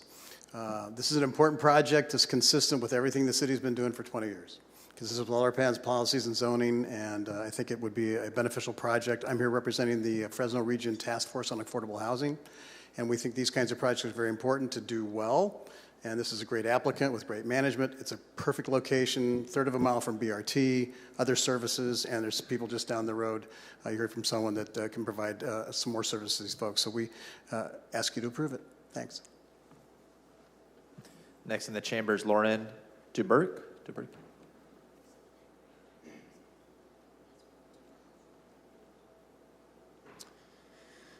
Good afternoon, Council. My name is Lauren DeBerkey. I'm the Executive Director of FACE, Fresno Area Community Enterprises, a community benefit organization that's located at North Fresno Church, just around the corner from where this project is.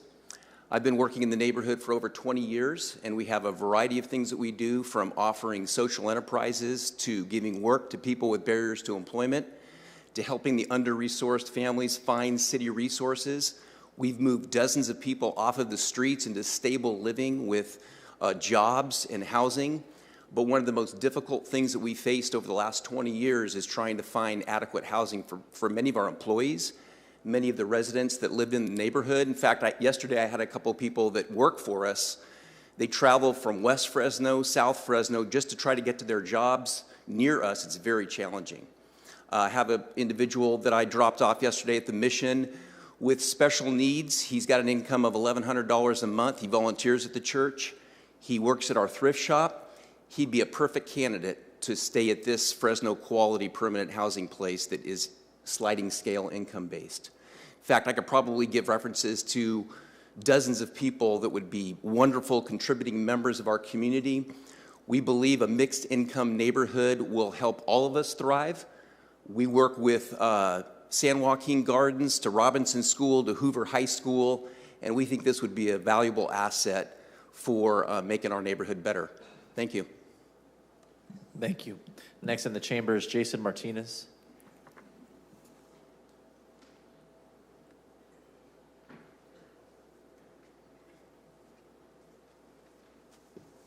Hello, council members. My name is Jason Martinez. I'm a senior field representative with the Carpenters Union. I'm here today to speak on behalf of myself and the 2,000 members I represent. And we are in favor of this project, and we want to also commend the city, along with the applicant and Zoomwall, responsible bidder, who does the right thing and helps create opportunities for the working class, improving themselves, moving up to a better living. Everyone knows that housing is a problem and we have a shortage, and this is in the right direction to make a positive move. Not only that, but provide well-paying jobs and benefits, not just jobs, but a career, because some of the projects we approve sometimes are just jobs, and then the person's struggling right back after the end a responsible contractor such as Zoomwalk being able to put people to work on this project will be very beneficial because it helps them in their career pathway and who are going to be positive contributors to the economy and the community. So thank you for your time.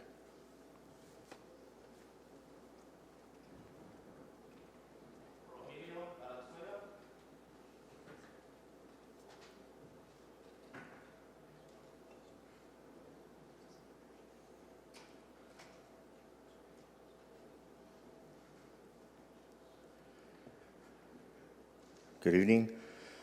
I'm in favor of this project. I've heard different avenues for not in favor of this project, but I'm part of a group of people who have successfully made it out of homelessness in that area, and I understand the concerns of putting an extreme amount of homeless people in that area. From the outside looking in, it looks bad.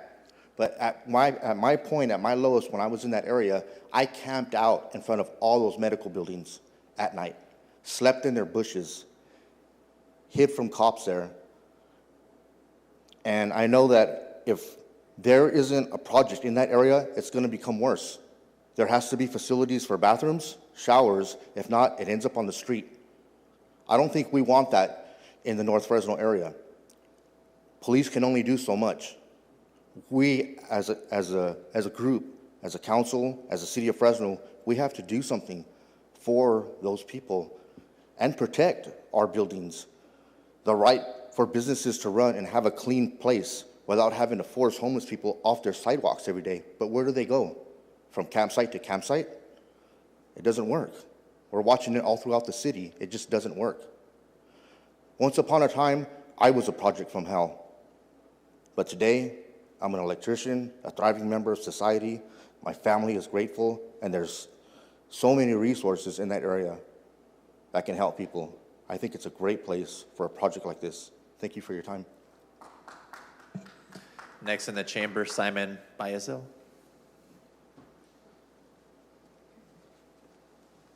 Good afternoon, Council. My name is Reverend Simon Bayazel. I'm the pastor at the Big Red Church. If you'll permit me, I'd like to pass on a story that Jesus told. After somebody asked the question, who is my neighbor? Jesus told a story that we call the Good Samaritan.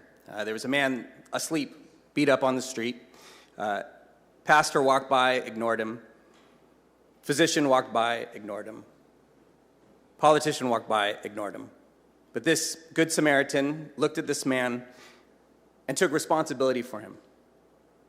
He picked him up and he took him to a local quality inn.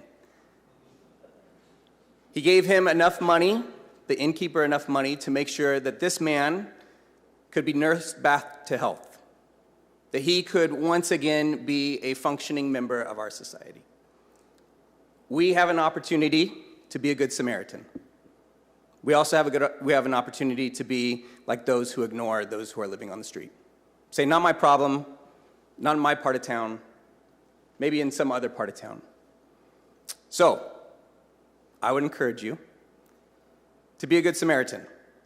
Allow us as a community, as a city, to take advantage of these resources. Trusted organization that knows how to take care of people. Let us be successful in being a good Samaritan. Thank you. Next in the chambers, Pratik Suchak.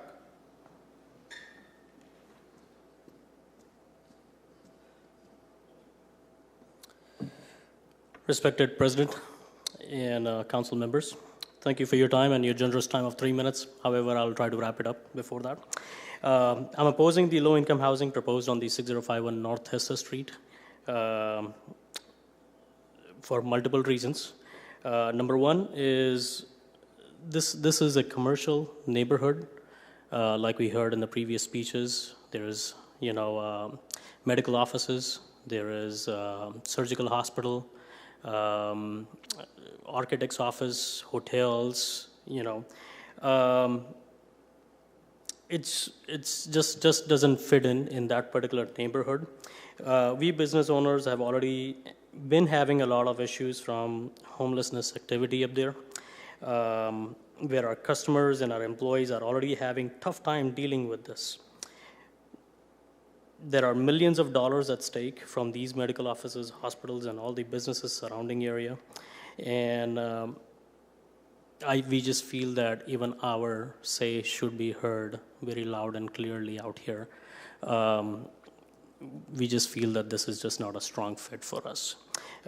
Given that this was not initially even consulted with us, when we heard about this thing, we strongly opposed this. Yes, we had multiple meetings with the council member, and we kept our opinions in front of us. We kept our suggestions in front of us, in front of the city council, and just so that somebody could even hear our part of the story. Secondly, I'm speaking from a taxpayer's point at this point. The corporation we represent does a lot of commercial investments, development, including hotels, apartments, etc. And we feel that the project costing of this particular project is extremely high, very high, and these are some genuine concerns here, and I feel the city is pursuing such projects, so they should be open to receiving some more bids to get to know the actual value of the construction which may be going in this thing, because these are hardworking American citizens, taxpayers' money. In conclusion, I hope that the decision is carefully reviewed and considered. We respect all your efforts and time in hearing us, and hope for a safer, better, prosperous future for Fresno. Thank you. Next in the chambers, Lisa Pritchard.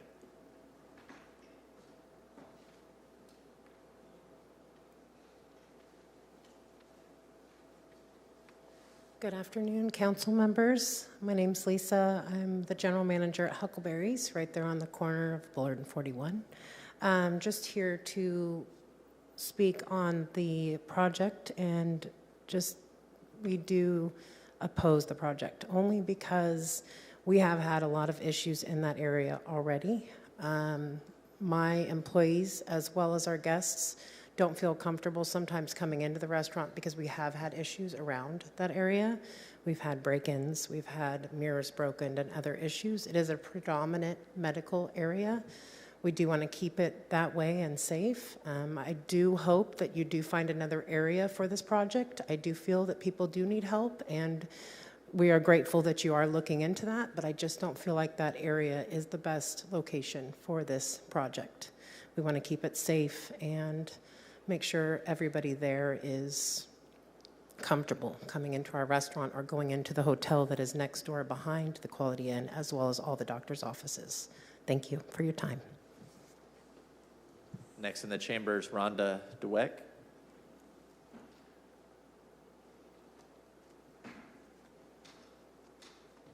Hi, my name's Rhonda Dweck, and I've spent the last 10 years as an associate pastor at North Fresno Church, as well as working with Lauren DeBerkey at Fresno Area Community Enterprises.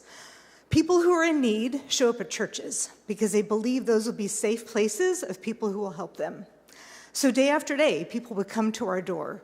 They would knock on the church, they would knock on Face's door, and these are people who, as you would sit and listen to their stories, are from all over the city, who've just had circumstances in their life where at this point they need a place to stay, they need a place to live.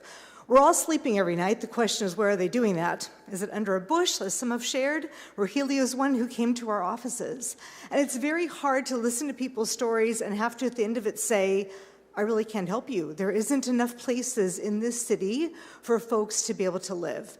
Now, not all of these people are just what you might think of as typical homeless people. These are people who are working, who have jobs, but who can't afford to be able to live in what we have here in this city.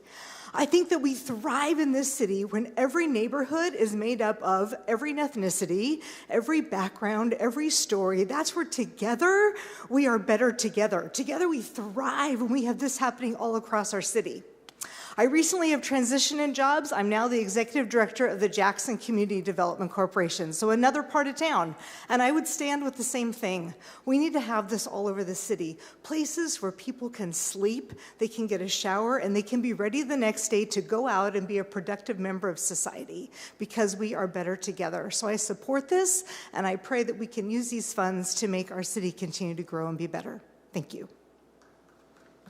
Next in the chambers, Lisa Oliveira.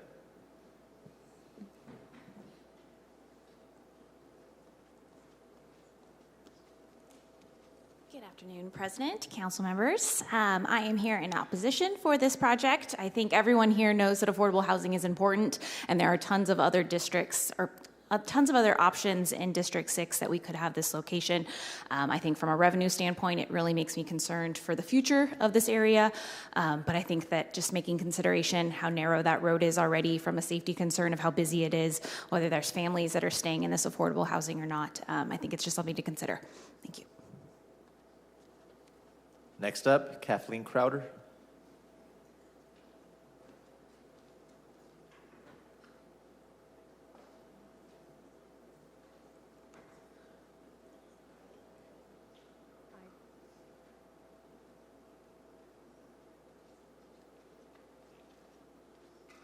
Good evening. My name is Kathleen Crowder, and I'm a manager at Thrift on Blackstone.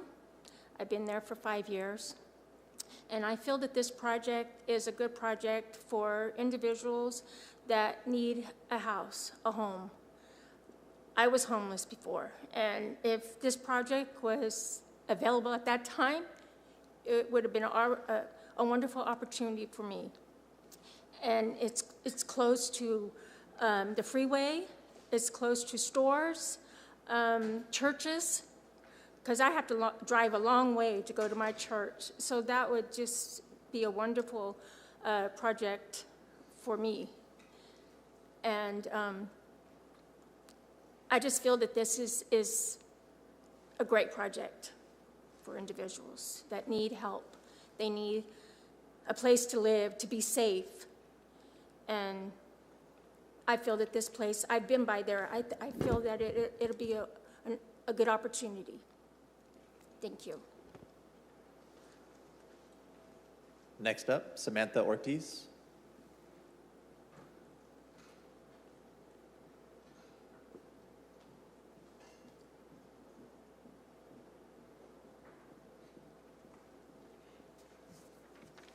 Thank you, Councilmember President, and thank you, council members, for listening to us speak today.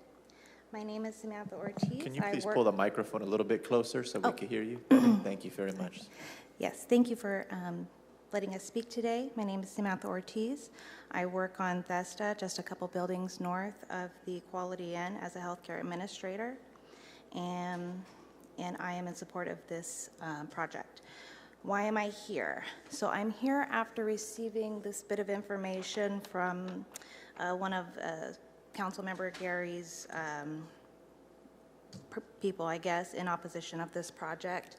I took speaking to that gentleman as a learning opportunity for both he and I to discuss some things. He spoke a lot of misinformation when he was telling me to come out here to oppose this today, so I told him that I would definitely be here, but not in opposition. To begin, I would like to quote our mayor and past chief of police, Jerry Dyer. I am grateful to the state of California for funds that will help provide people stability and connect them with such important services. This project will prevent future homelessness, which is one of the most important things we can ever do. And he was speaking about a different project, but using Project Home Key funding. And it was very powerful. Projects to prevent homelessness should be a goal of our council members, not prohibiting the use of those funds. I myself am also grateful, as our federal and state governments recognize that housing the homeless is critical in having a brighter future for us all. No one wants to see homeless day in and day out, walking the streets in search of shelter. Our federal, state, and local governments know that Housing First is an evidence-based practice that works. Over 90% of tenants accessing Housing First programs, such as Project Home Key, are able to retain housing stability. Tenants stay housed longer, and and more stable, and more stably than other programs. Tenants move into housing faster and programs offering more traditional approach. So why is it that folks on this committee are trying to stonewall this project? Councilmember Gary, your website, GaryBredefeld.com, says, a fighter for you. But I'm not sure who the you here is. As a council member, I would hope that the you that you're referring to is a collective of the community as a whole, and not just the north side of Fresno where I've seen your signs of your face on it. Our homeless population will not simply go away. We must work together as a community to solve this problem and stop stonewalling solutions that even our mayor supports. That doesn't seem to feel very community-driven to me, as it does one-sided. We don't want to forfeit federal funding here. We want to move forward on this project swiftly and efficiently as possible. As I said earlier, I work on Thesta every single day. I see the foot traffic that congregates in that area at the Quality Inn, and particularly... Thank you. Next in the chambers, Terry Simbre.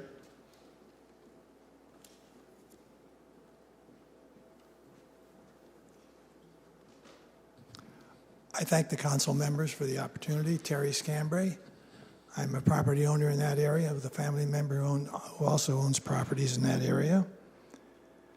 I think the overflow of homeless in this area is going to cause a problem as they probably go through, as they do right now, go through garbage containers and leave rubbish on the street. We already have an infusion of that right now. I see that the word compassion is thrown around a lot. The question is, what is the real compassion? Is it compassion to build this property and further satisfy this desire, this behavior, this lifestyle? I often think of what the late Daniel Patrick Moynihan, some of you remember, United States Senator from New York, and he was a famous sociologist, worked in the government. He said as early as the end of the 1960s, the Great Society programs, he said these programs were not, he didn't say, he went beyond, they're not productive, they are counterproductive, as early as the 1970s. Can anyone honestly say that with the infusion of these government programs, these problems, civic problems, social problems have been alleviated? I don't think one can say that. I think that what the question then is, what is compassion? I know that some have said that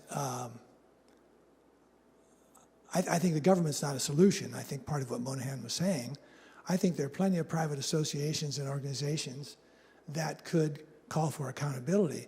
Labor unions, business associations, service clubs, fraternal organizations. These are the places where this stuff has been traditionally handled.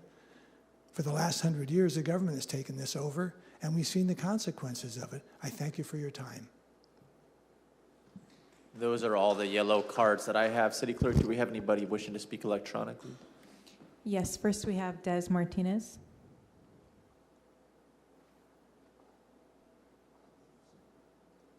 Hello, I'm all in favor of having hello, can you hear me? Yes. What happened? Oh, I'm in favor of having the low-income housing for anyone that needs housing. I mean, it could be housing for the shelters, it could be housing for families, it could be housing for elders. We have a lot of elders that are here in Fresno that are in fixed income. This would definitely benefit the elders that we have because, you know, like I said, a lot of the shelters are not nursing homes, so we get our elders kicked out. It would be nice to have somewhere for our elders to go and spend the last days, years of their lives in comfort, where they can still afford medicine and food and all that good stuff. And from what I'm hearing, I don't have to say too much because you know what? Everybody that's for this, you guys rocked it. Thank you guys so much. I've never met you. Congratulations on this deal because it's going to go through. There's too many people that want affordable housing. Sorry, Gary, but it's going to be there. I just want to thank you guys right now because I got to jump off and go to another meeting. Congratulations and thank you guys for having affordable housing in D6. And I can't wait for more of them to come. There's not much for me to say, you guys. Everybody there is saying it. And congratulations. That's it. Thank you, Des. Next we have Brandy. Hi, thank you so much for your time. I also want to thank people on here, and I want to thank you because we've been asking for a well-resourced area for people to be able to live in, a place where families would be able to be close to schools, close to jobs, close to things that would benefit them. And this is a huge answer to what we've been asking for. The one thing I want to address is I know that in the idea between compassion and other concerns, I want to address that there is documentation that shows that affordable housing actually helps a community maintain a stable population by making it easier for people to retain people who already live and work there. There is no evidence that, according to studies, that affordable housing brings crime to the neighborhood. In fact, affordable housing as a tool of economic development often helps lower crime rates. That's what a 2022 study conducted by the University of Irvine Livable Cities Lab revealed. Crime goes down and surrounding properties go up. So there's more documentation that shows that the fears that are often associated with this there is documentation that it is not, that the concerns can be comforted because it does help. And also people concerned about adding more homeless. They would not be homeless if they're in affordable housing. If they have a place to live, then they are no longer having to deal with being unhoused in here. So we are adding residents that could help, residents that would benefit. There is vetting that goes on with this that would be part of the process of affordable rental housing. And I want to note the woman that I mentioned earlier, Rebecca, she lost her housing due to illegal eviction before we had a protection program. She is 63, she has health issues. She's crying to me because she has the money and wants to get to affordable housing, but there are barriers to this. So those like her, those families would have the opportunity to be able to take advantage of this and would be an asset to the community, as I've seen her try to maintain where she lives now on the streets in the midst of things with the heart team and whatnot to try to maintain her dignity. So I ask that you look into the plethora of resources that show that this actually is an asset to here, and I agree with those who are supporting this. Again, thank you so much for creating affordable housing in spaces that are in well-resourced areas. This is truly a benefit. Thank you. Thank you, Brandy. Next we have Bona.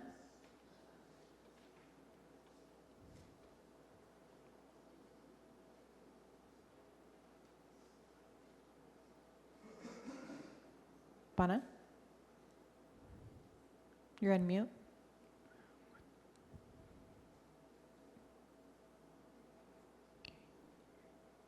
Okay. Hide. Oh. All right, 1 second. All right, try that again.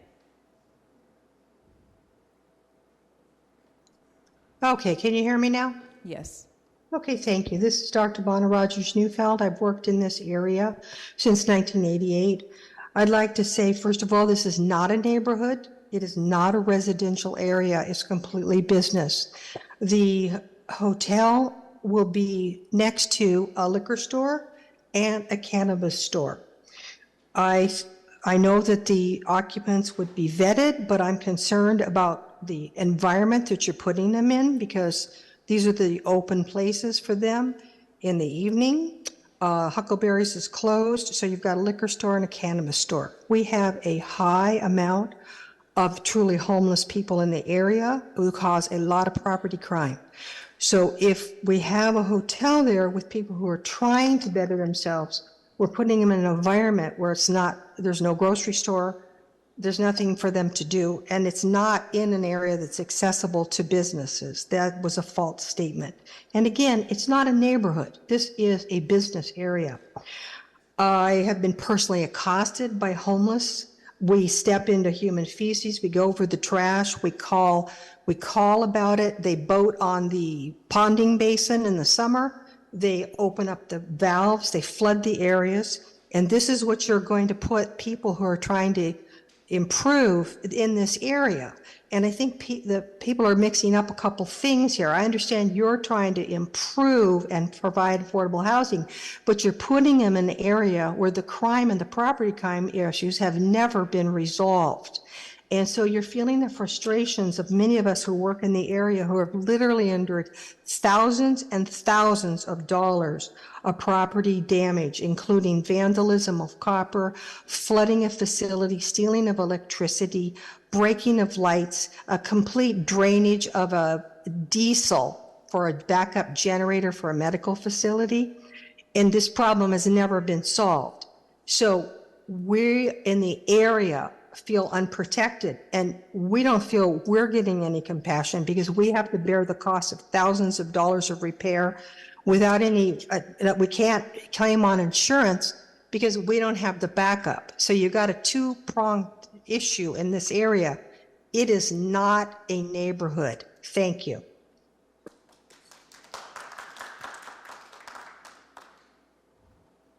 Thank you. Next we have Miss 5250.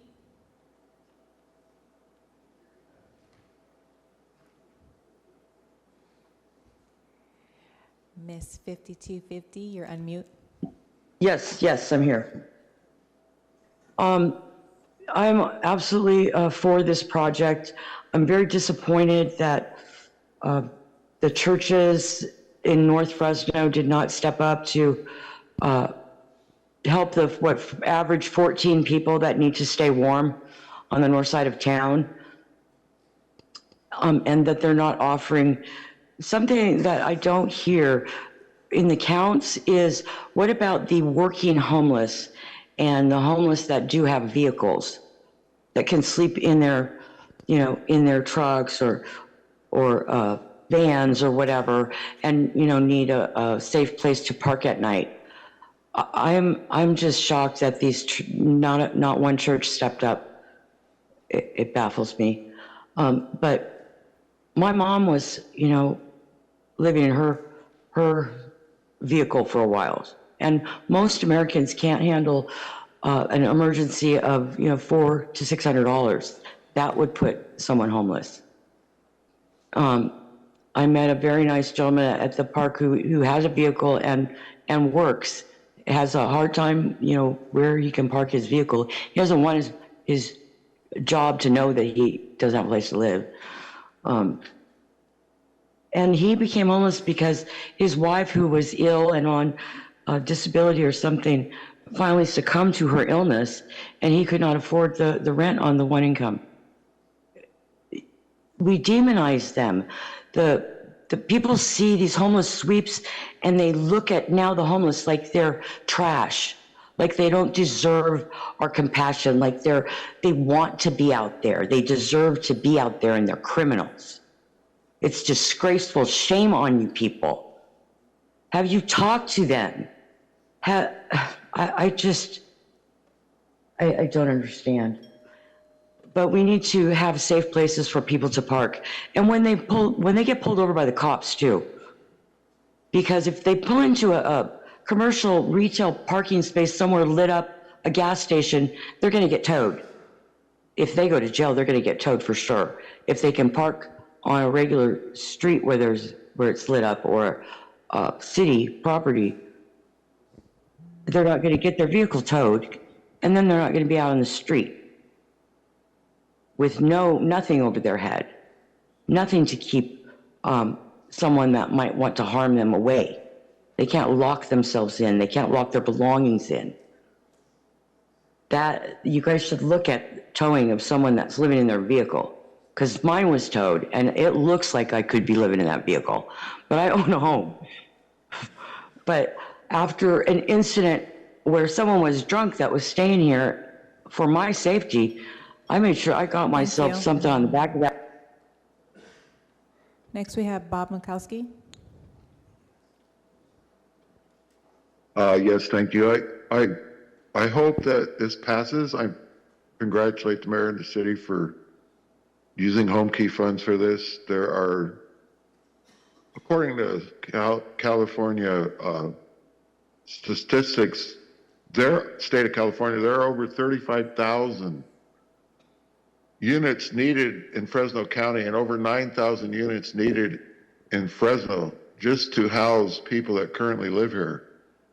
We all know, I mean, if you just look around at who's on the streets, it's a lot of different folks, a lot of demographics, different ages, but there are a lot of disabled and elderly people out there. And I understand people's concerns about, you know, previous comments about that, but I urge people to have some empathy and some compassion.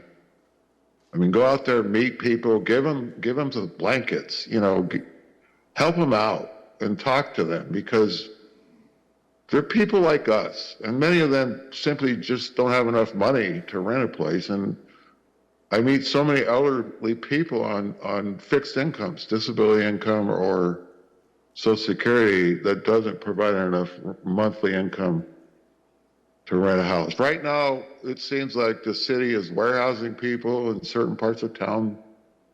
Parkway, you know, we all know about the issues over there and the problems with the crime and the drugs and the sex trafficking around that area. So, you know, that's where everybody is now. We need to allow unhoused people an opportunity to have a chance. And somebody mentioned housing first. I think Ms. Ortiz did. It's so important that we use this approach with the housing first approach.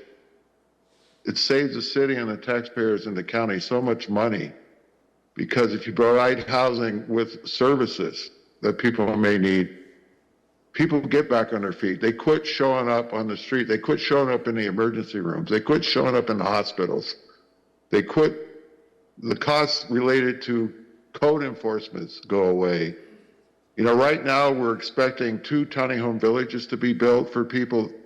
I'm shocked. It's almost 2 years since the $10 million was approved for a tiny home village that would house 100 people.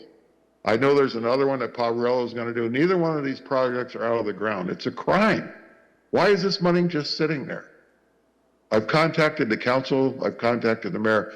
All I get is excuses. We can't find any land to put this on.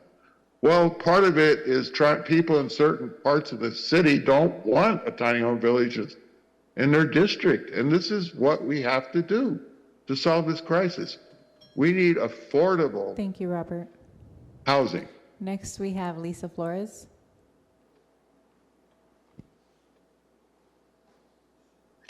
Good afternoon. First, I want to let Louis Chavez know I'm making tamales next week, so expect a delivery of your long-awaited tamales.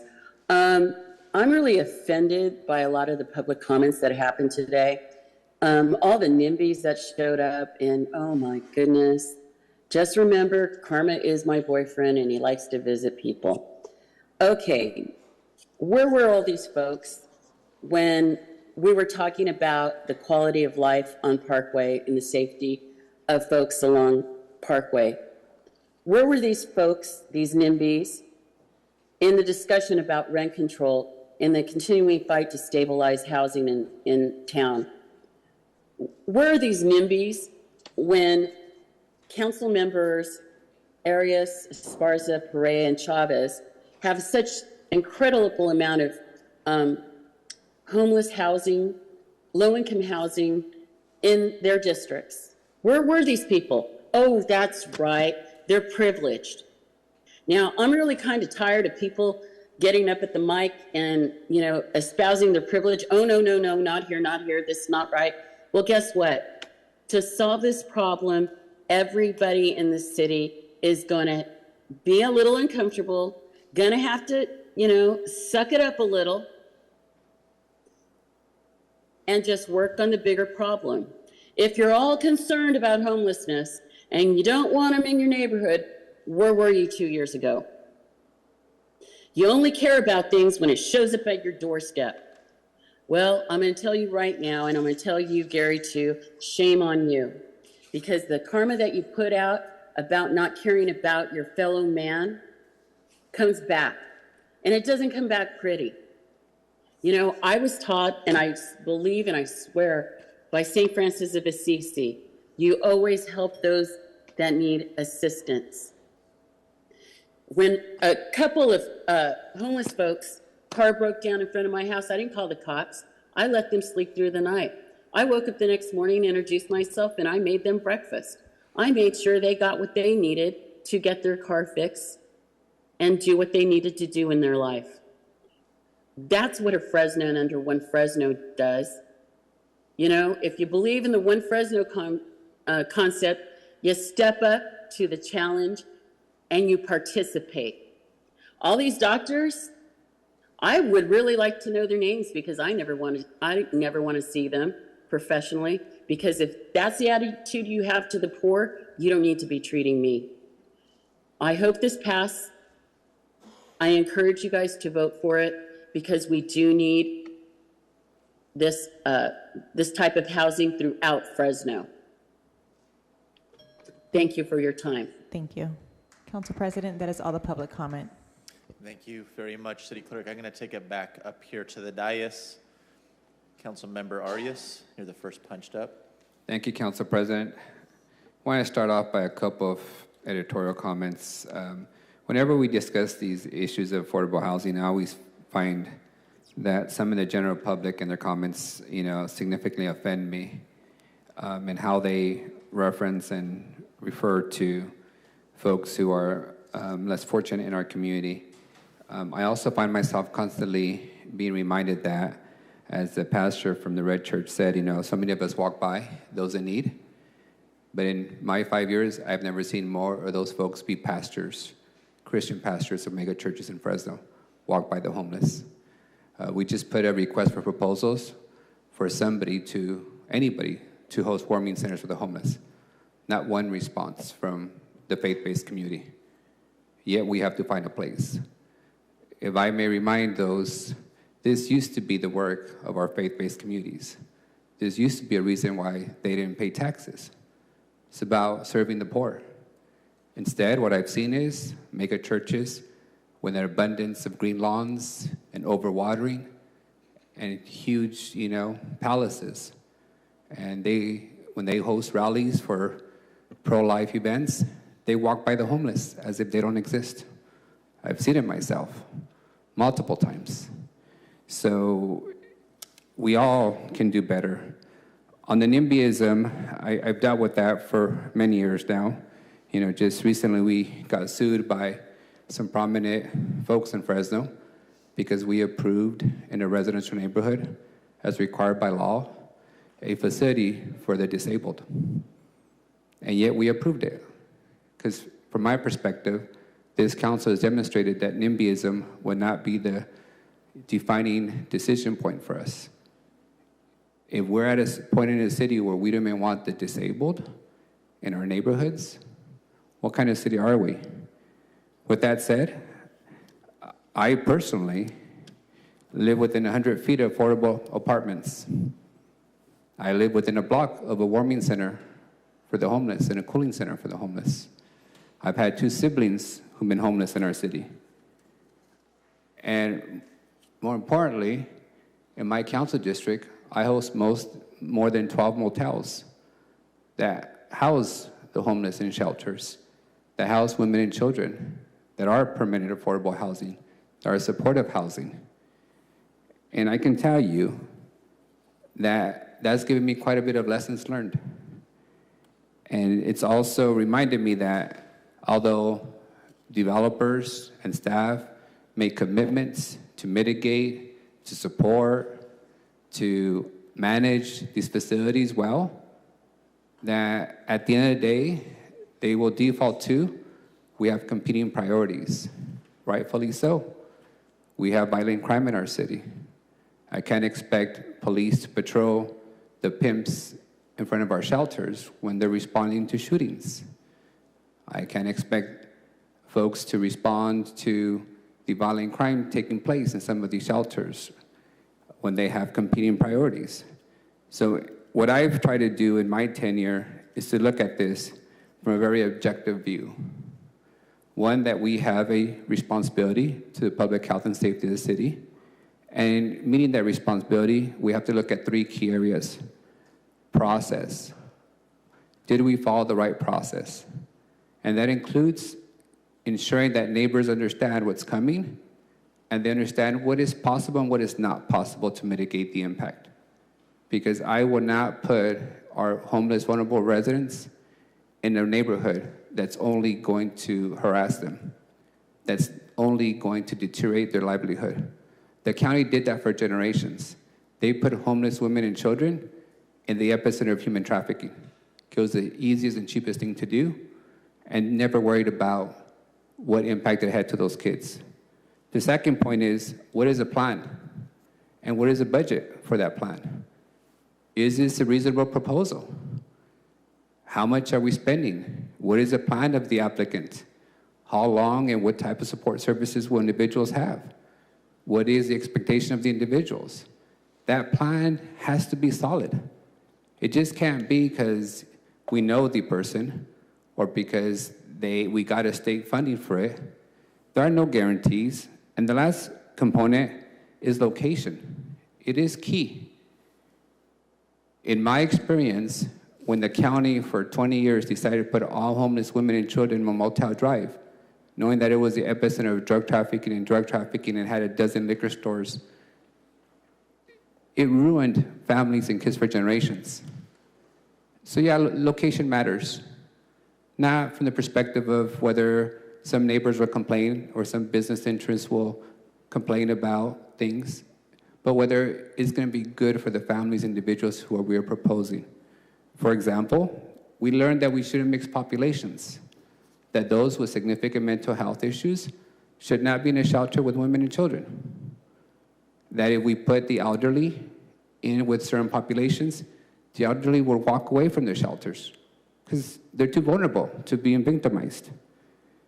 So in my view of that, I also want to address some of the questions, the concerns that the manager raised.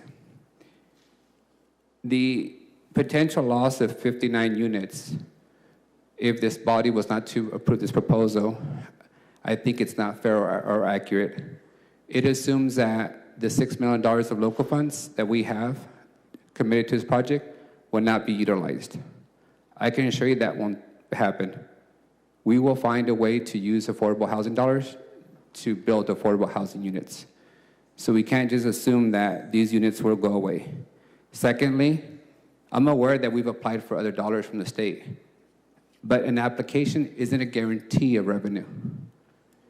And when we approve folks submitting applications on behalf of the city, it's not a guarantee that we're going to approve receiving the award. The process, the budget, the plan, the location must all pass muster and scrutiny of this body. And on the issue of timeliness of CDGB funds is under our control. We can control how fast we do projects. We can control how fast we allocate and disperse funds. We can ensure that timeliness is addressed. And lastly, what I want to point out is I want to dig deep in this proposal because, as I indicated, I looked thoroughly at these items. It's not in my district, so I haven't had the benefit of reviewing this item for months. I've had this item since Friday, and I spent quite a bit of time trying to understand it. So staff, if somebody can answer these questions for me. In this proposal, how long would individuals live in these units? Yes, Council Member. Good afternoon. Phil Sky, Assistant Director, Plan Development Department. So these are permanent units, and so the answer to that question is they could be there for months or years in the same way in which any one of us can rent any apartment anywhere in the city, and as long as our lease agreement remains in place, we would have the ability to stay there. So I noticed that this proposal includes 1 year of a subsidy for tenants. So this agreement includes actually an enforceable funding commitment that ensures that they'll be there for at least 15 years. Additionally, there are vouchers that will be committed to this project. So if people can't pay their rent, who covers the cost? The vouchers. The vouchers will cover the full cost? So there's going to be, as is always the case, It's affordable units. What that means is that those that qualify for the units, which would be those that make less than 30% of the area median income, that they would be responsible for paying 30% of their income, whatever amount that is. The balance is covered by a voucher. So if they can't meet the 30%, what happens? Well, they have a lease agreement, and so the same thing that happened to any one of us. And so if you don't pay your rent as you are obligated to do by way of your lease agreement, you would potentially face eviction. And these units are studios, correct? Correct. Would they be leased out to families and children? No. So single men? Singles. Singles, couples? Yes. So a couple of individuals, what's the going rent that you anticipate? Yeah, so studios typically run somewhere around $850. Is that the set amount? That's not the set amount. It would be determined by the value of the voucher ultimately, which is not our voucher, so. Understood. Section 8, I'm assuming. Is the developer able to raise rents? Oh, yes, the developer would be able to raise funds, sure. By how much? Oh, I'm sorry, you said raise rents. I think you said Rents. raise funds. Raise rents. To raise rents consistent with what California law allows. California law is limited to corporations, 5% a year. Does the 5% a year cap apply to this development? So there is law that guides what any landlord is able to raise rents on an annual basis. As I recall, off the top of my head, I think it's 10%, if I'm not mistaken, annually. So 10% annually is what. So under this agreement, even though the state and the city are providing the full amount of financing, the amount of approximately $23 million, the development and developer can then turn around and raise rents 10% annually?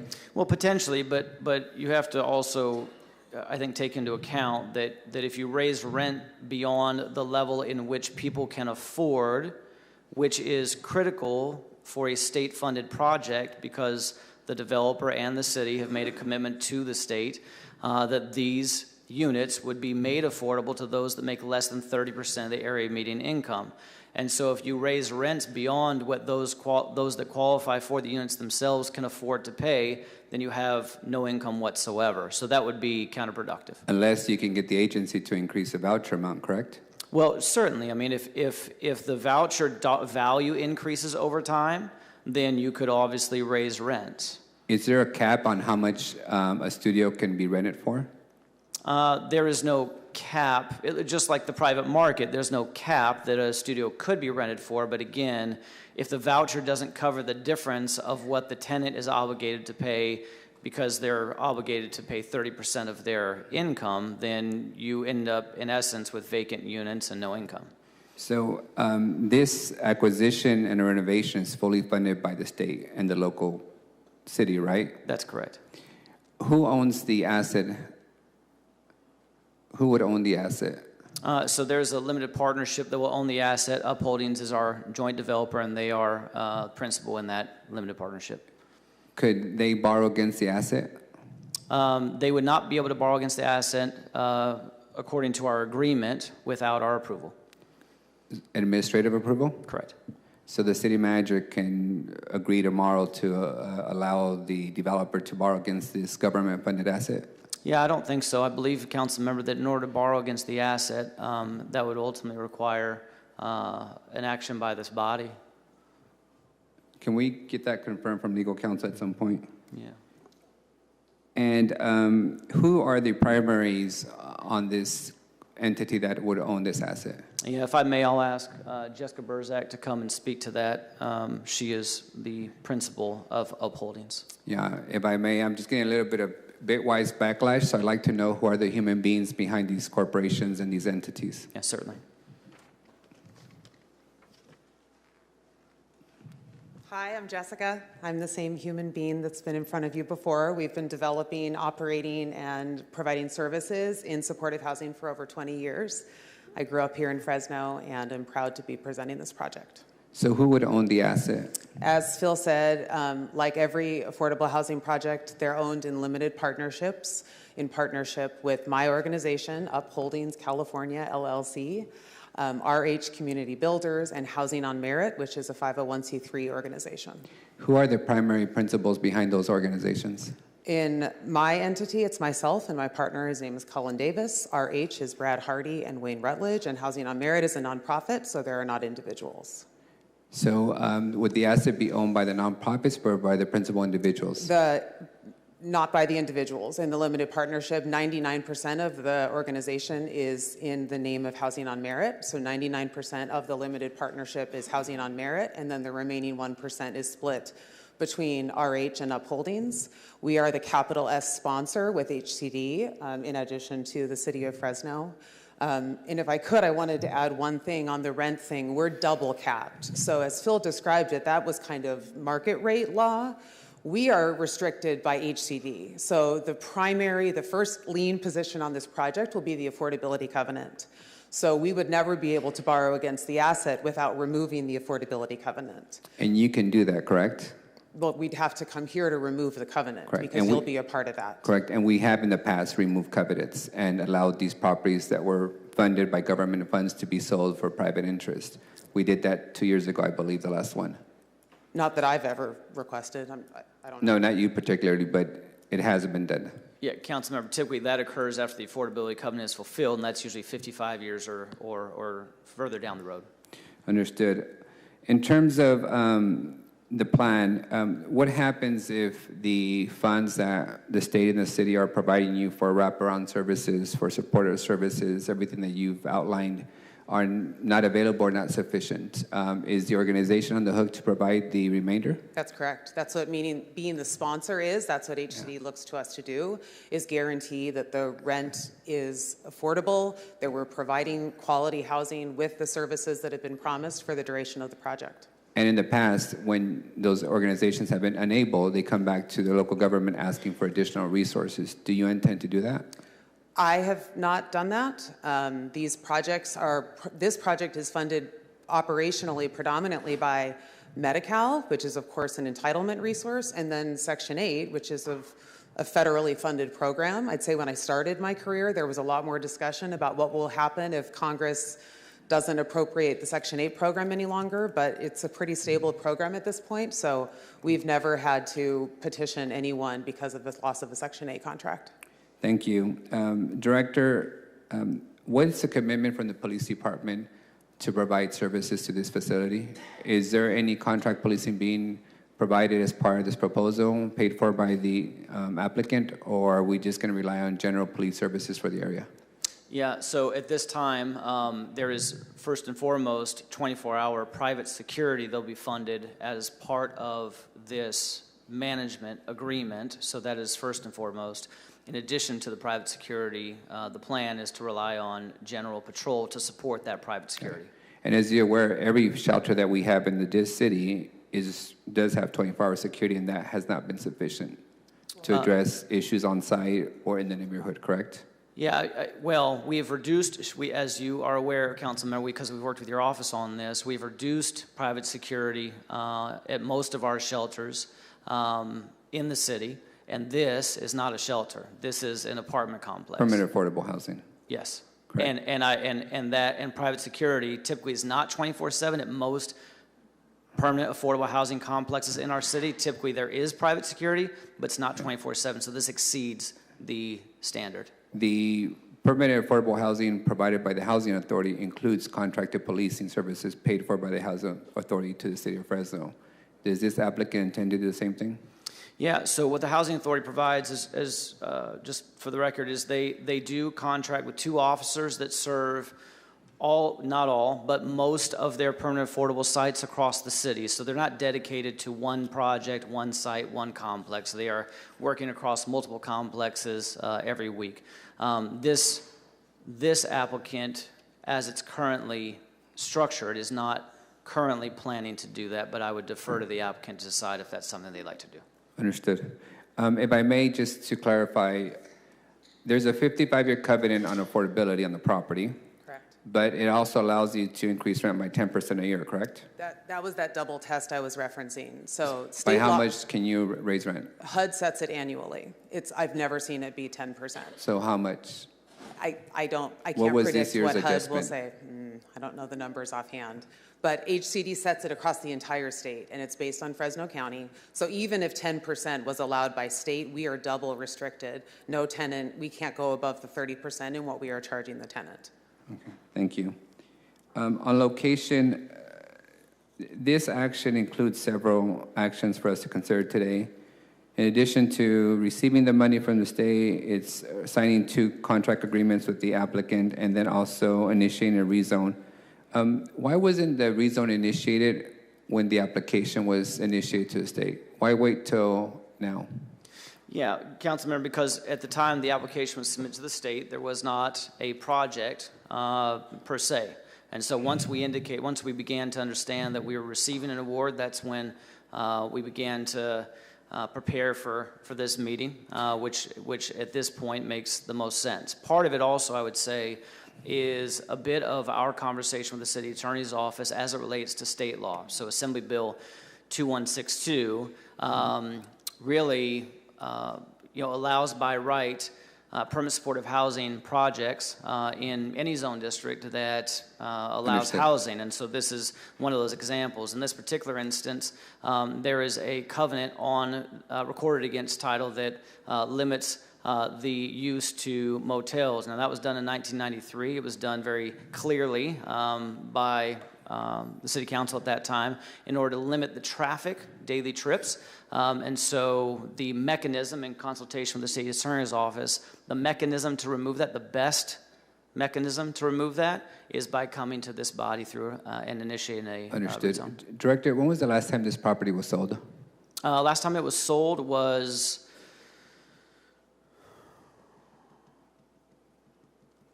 in the early 2000s, as I recall. So it's fair to say that the current owner bought the property understanding that the covenants existed and were included as part of the purchase?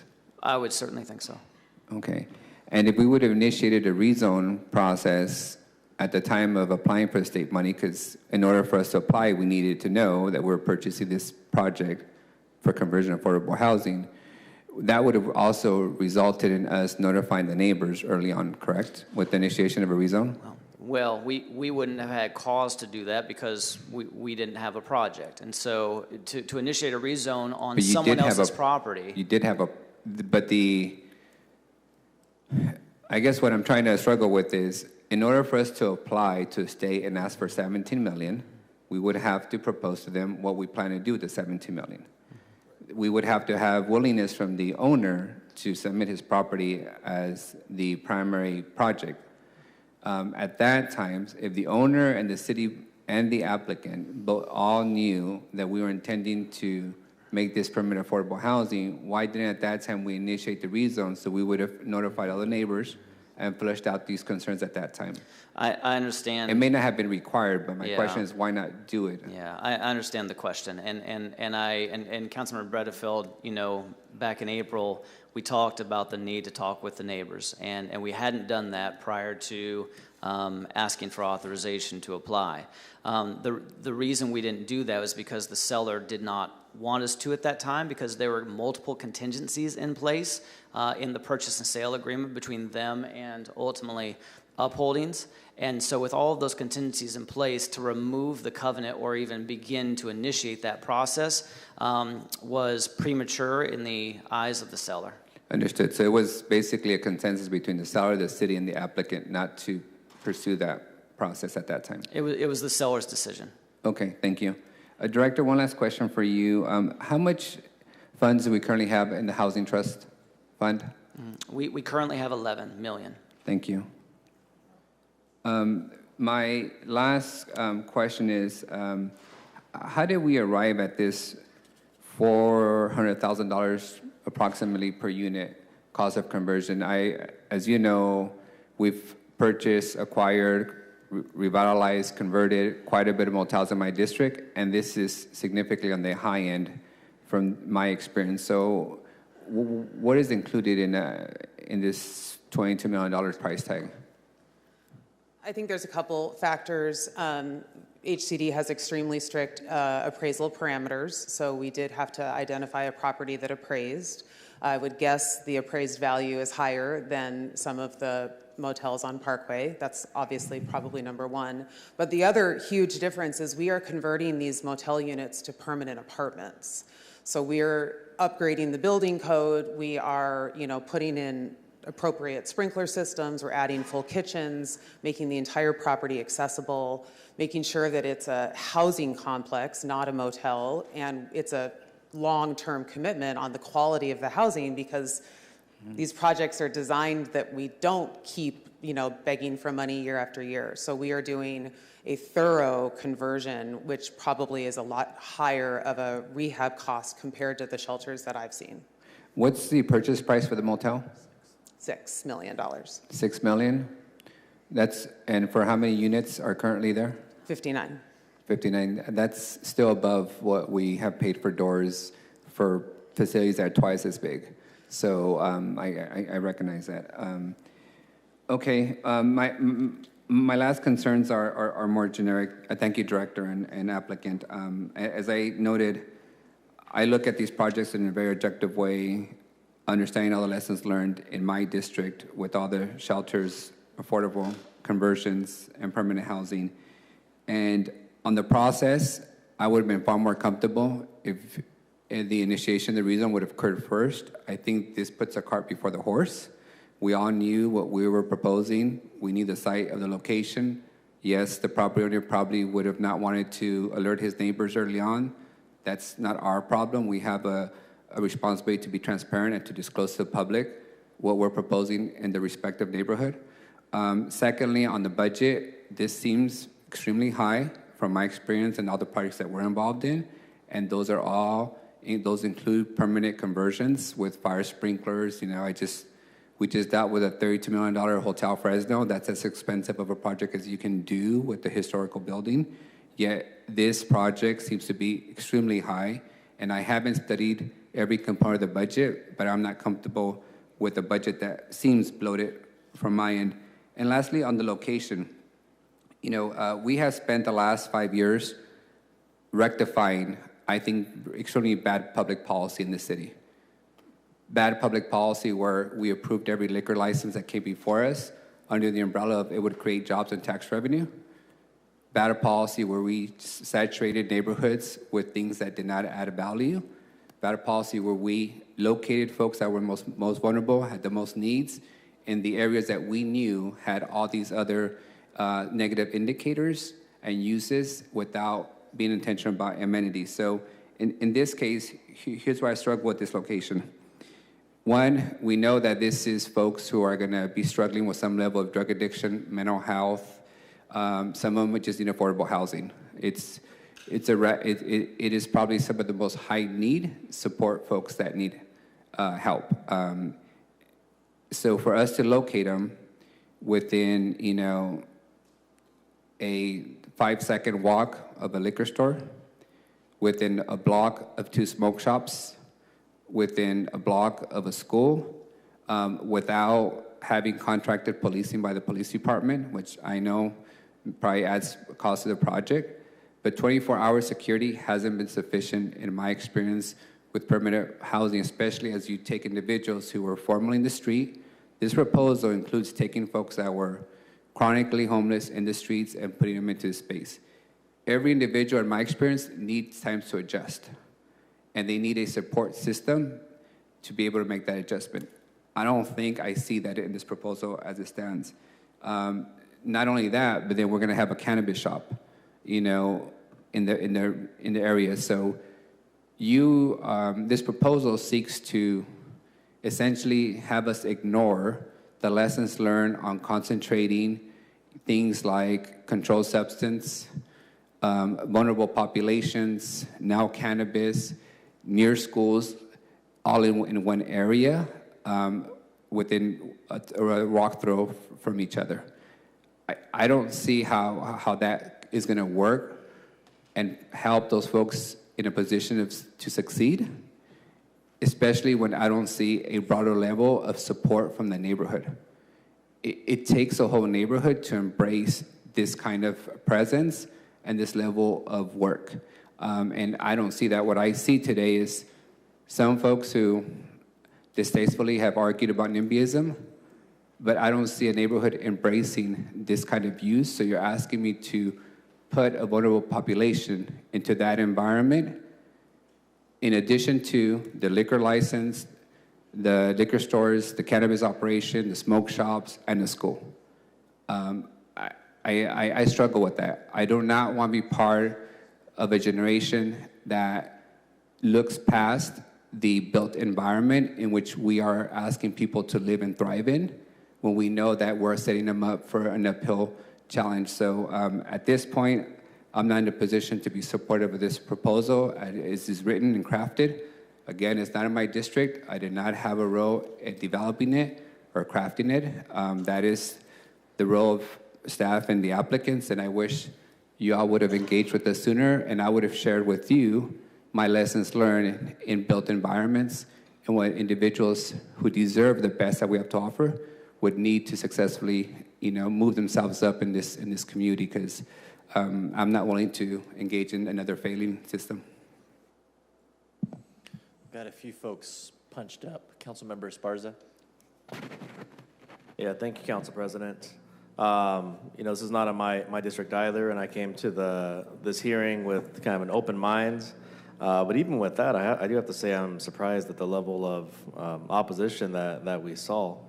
I tend to understand a lot more of the sort of residential concerns when it comes to these types of facilities.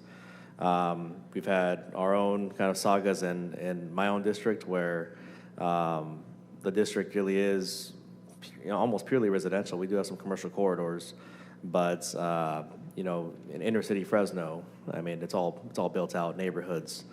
And so certainly I've struggled with the community concerns when it comes to these types of facilities within central Fresno.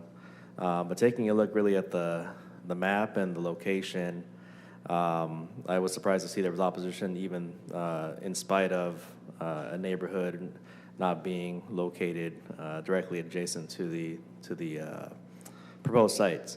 Phil, I wanted to ask you, with respect to these types of affordable housing projects that we've spearheaded as a city, with respect to homeless shelters or any sort of any facility in that pipeline, in that spectrum, how many do we have located up in the north side of the city, or really the northeast side of the city? Yeah, so Councilmember Esparza, this body recently approved a $3 million local housing trust fund agreement to support the Avalon Commons project, which is a Fresno Housing Authority project. It's, by the way, cost per door is north of $530,000 for that project. That's permanent affordable housing, not permanent supportive housing. And in Council District 6, so northeast Fresno, that would be the only project that we have in District 6 that we have been party to recently. How does that compare to projects that we've done throughout the rest of the city, the central part of the city, the southern part of the city? Yeah, I mean, it's not, it is not nearly as many as we have in the southern part of our city, where the southern part of our city we have a vast number of permanent affordable projects and permanent supported projects. Yeah. But I mean, we're trying. We are definitely trying to increase that, because as we've heard from this body and from the general public, a citywide homeless problem warrants a citywide response. So that's what we've been trying to do, both with our showers, our housing efforts. Certainly the HEART team serves every district in this city. Sure, yeah. So, I mean, you made the point I was getting at, just a vast number. It's too difficult to say or count. We need to put together a list or a spreadsheet or something, compared to one or two up on the north side of the city entirely, and maybe just one in northeast Fresno. And so, assuming that we all subscribe to the notion of, well, locating these facilities, these housing complexes in certain areas will result in certain negative impacts. Assuming we subscribe to that, which, again, that's its own conversation. It really depends. I've always been a big believer in exactly what you said. A citywide issue requires a citywide solution. And I do think across all of the different areas of the city, we should be seeing these types of facilities, these types of housing projects. This just seems like a really great opportunity to do one in Northeast Fresno. And so to the folks who came and opposed the project today, I ask if not at this site in District 6, I mean, where in District 6 or where in North Fresno? I don't think it gets too much better for us when it comes to looking at those neighborhoods and trying to locate and find an optimal spot. And so, not having heard yet from the council member who does represent the district, I'm inclined to support the project today because we do need to sort of spread these out a little more evenly than they have been, or at least proportionally. And we do know that we do have fewer facilities up on the north side of the city. I would say there's a disproportionate amount of folks who experience homelessness and housing insecurity relative to the number of projects that we have done up on the north side of the city. So I just want to put that all on the record, just in terms of sort of the inequities that we've seen throughout the years, and really just again pose the question, where else up on the north side of the city might we do, if not in this commercial sort of non-residential area that's not, again, assuming you subscribe to that notion, not going to have a negative impact on District 6 neighborhoods. So, Council President, I'll yield the rest of my time and maybe engage as the conversation goes on. Thank you. Councilmember Bredefeld, the floor is yours. Yeah, Phil, I have a couple of questions for you. How many housing projects have we built or remodeled in the city of Fresno over the last 3 years? Councilmember, I don't know that number, but I'm gonna give you an approximation. Sure. So those that the city's been party to, or just those that I'm aware of more generally that could be included in that number? The city's been a party Yeah. to, and then you can give me the other number. Sure. So built or constructed, And remodeled. I'm sorry? Or remodeled. Or remodeled. I would say that the city has been party to probably close to 20 projects. How many people have we housed? Over through those projects, I would estimate that we have housed probably somewhere in the ballpark of 700 people, 700 households. Okay. Would you agree that this council and this mayor are committed to helping people who are homeless? Absolutely. More so than probably other jurisdictions, this city has committed resources, sweat, equity, time. I'm on a homeless task force along with 2 other colleagues. We have meetings.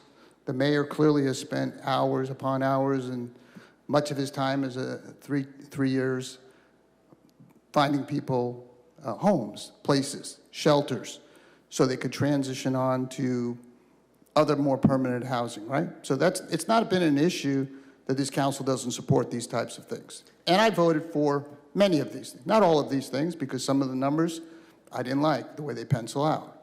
Is that right?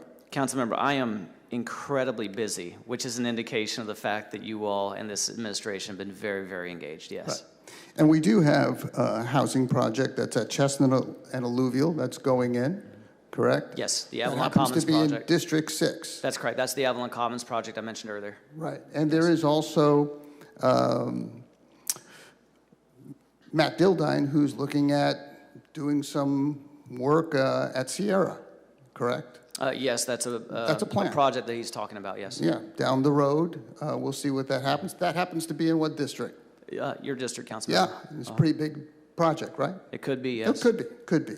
Okay, so, I mean, my district has been a welcoming of having this kind of a housing, and that Chestnut and Alluvial happens to be around other residential areas. Is that right? That's correct. Okay.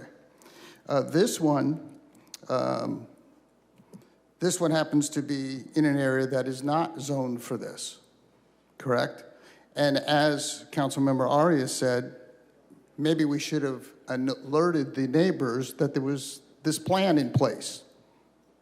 Councilmember, the zoning does allow for residential living here. What is the rezone about?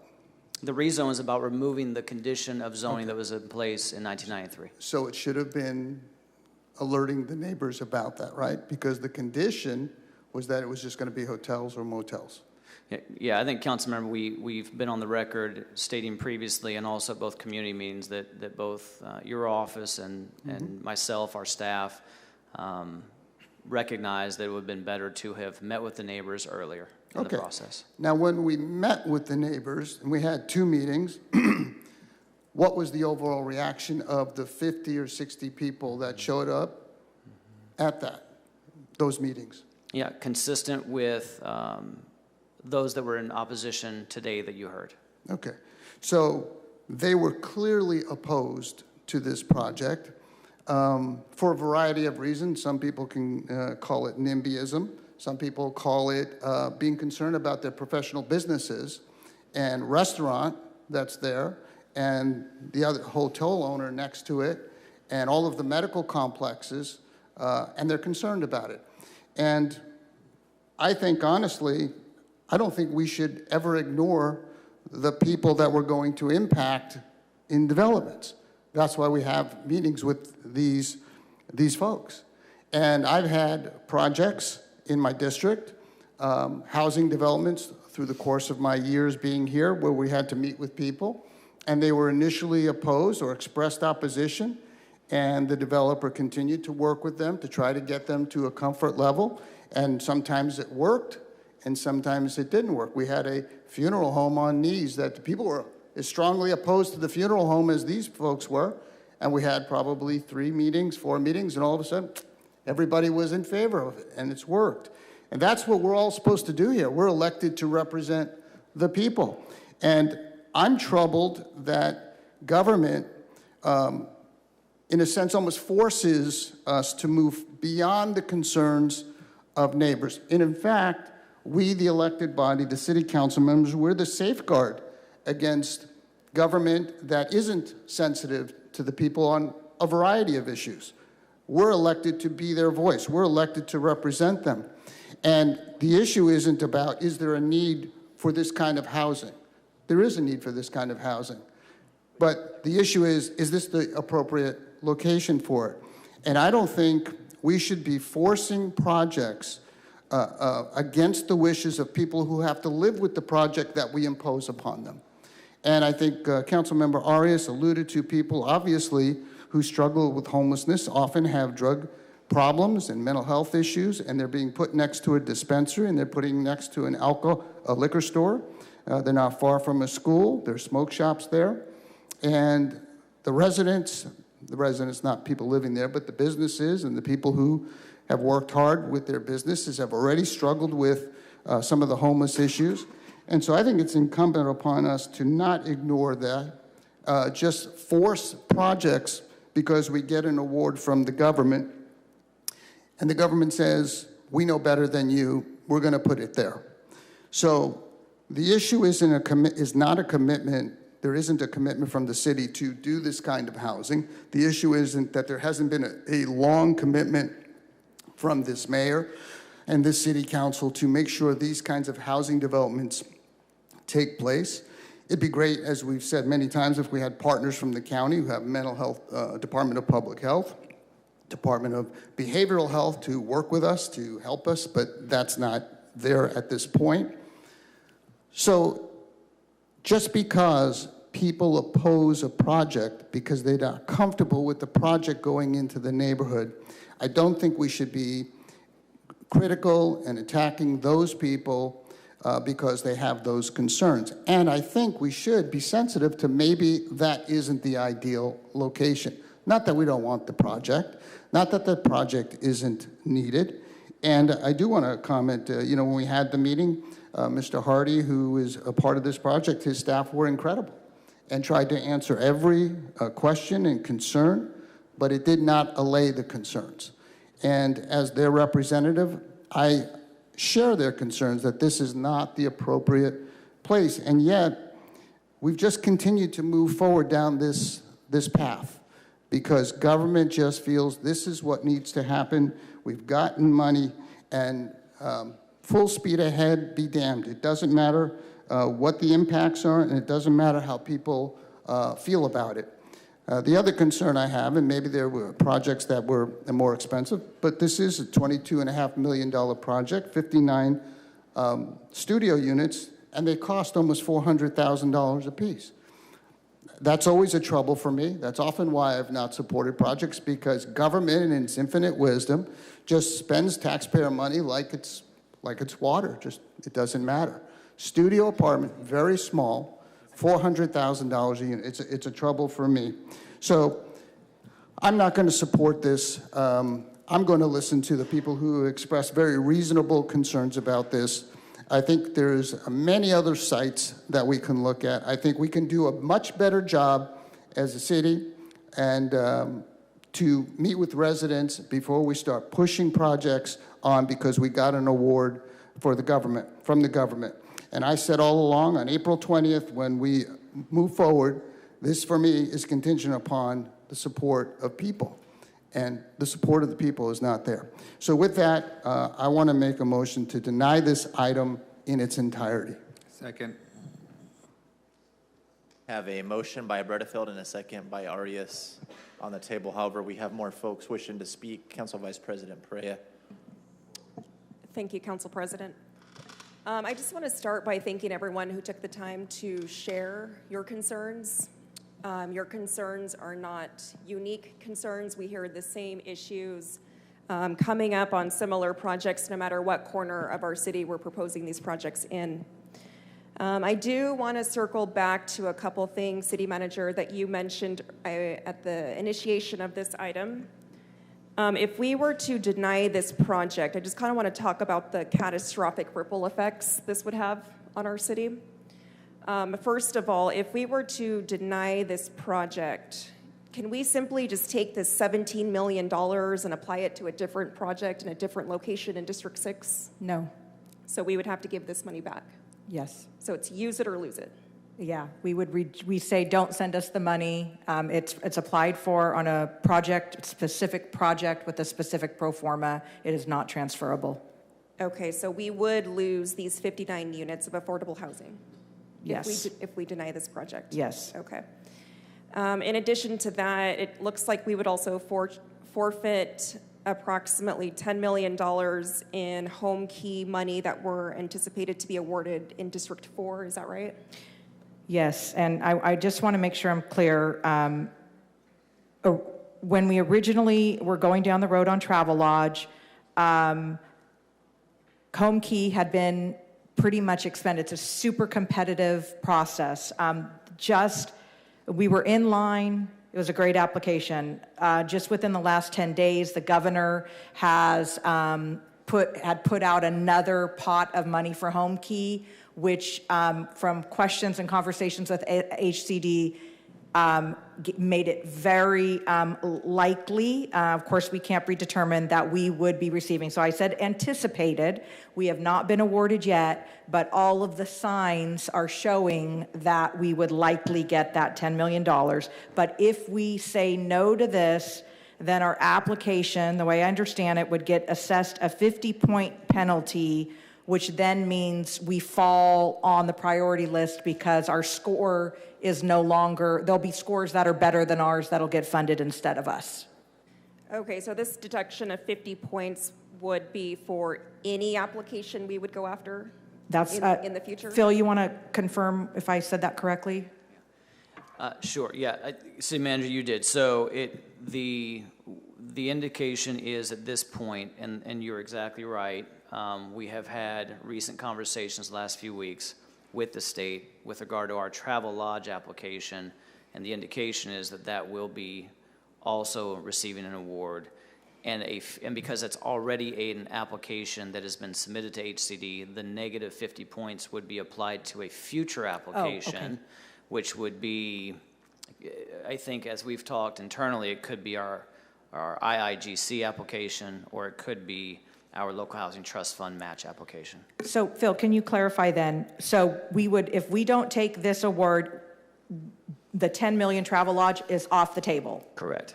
Okay, just because we've rejected this funding, it means, never mind, we're not going to give you the 10 million. Correct, I've Okay. confirmed that with HCD. Okay, thank you for clarifying that. Okay, so we would be denying this project. We would be setting ourselves up to lose future funding for future affordable housing for who knows how long down the road. Well, it'd be our next application. The next application, okay. And then my other concern too is it looks like if we were to deny this project, it would put us in a spot where we would have difficulty making our Section 108 loan payment for our senior center. Is that right? That's a possibility. So I don't know at this point, right? So the projection, as we are constantly tracking our CDB expenditures in preparation for our timeliness test May 1st, at this point, because we have $4.25 approximately $1 million that we are intending to contribute to this project in CDBG, that means that we are not going to spend $4.25 million toward timeliness. And the impact of that, in addition to the buffer that we had been trying to give ourselves to ensure that we meet timeliness, has eroded with this in this instance. So I project, and I promise you that our staff is going to work really hard to reduce this as much as we possibly can, but I project that we will probably fall short of timeliness somewhere in the ballpark of $4 to $6 million. Okay. All right. I respect my colleague, and we are in agreement on 9 out of 10 items, but this is just, there are a lot of unknown what-ifs that I think could have detrimental impacts to how we serve our homeless community moving forward. Just this morning, we cut out a warming center from North Fresno. We're being asked to cut out a facility to further serve our unhoused community. And I think folks think this is going to help the homeless population up north. I think this is going to do the opposite. So while I respect my colleague tremendously, I'm just not in a position where I can support this item today. Thank you, Council Vice President. I had a couple of remarks just to address a statement my colleague from District 7 made. He made some references to affordable housing and shelter in Northeast Fresno. I think 3 years ago, his comments and statements might have been correct. However, I think we've seen a tremendous shift in this council in the last 3 years with a willingness to take on a lot of that burden that had predominantly and historically been taken on by the south parts of this city. I consider both myself and Councilmember Bredefeld to represent Northeast Fresno collectively. And I could tell you, in my district alone, we've worked closely with City Center, Clarion Point, been open-minded with the Travel Lodge project, affordable housing on and near Fresno State. We had item 1N on the agenda today to declare surplus land and an RFP for additional affordable housing in my district, and that doesn't include all the projects that Councilmember Bredefeld listed in his district earlier. While the immediate area might be surrounded by commercial, I can tell you to the south there is residential folks living in my neighborhood who have come out very strongly against this project. So it is not simply fair to say that it's just a commercial folks reacting to this, but there are residential folks, at least in my district, that do have a strong opinion on this matter as well. If they were here, Captain Gross would probably back me up when I say less than a mile away, we have the Shaw-Fresno intersection in my district, which is probably the hardest hit intersection in my entire district when it comes to homeless individuals and crime.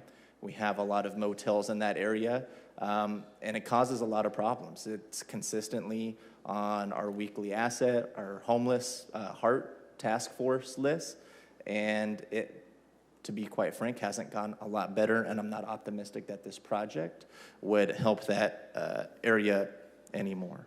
I'm committed to working with the folks. I've worked with both Jessica and Brad in the past. I trust them a lot, and I have a lot of faith and respect for them, and I'm confident that we could find another location, even if it's in my district. I'm opening that up to find more housing for these folks. We've heard about a lot of lost revenue for different projects.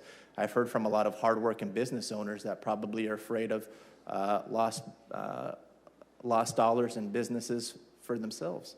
A lot of dollars that wouldn't be coming their way because of this type of project, and I am sympathetic to that. This isn't my district. I know District 4 better than anyone up here.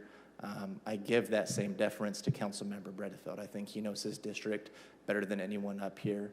And in this case, I will follow his lead because I think he knows what's best for the folks in his district. And I know based off of my experience and the feedback that I've got that this is not a popular project for the folks living in District 4. Councilmember Arias, you're punched up. I am, Council President. I just want to reiterate a couple of things, to our director's comments. He's absolutely right. We have a citywide crisis, and I've been pushing for a citywide solution since my arrival because, past and current supervisors and council members would always default to, well, all the services are in downtown, so let's keep everyone in downtown. And never acknowledging that it's our responsibility to expand services across the city because homeless live across the city. But what I've also been very clear, and in my personal experience, I visit the motels in my district on a weekly basis, and I actually talk to the people there. And I've spoken to quite a bit of folks, and I also have several drug treatment facilities in my district. And one of the biggest takeaways for me when I engage with these individuals is that they point to me that the community and government expects them to get sober and get off their feet while putting them in the same environment that got them to that place. In the same environment where they're surrounded by liquor stores, same environment where they're surrounded by crime and pimps and human trafficking. And as a system, we have only said, this is where we're going to pick it at. And in my experience, whether it is North Fresno, Northeast, Northwest, Southeast, we all have pockets where there's concentration of liquor stores, concentration of challenges, and that is a wrong place to put these kind of facilities. And because Fresnans, whether they're housed or unhoused, deserve to live in a residential neighborhood. In a residential neighborhood where they can live right next to me, where they can be sheltered around the corner. And that's because ultimately what we want them to do is to uplift themselves. And it's not worthy of our city to simply put them in places where they're not suited to succeed. So I'm going to continue to push and prod my colleagues as I did this morning. If Pinedale doesn't work as a warming shelter because there's a school that shares a fence line, I can respect that. I don't want our homeless residents mixing with our elementary kids walking to school. There's plenty of places in Fresno and in North Fresno where we can find a warming shelter. I can name you half a dozen churches in North Fresno that have beautiful facilities that are empty, most of the time. We can do better if we hold ourselves to a higher standard. And I will continue to push for facilities that are in the right places in residential neighborhoods with the amenities that our families deserve. And cannabis, smoke shops, liquor stores are not the amenities that any unsheltered resident in our community deserves to live in. So in the future, I would ask applicants and staff to really look at the built environment before you bring a proposal forward and put our backs against the wall and assume that we're going to sign off because it's about receiving money. We have plenty of resources. We have a housing trust fund of even 11 million. We have millions more for housing. We will not allow 56 units not to be replaced. I assure you, we will replace them, and we'll replace them pretty quickly. And I welcome all partners who want to be part of that process. But neighborhood and place matters, and I'll end with this. Let's operate as if we're putting and we're doing this in our own neighborhoods. I doubt that any of us would want our siblings, our children, our parents who may be finally getting out of the unhoused condition to be placed in a neighborhood next to smoke shops, liquor stores, and cannabis shops. I don't think we would do that for our own family members, so let's not do that for other people's family members. Thank you. City Manager. Yeah, I needed to clarify a few things and make sure we put some things in context. I appreciate the, the fact of the matter is the way that we are funded and the way that the funding streams come to us from the various government entities, they all have strings attached. This particular funding source that the state has made available to us in very large quantities are to buy motels and convert them into permanent supportive housing. So your environment from which you need to choose is already limited because you only can go buy out a motel. Well, then you further limit your options because you need to find a motel that's for sale, that has a willing seller. So, and I know Phil said it and Councilmember Arias, the last 18 months, every time a project was in your district, you were very adamant about you need to put them up in North Fresno, you need to put them up in North Fresno. So we look at the options that are in front of us in North Fresno, the motels that are for sale with a developer. The options are limited. So we match a funding source with the opportunity in front of us. We have a developer. We bring the project forward. That's our job. Your job is to either vote yes or no, and that's within your prerogative.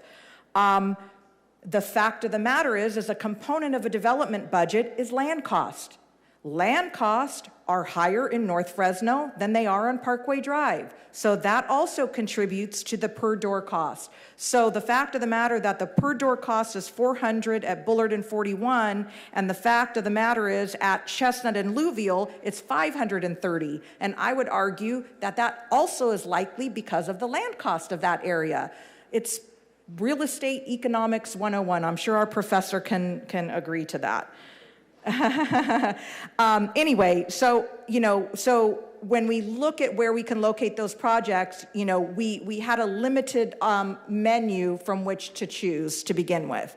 As far as the idea of residential and how, as you know, we have many mixed-use zoning districts that do allow and put housing in the middle of commercial districts. Right now, we are processing a text amendment to convert offices to housing.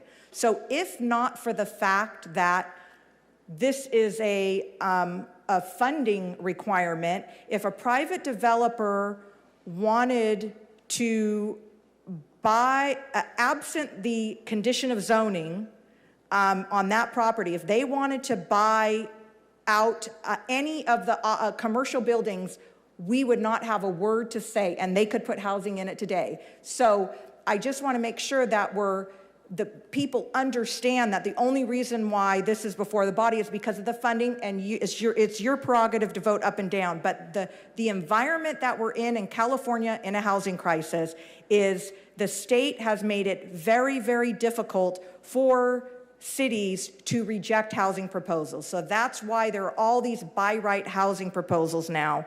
And just around the corner, we're going to be able, and we're going to have people that are going to convert office use to housing use. And I would argue office use generally is adjacent to commercial, which is going to have probably all of the the quote sin type of buildings around them, whether they be liquor stores, smoke shops, whatever. So that's the landscape that's going to be in front of us. So we should really be thinking about that, because if our standard is going to be, we're not going to want housing to be in an area that's adjacent to a liquor store or a smoke shop or someplace that sells cigarettes, we're going to be really furthering our limits on housing. And further, we won't even be able to reject it because of the state laws that we have in front of us. So I just, with regard to the cost and it being too expensive, yeah, I get it. I mean, it's painful as a taxpayer to think that we're going to pay per door for a studio that, somebody could, buy a house for in other parts of the city. But the way that we are funded, the way that the tax dollars flow from Washington and Sacramento to us have all sorts of strings attached. You guys know that. And so HCD puts all of the requirements on us of how these units have to be constructed and the type of amenities. And it does. It absolutely drives the cost up. But that's the environment that we're in. And whether it was at this motel or a motel up the street, we would certainly be in the same cost because that's just what the numbers are. It is. It's a function of math. So I want to make sure as we're talking about like we didn't pick the right location, we have numbers that we have to meet from HCD to produce housing units each year. And if we don't produce those units, the state will penalize us. And you want to know how they're going to penalize? They're going to penalize us where it really hurts. They're going to start pulling transportation funding from us. And those are the dollars that we love, right? Road paving, sidewalks, curbs, gutters. That's the catastrophe that we want to avoid. So we do everything we can to produce as many housing units as we have so we can comply with our requirements from HCD. And, sometimes the sites are perfect and amazing, and sometimes we have to be a little more flexible. And I respect the role of the council members to represent the constituents, and 100% that's what your role is, and I appreciate that. And we as staff have to work on developing projects to bring forward in front of you, and you either vote yes or you vote no. But I did want to address on the cost because there's not a whole lot we could have done about that in that location. So I just want to make sure that that was clear on the record. And, we were trying to follow the direction of council to find more of these types of facilities on the north end. And while you may disagree that this is not you may not disagree that this is the right site, that's fine. But that was what we were attempting to do within the small area of which motels were available. So I just want to make sure that was clear. And the council will do what it's going to do, and we'll move on and keep doing the best job that we can and bring proposals forward however we can. Thank you. Councilmember Chavez, can you provide closing thoughts on this, please? Yeah, hopefully another council member doesn't punch up for the third time again. It won't matter. First of all, I want to thank everybody that came up and spoke and took the time out of their day. Even though I didn't agree with a lot of the comments that were made, particularly one speaker that was bashing immigrants, I think my advice for that speaker is know your audience. Sometimes you lose your argument based on what you say. But I'll say that as we struggle through the conversation of affordable housing, I've had a number of projects go through my district. The one common theme has been we've always done a lot of the outreach early so that residents know the expectation. Phil, you've done a great job of doing the outreach whenever you've done projects. I don't know if that happened with my colleague, Councilmember Bredefeld, but my advice is for the future, for our team, is to meet with the council member first. We've got a pretty good gauge on our residents, on our areas, on what happens, but I find myself in a little bit of a conflicted position where we're putting our staff in a position where now they're going to have to go ask for additional funding, but yet we're officially turning down funding that we know we need in our community. But on this, and I told this to, Councilmember Bradford, I'm going to defer to you. This is your district. You know your constituents. But in the future, I would definitely recommend that you meet with the council member first, vet all the issues before it comes to council so that we're not having these very long conversations, which I think sometimes our colleagues like to listen to themselves speak, but I'll leave it at that. How's that for closing thoughts, Councilmember Butterfield? Muy bueno. Thank you, Council Member. We got a motion and a second on the table. Is there any opposition? Motion is to deny. I have one opposition. Motion passes 5-2, with Councilmember Esparza and Vice President Perea opposing. Thank you, everybody, for being here today. We're going to go to closed session at this time. We'll see everybody back here on December 14th at 9 a.m. City Attorney, can you please read the closed session agenda as well as whether we'll have anything to report out afterwards or not? Absolutely. Today in closed session, we have item A, conference with legal counsel, anticipated litigation, Ignacio Ruiz versus City of Fresno. Item B, conference with legal counsel, anticipated litigation, one potential case. Item C, conference with legal counsel, existing litigation, Pauline Nichols versus City of Fresno. Item D, conference with legal counsel, existing litigation, Brian Martins versus City of Fresno. Item E, conference with legal counsel, existing litigation, Thomas Rowe versus City of Fresno. Item F, public employee performance evaluation, City Clerk. We may expect to have reportable items after closed session.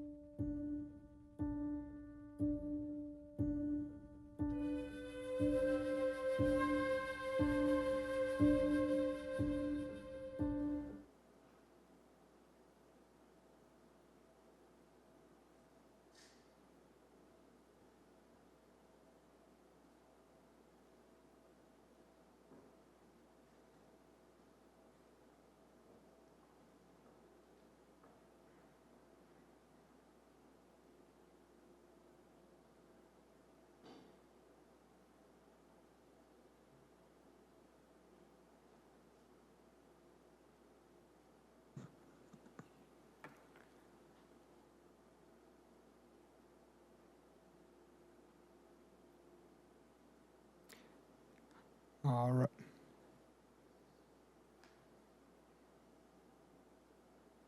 Test, test. All right. The city attorney will be out to make an announcement to report out of closed session in just a moment. So thank you for staying with us. The city attorney will be in the chamber to report out of closed session in just a moment. Thank you.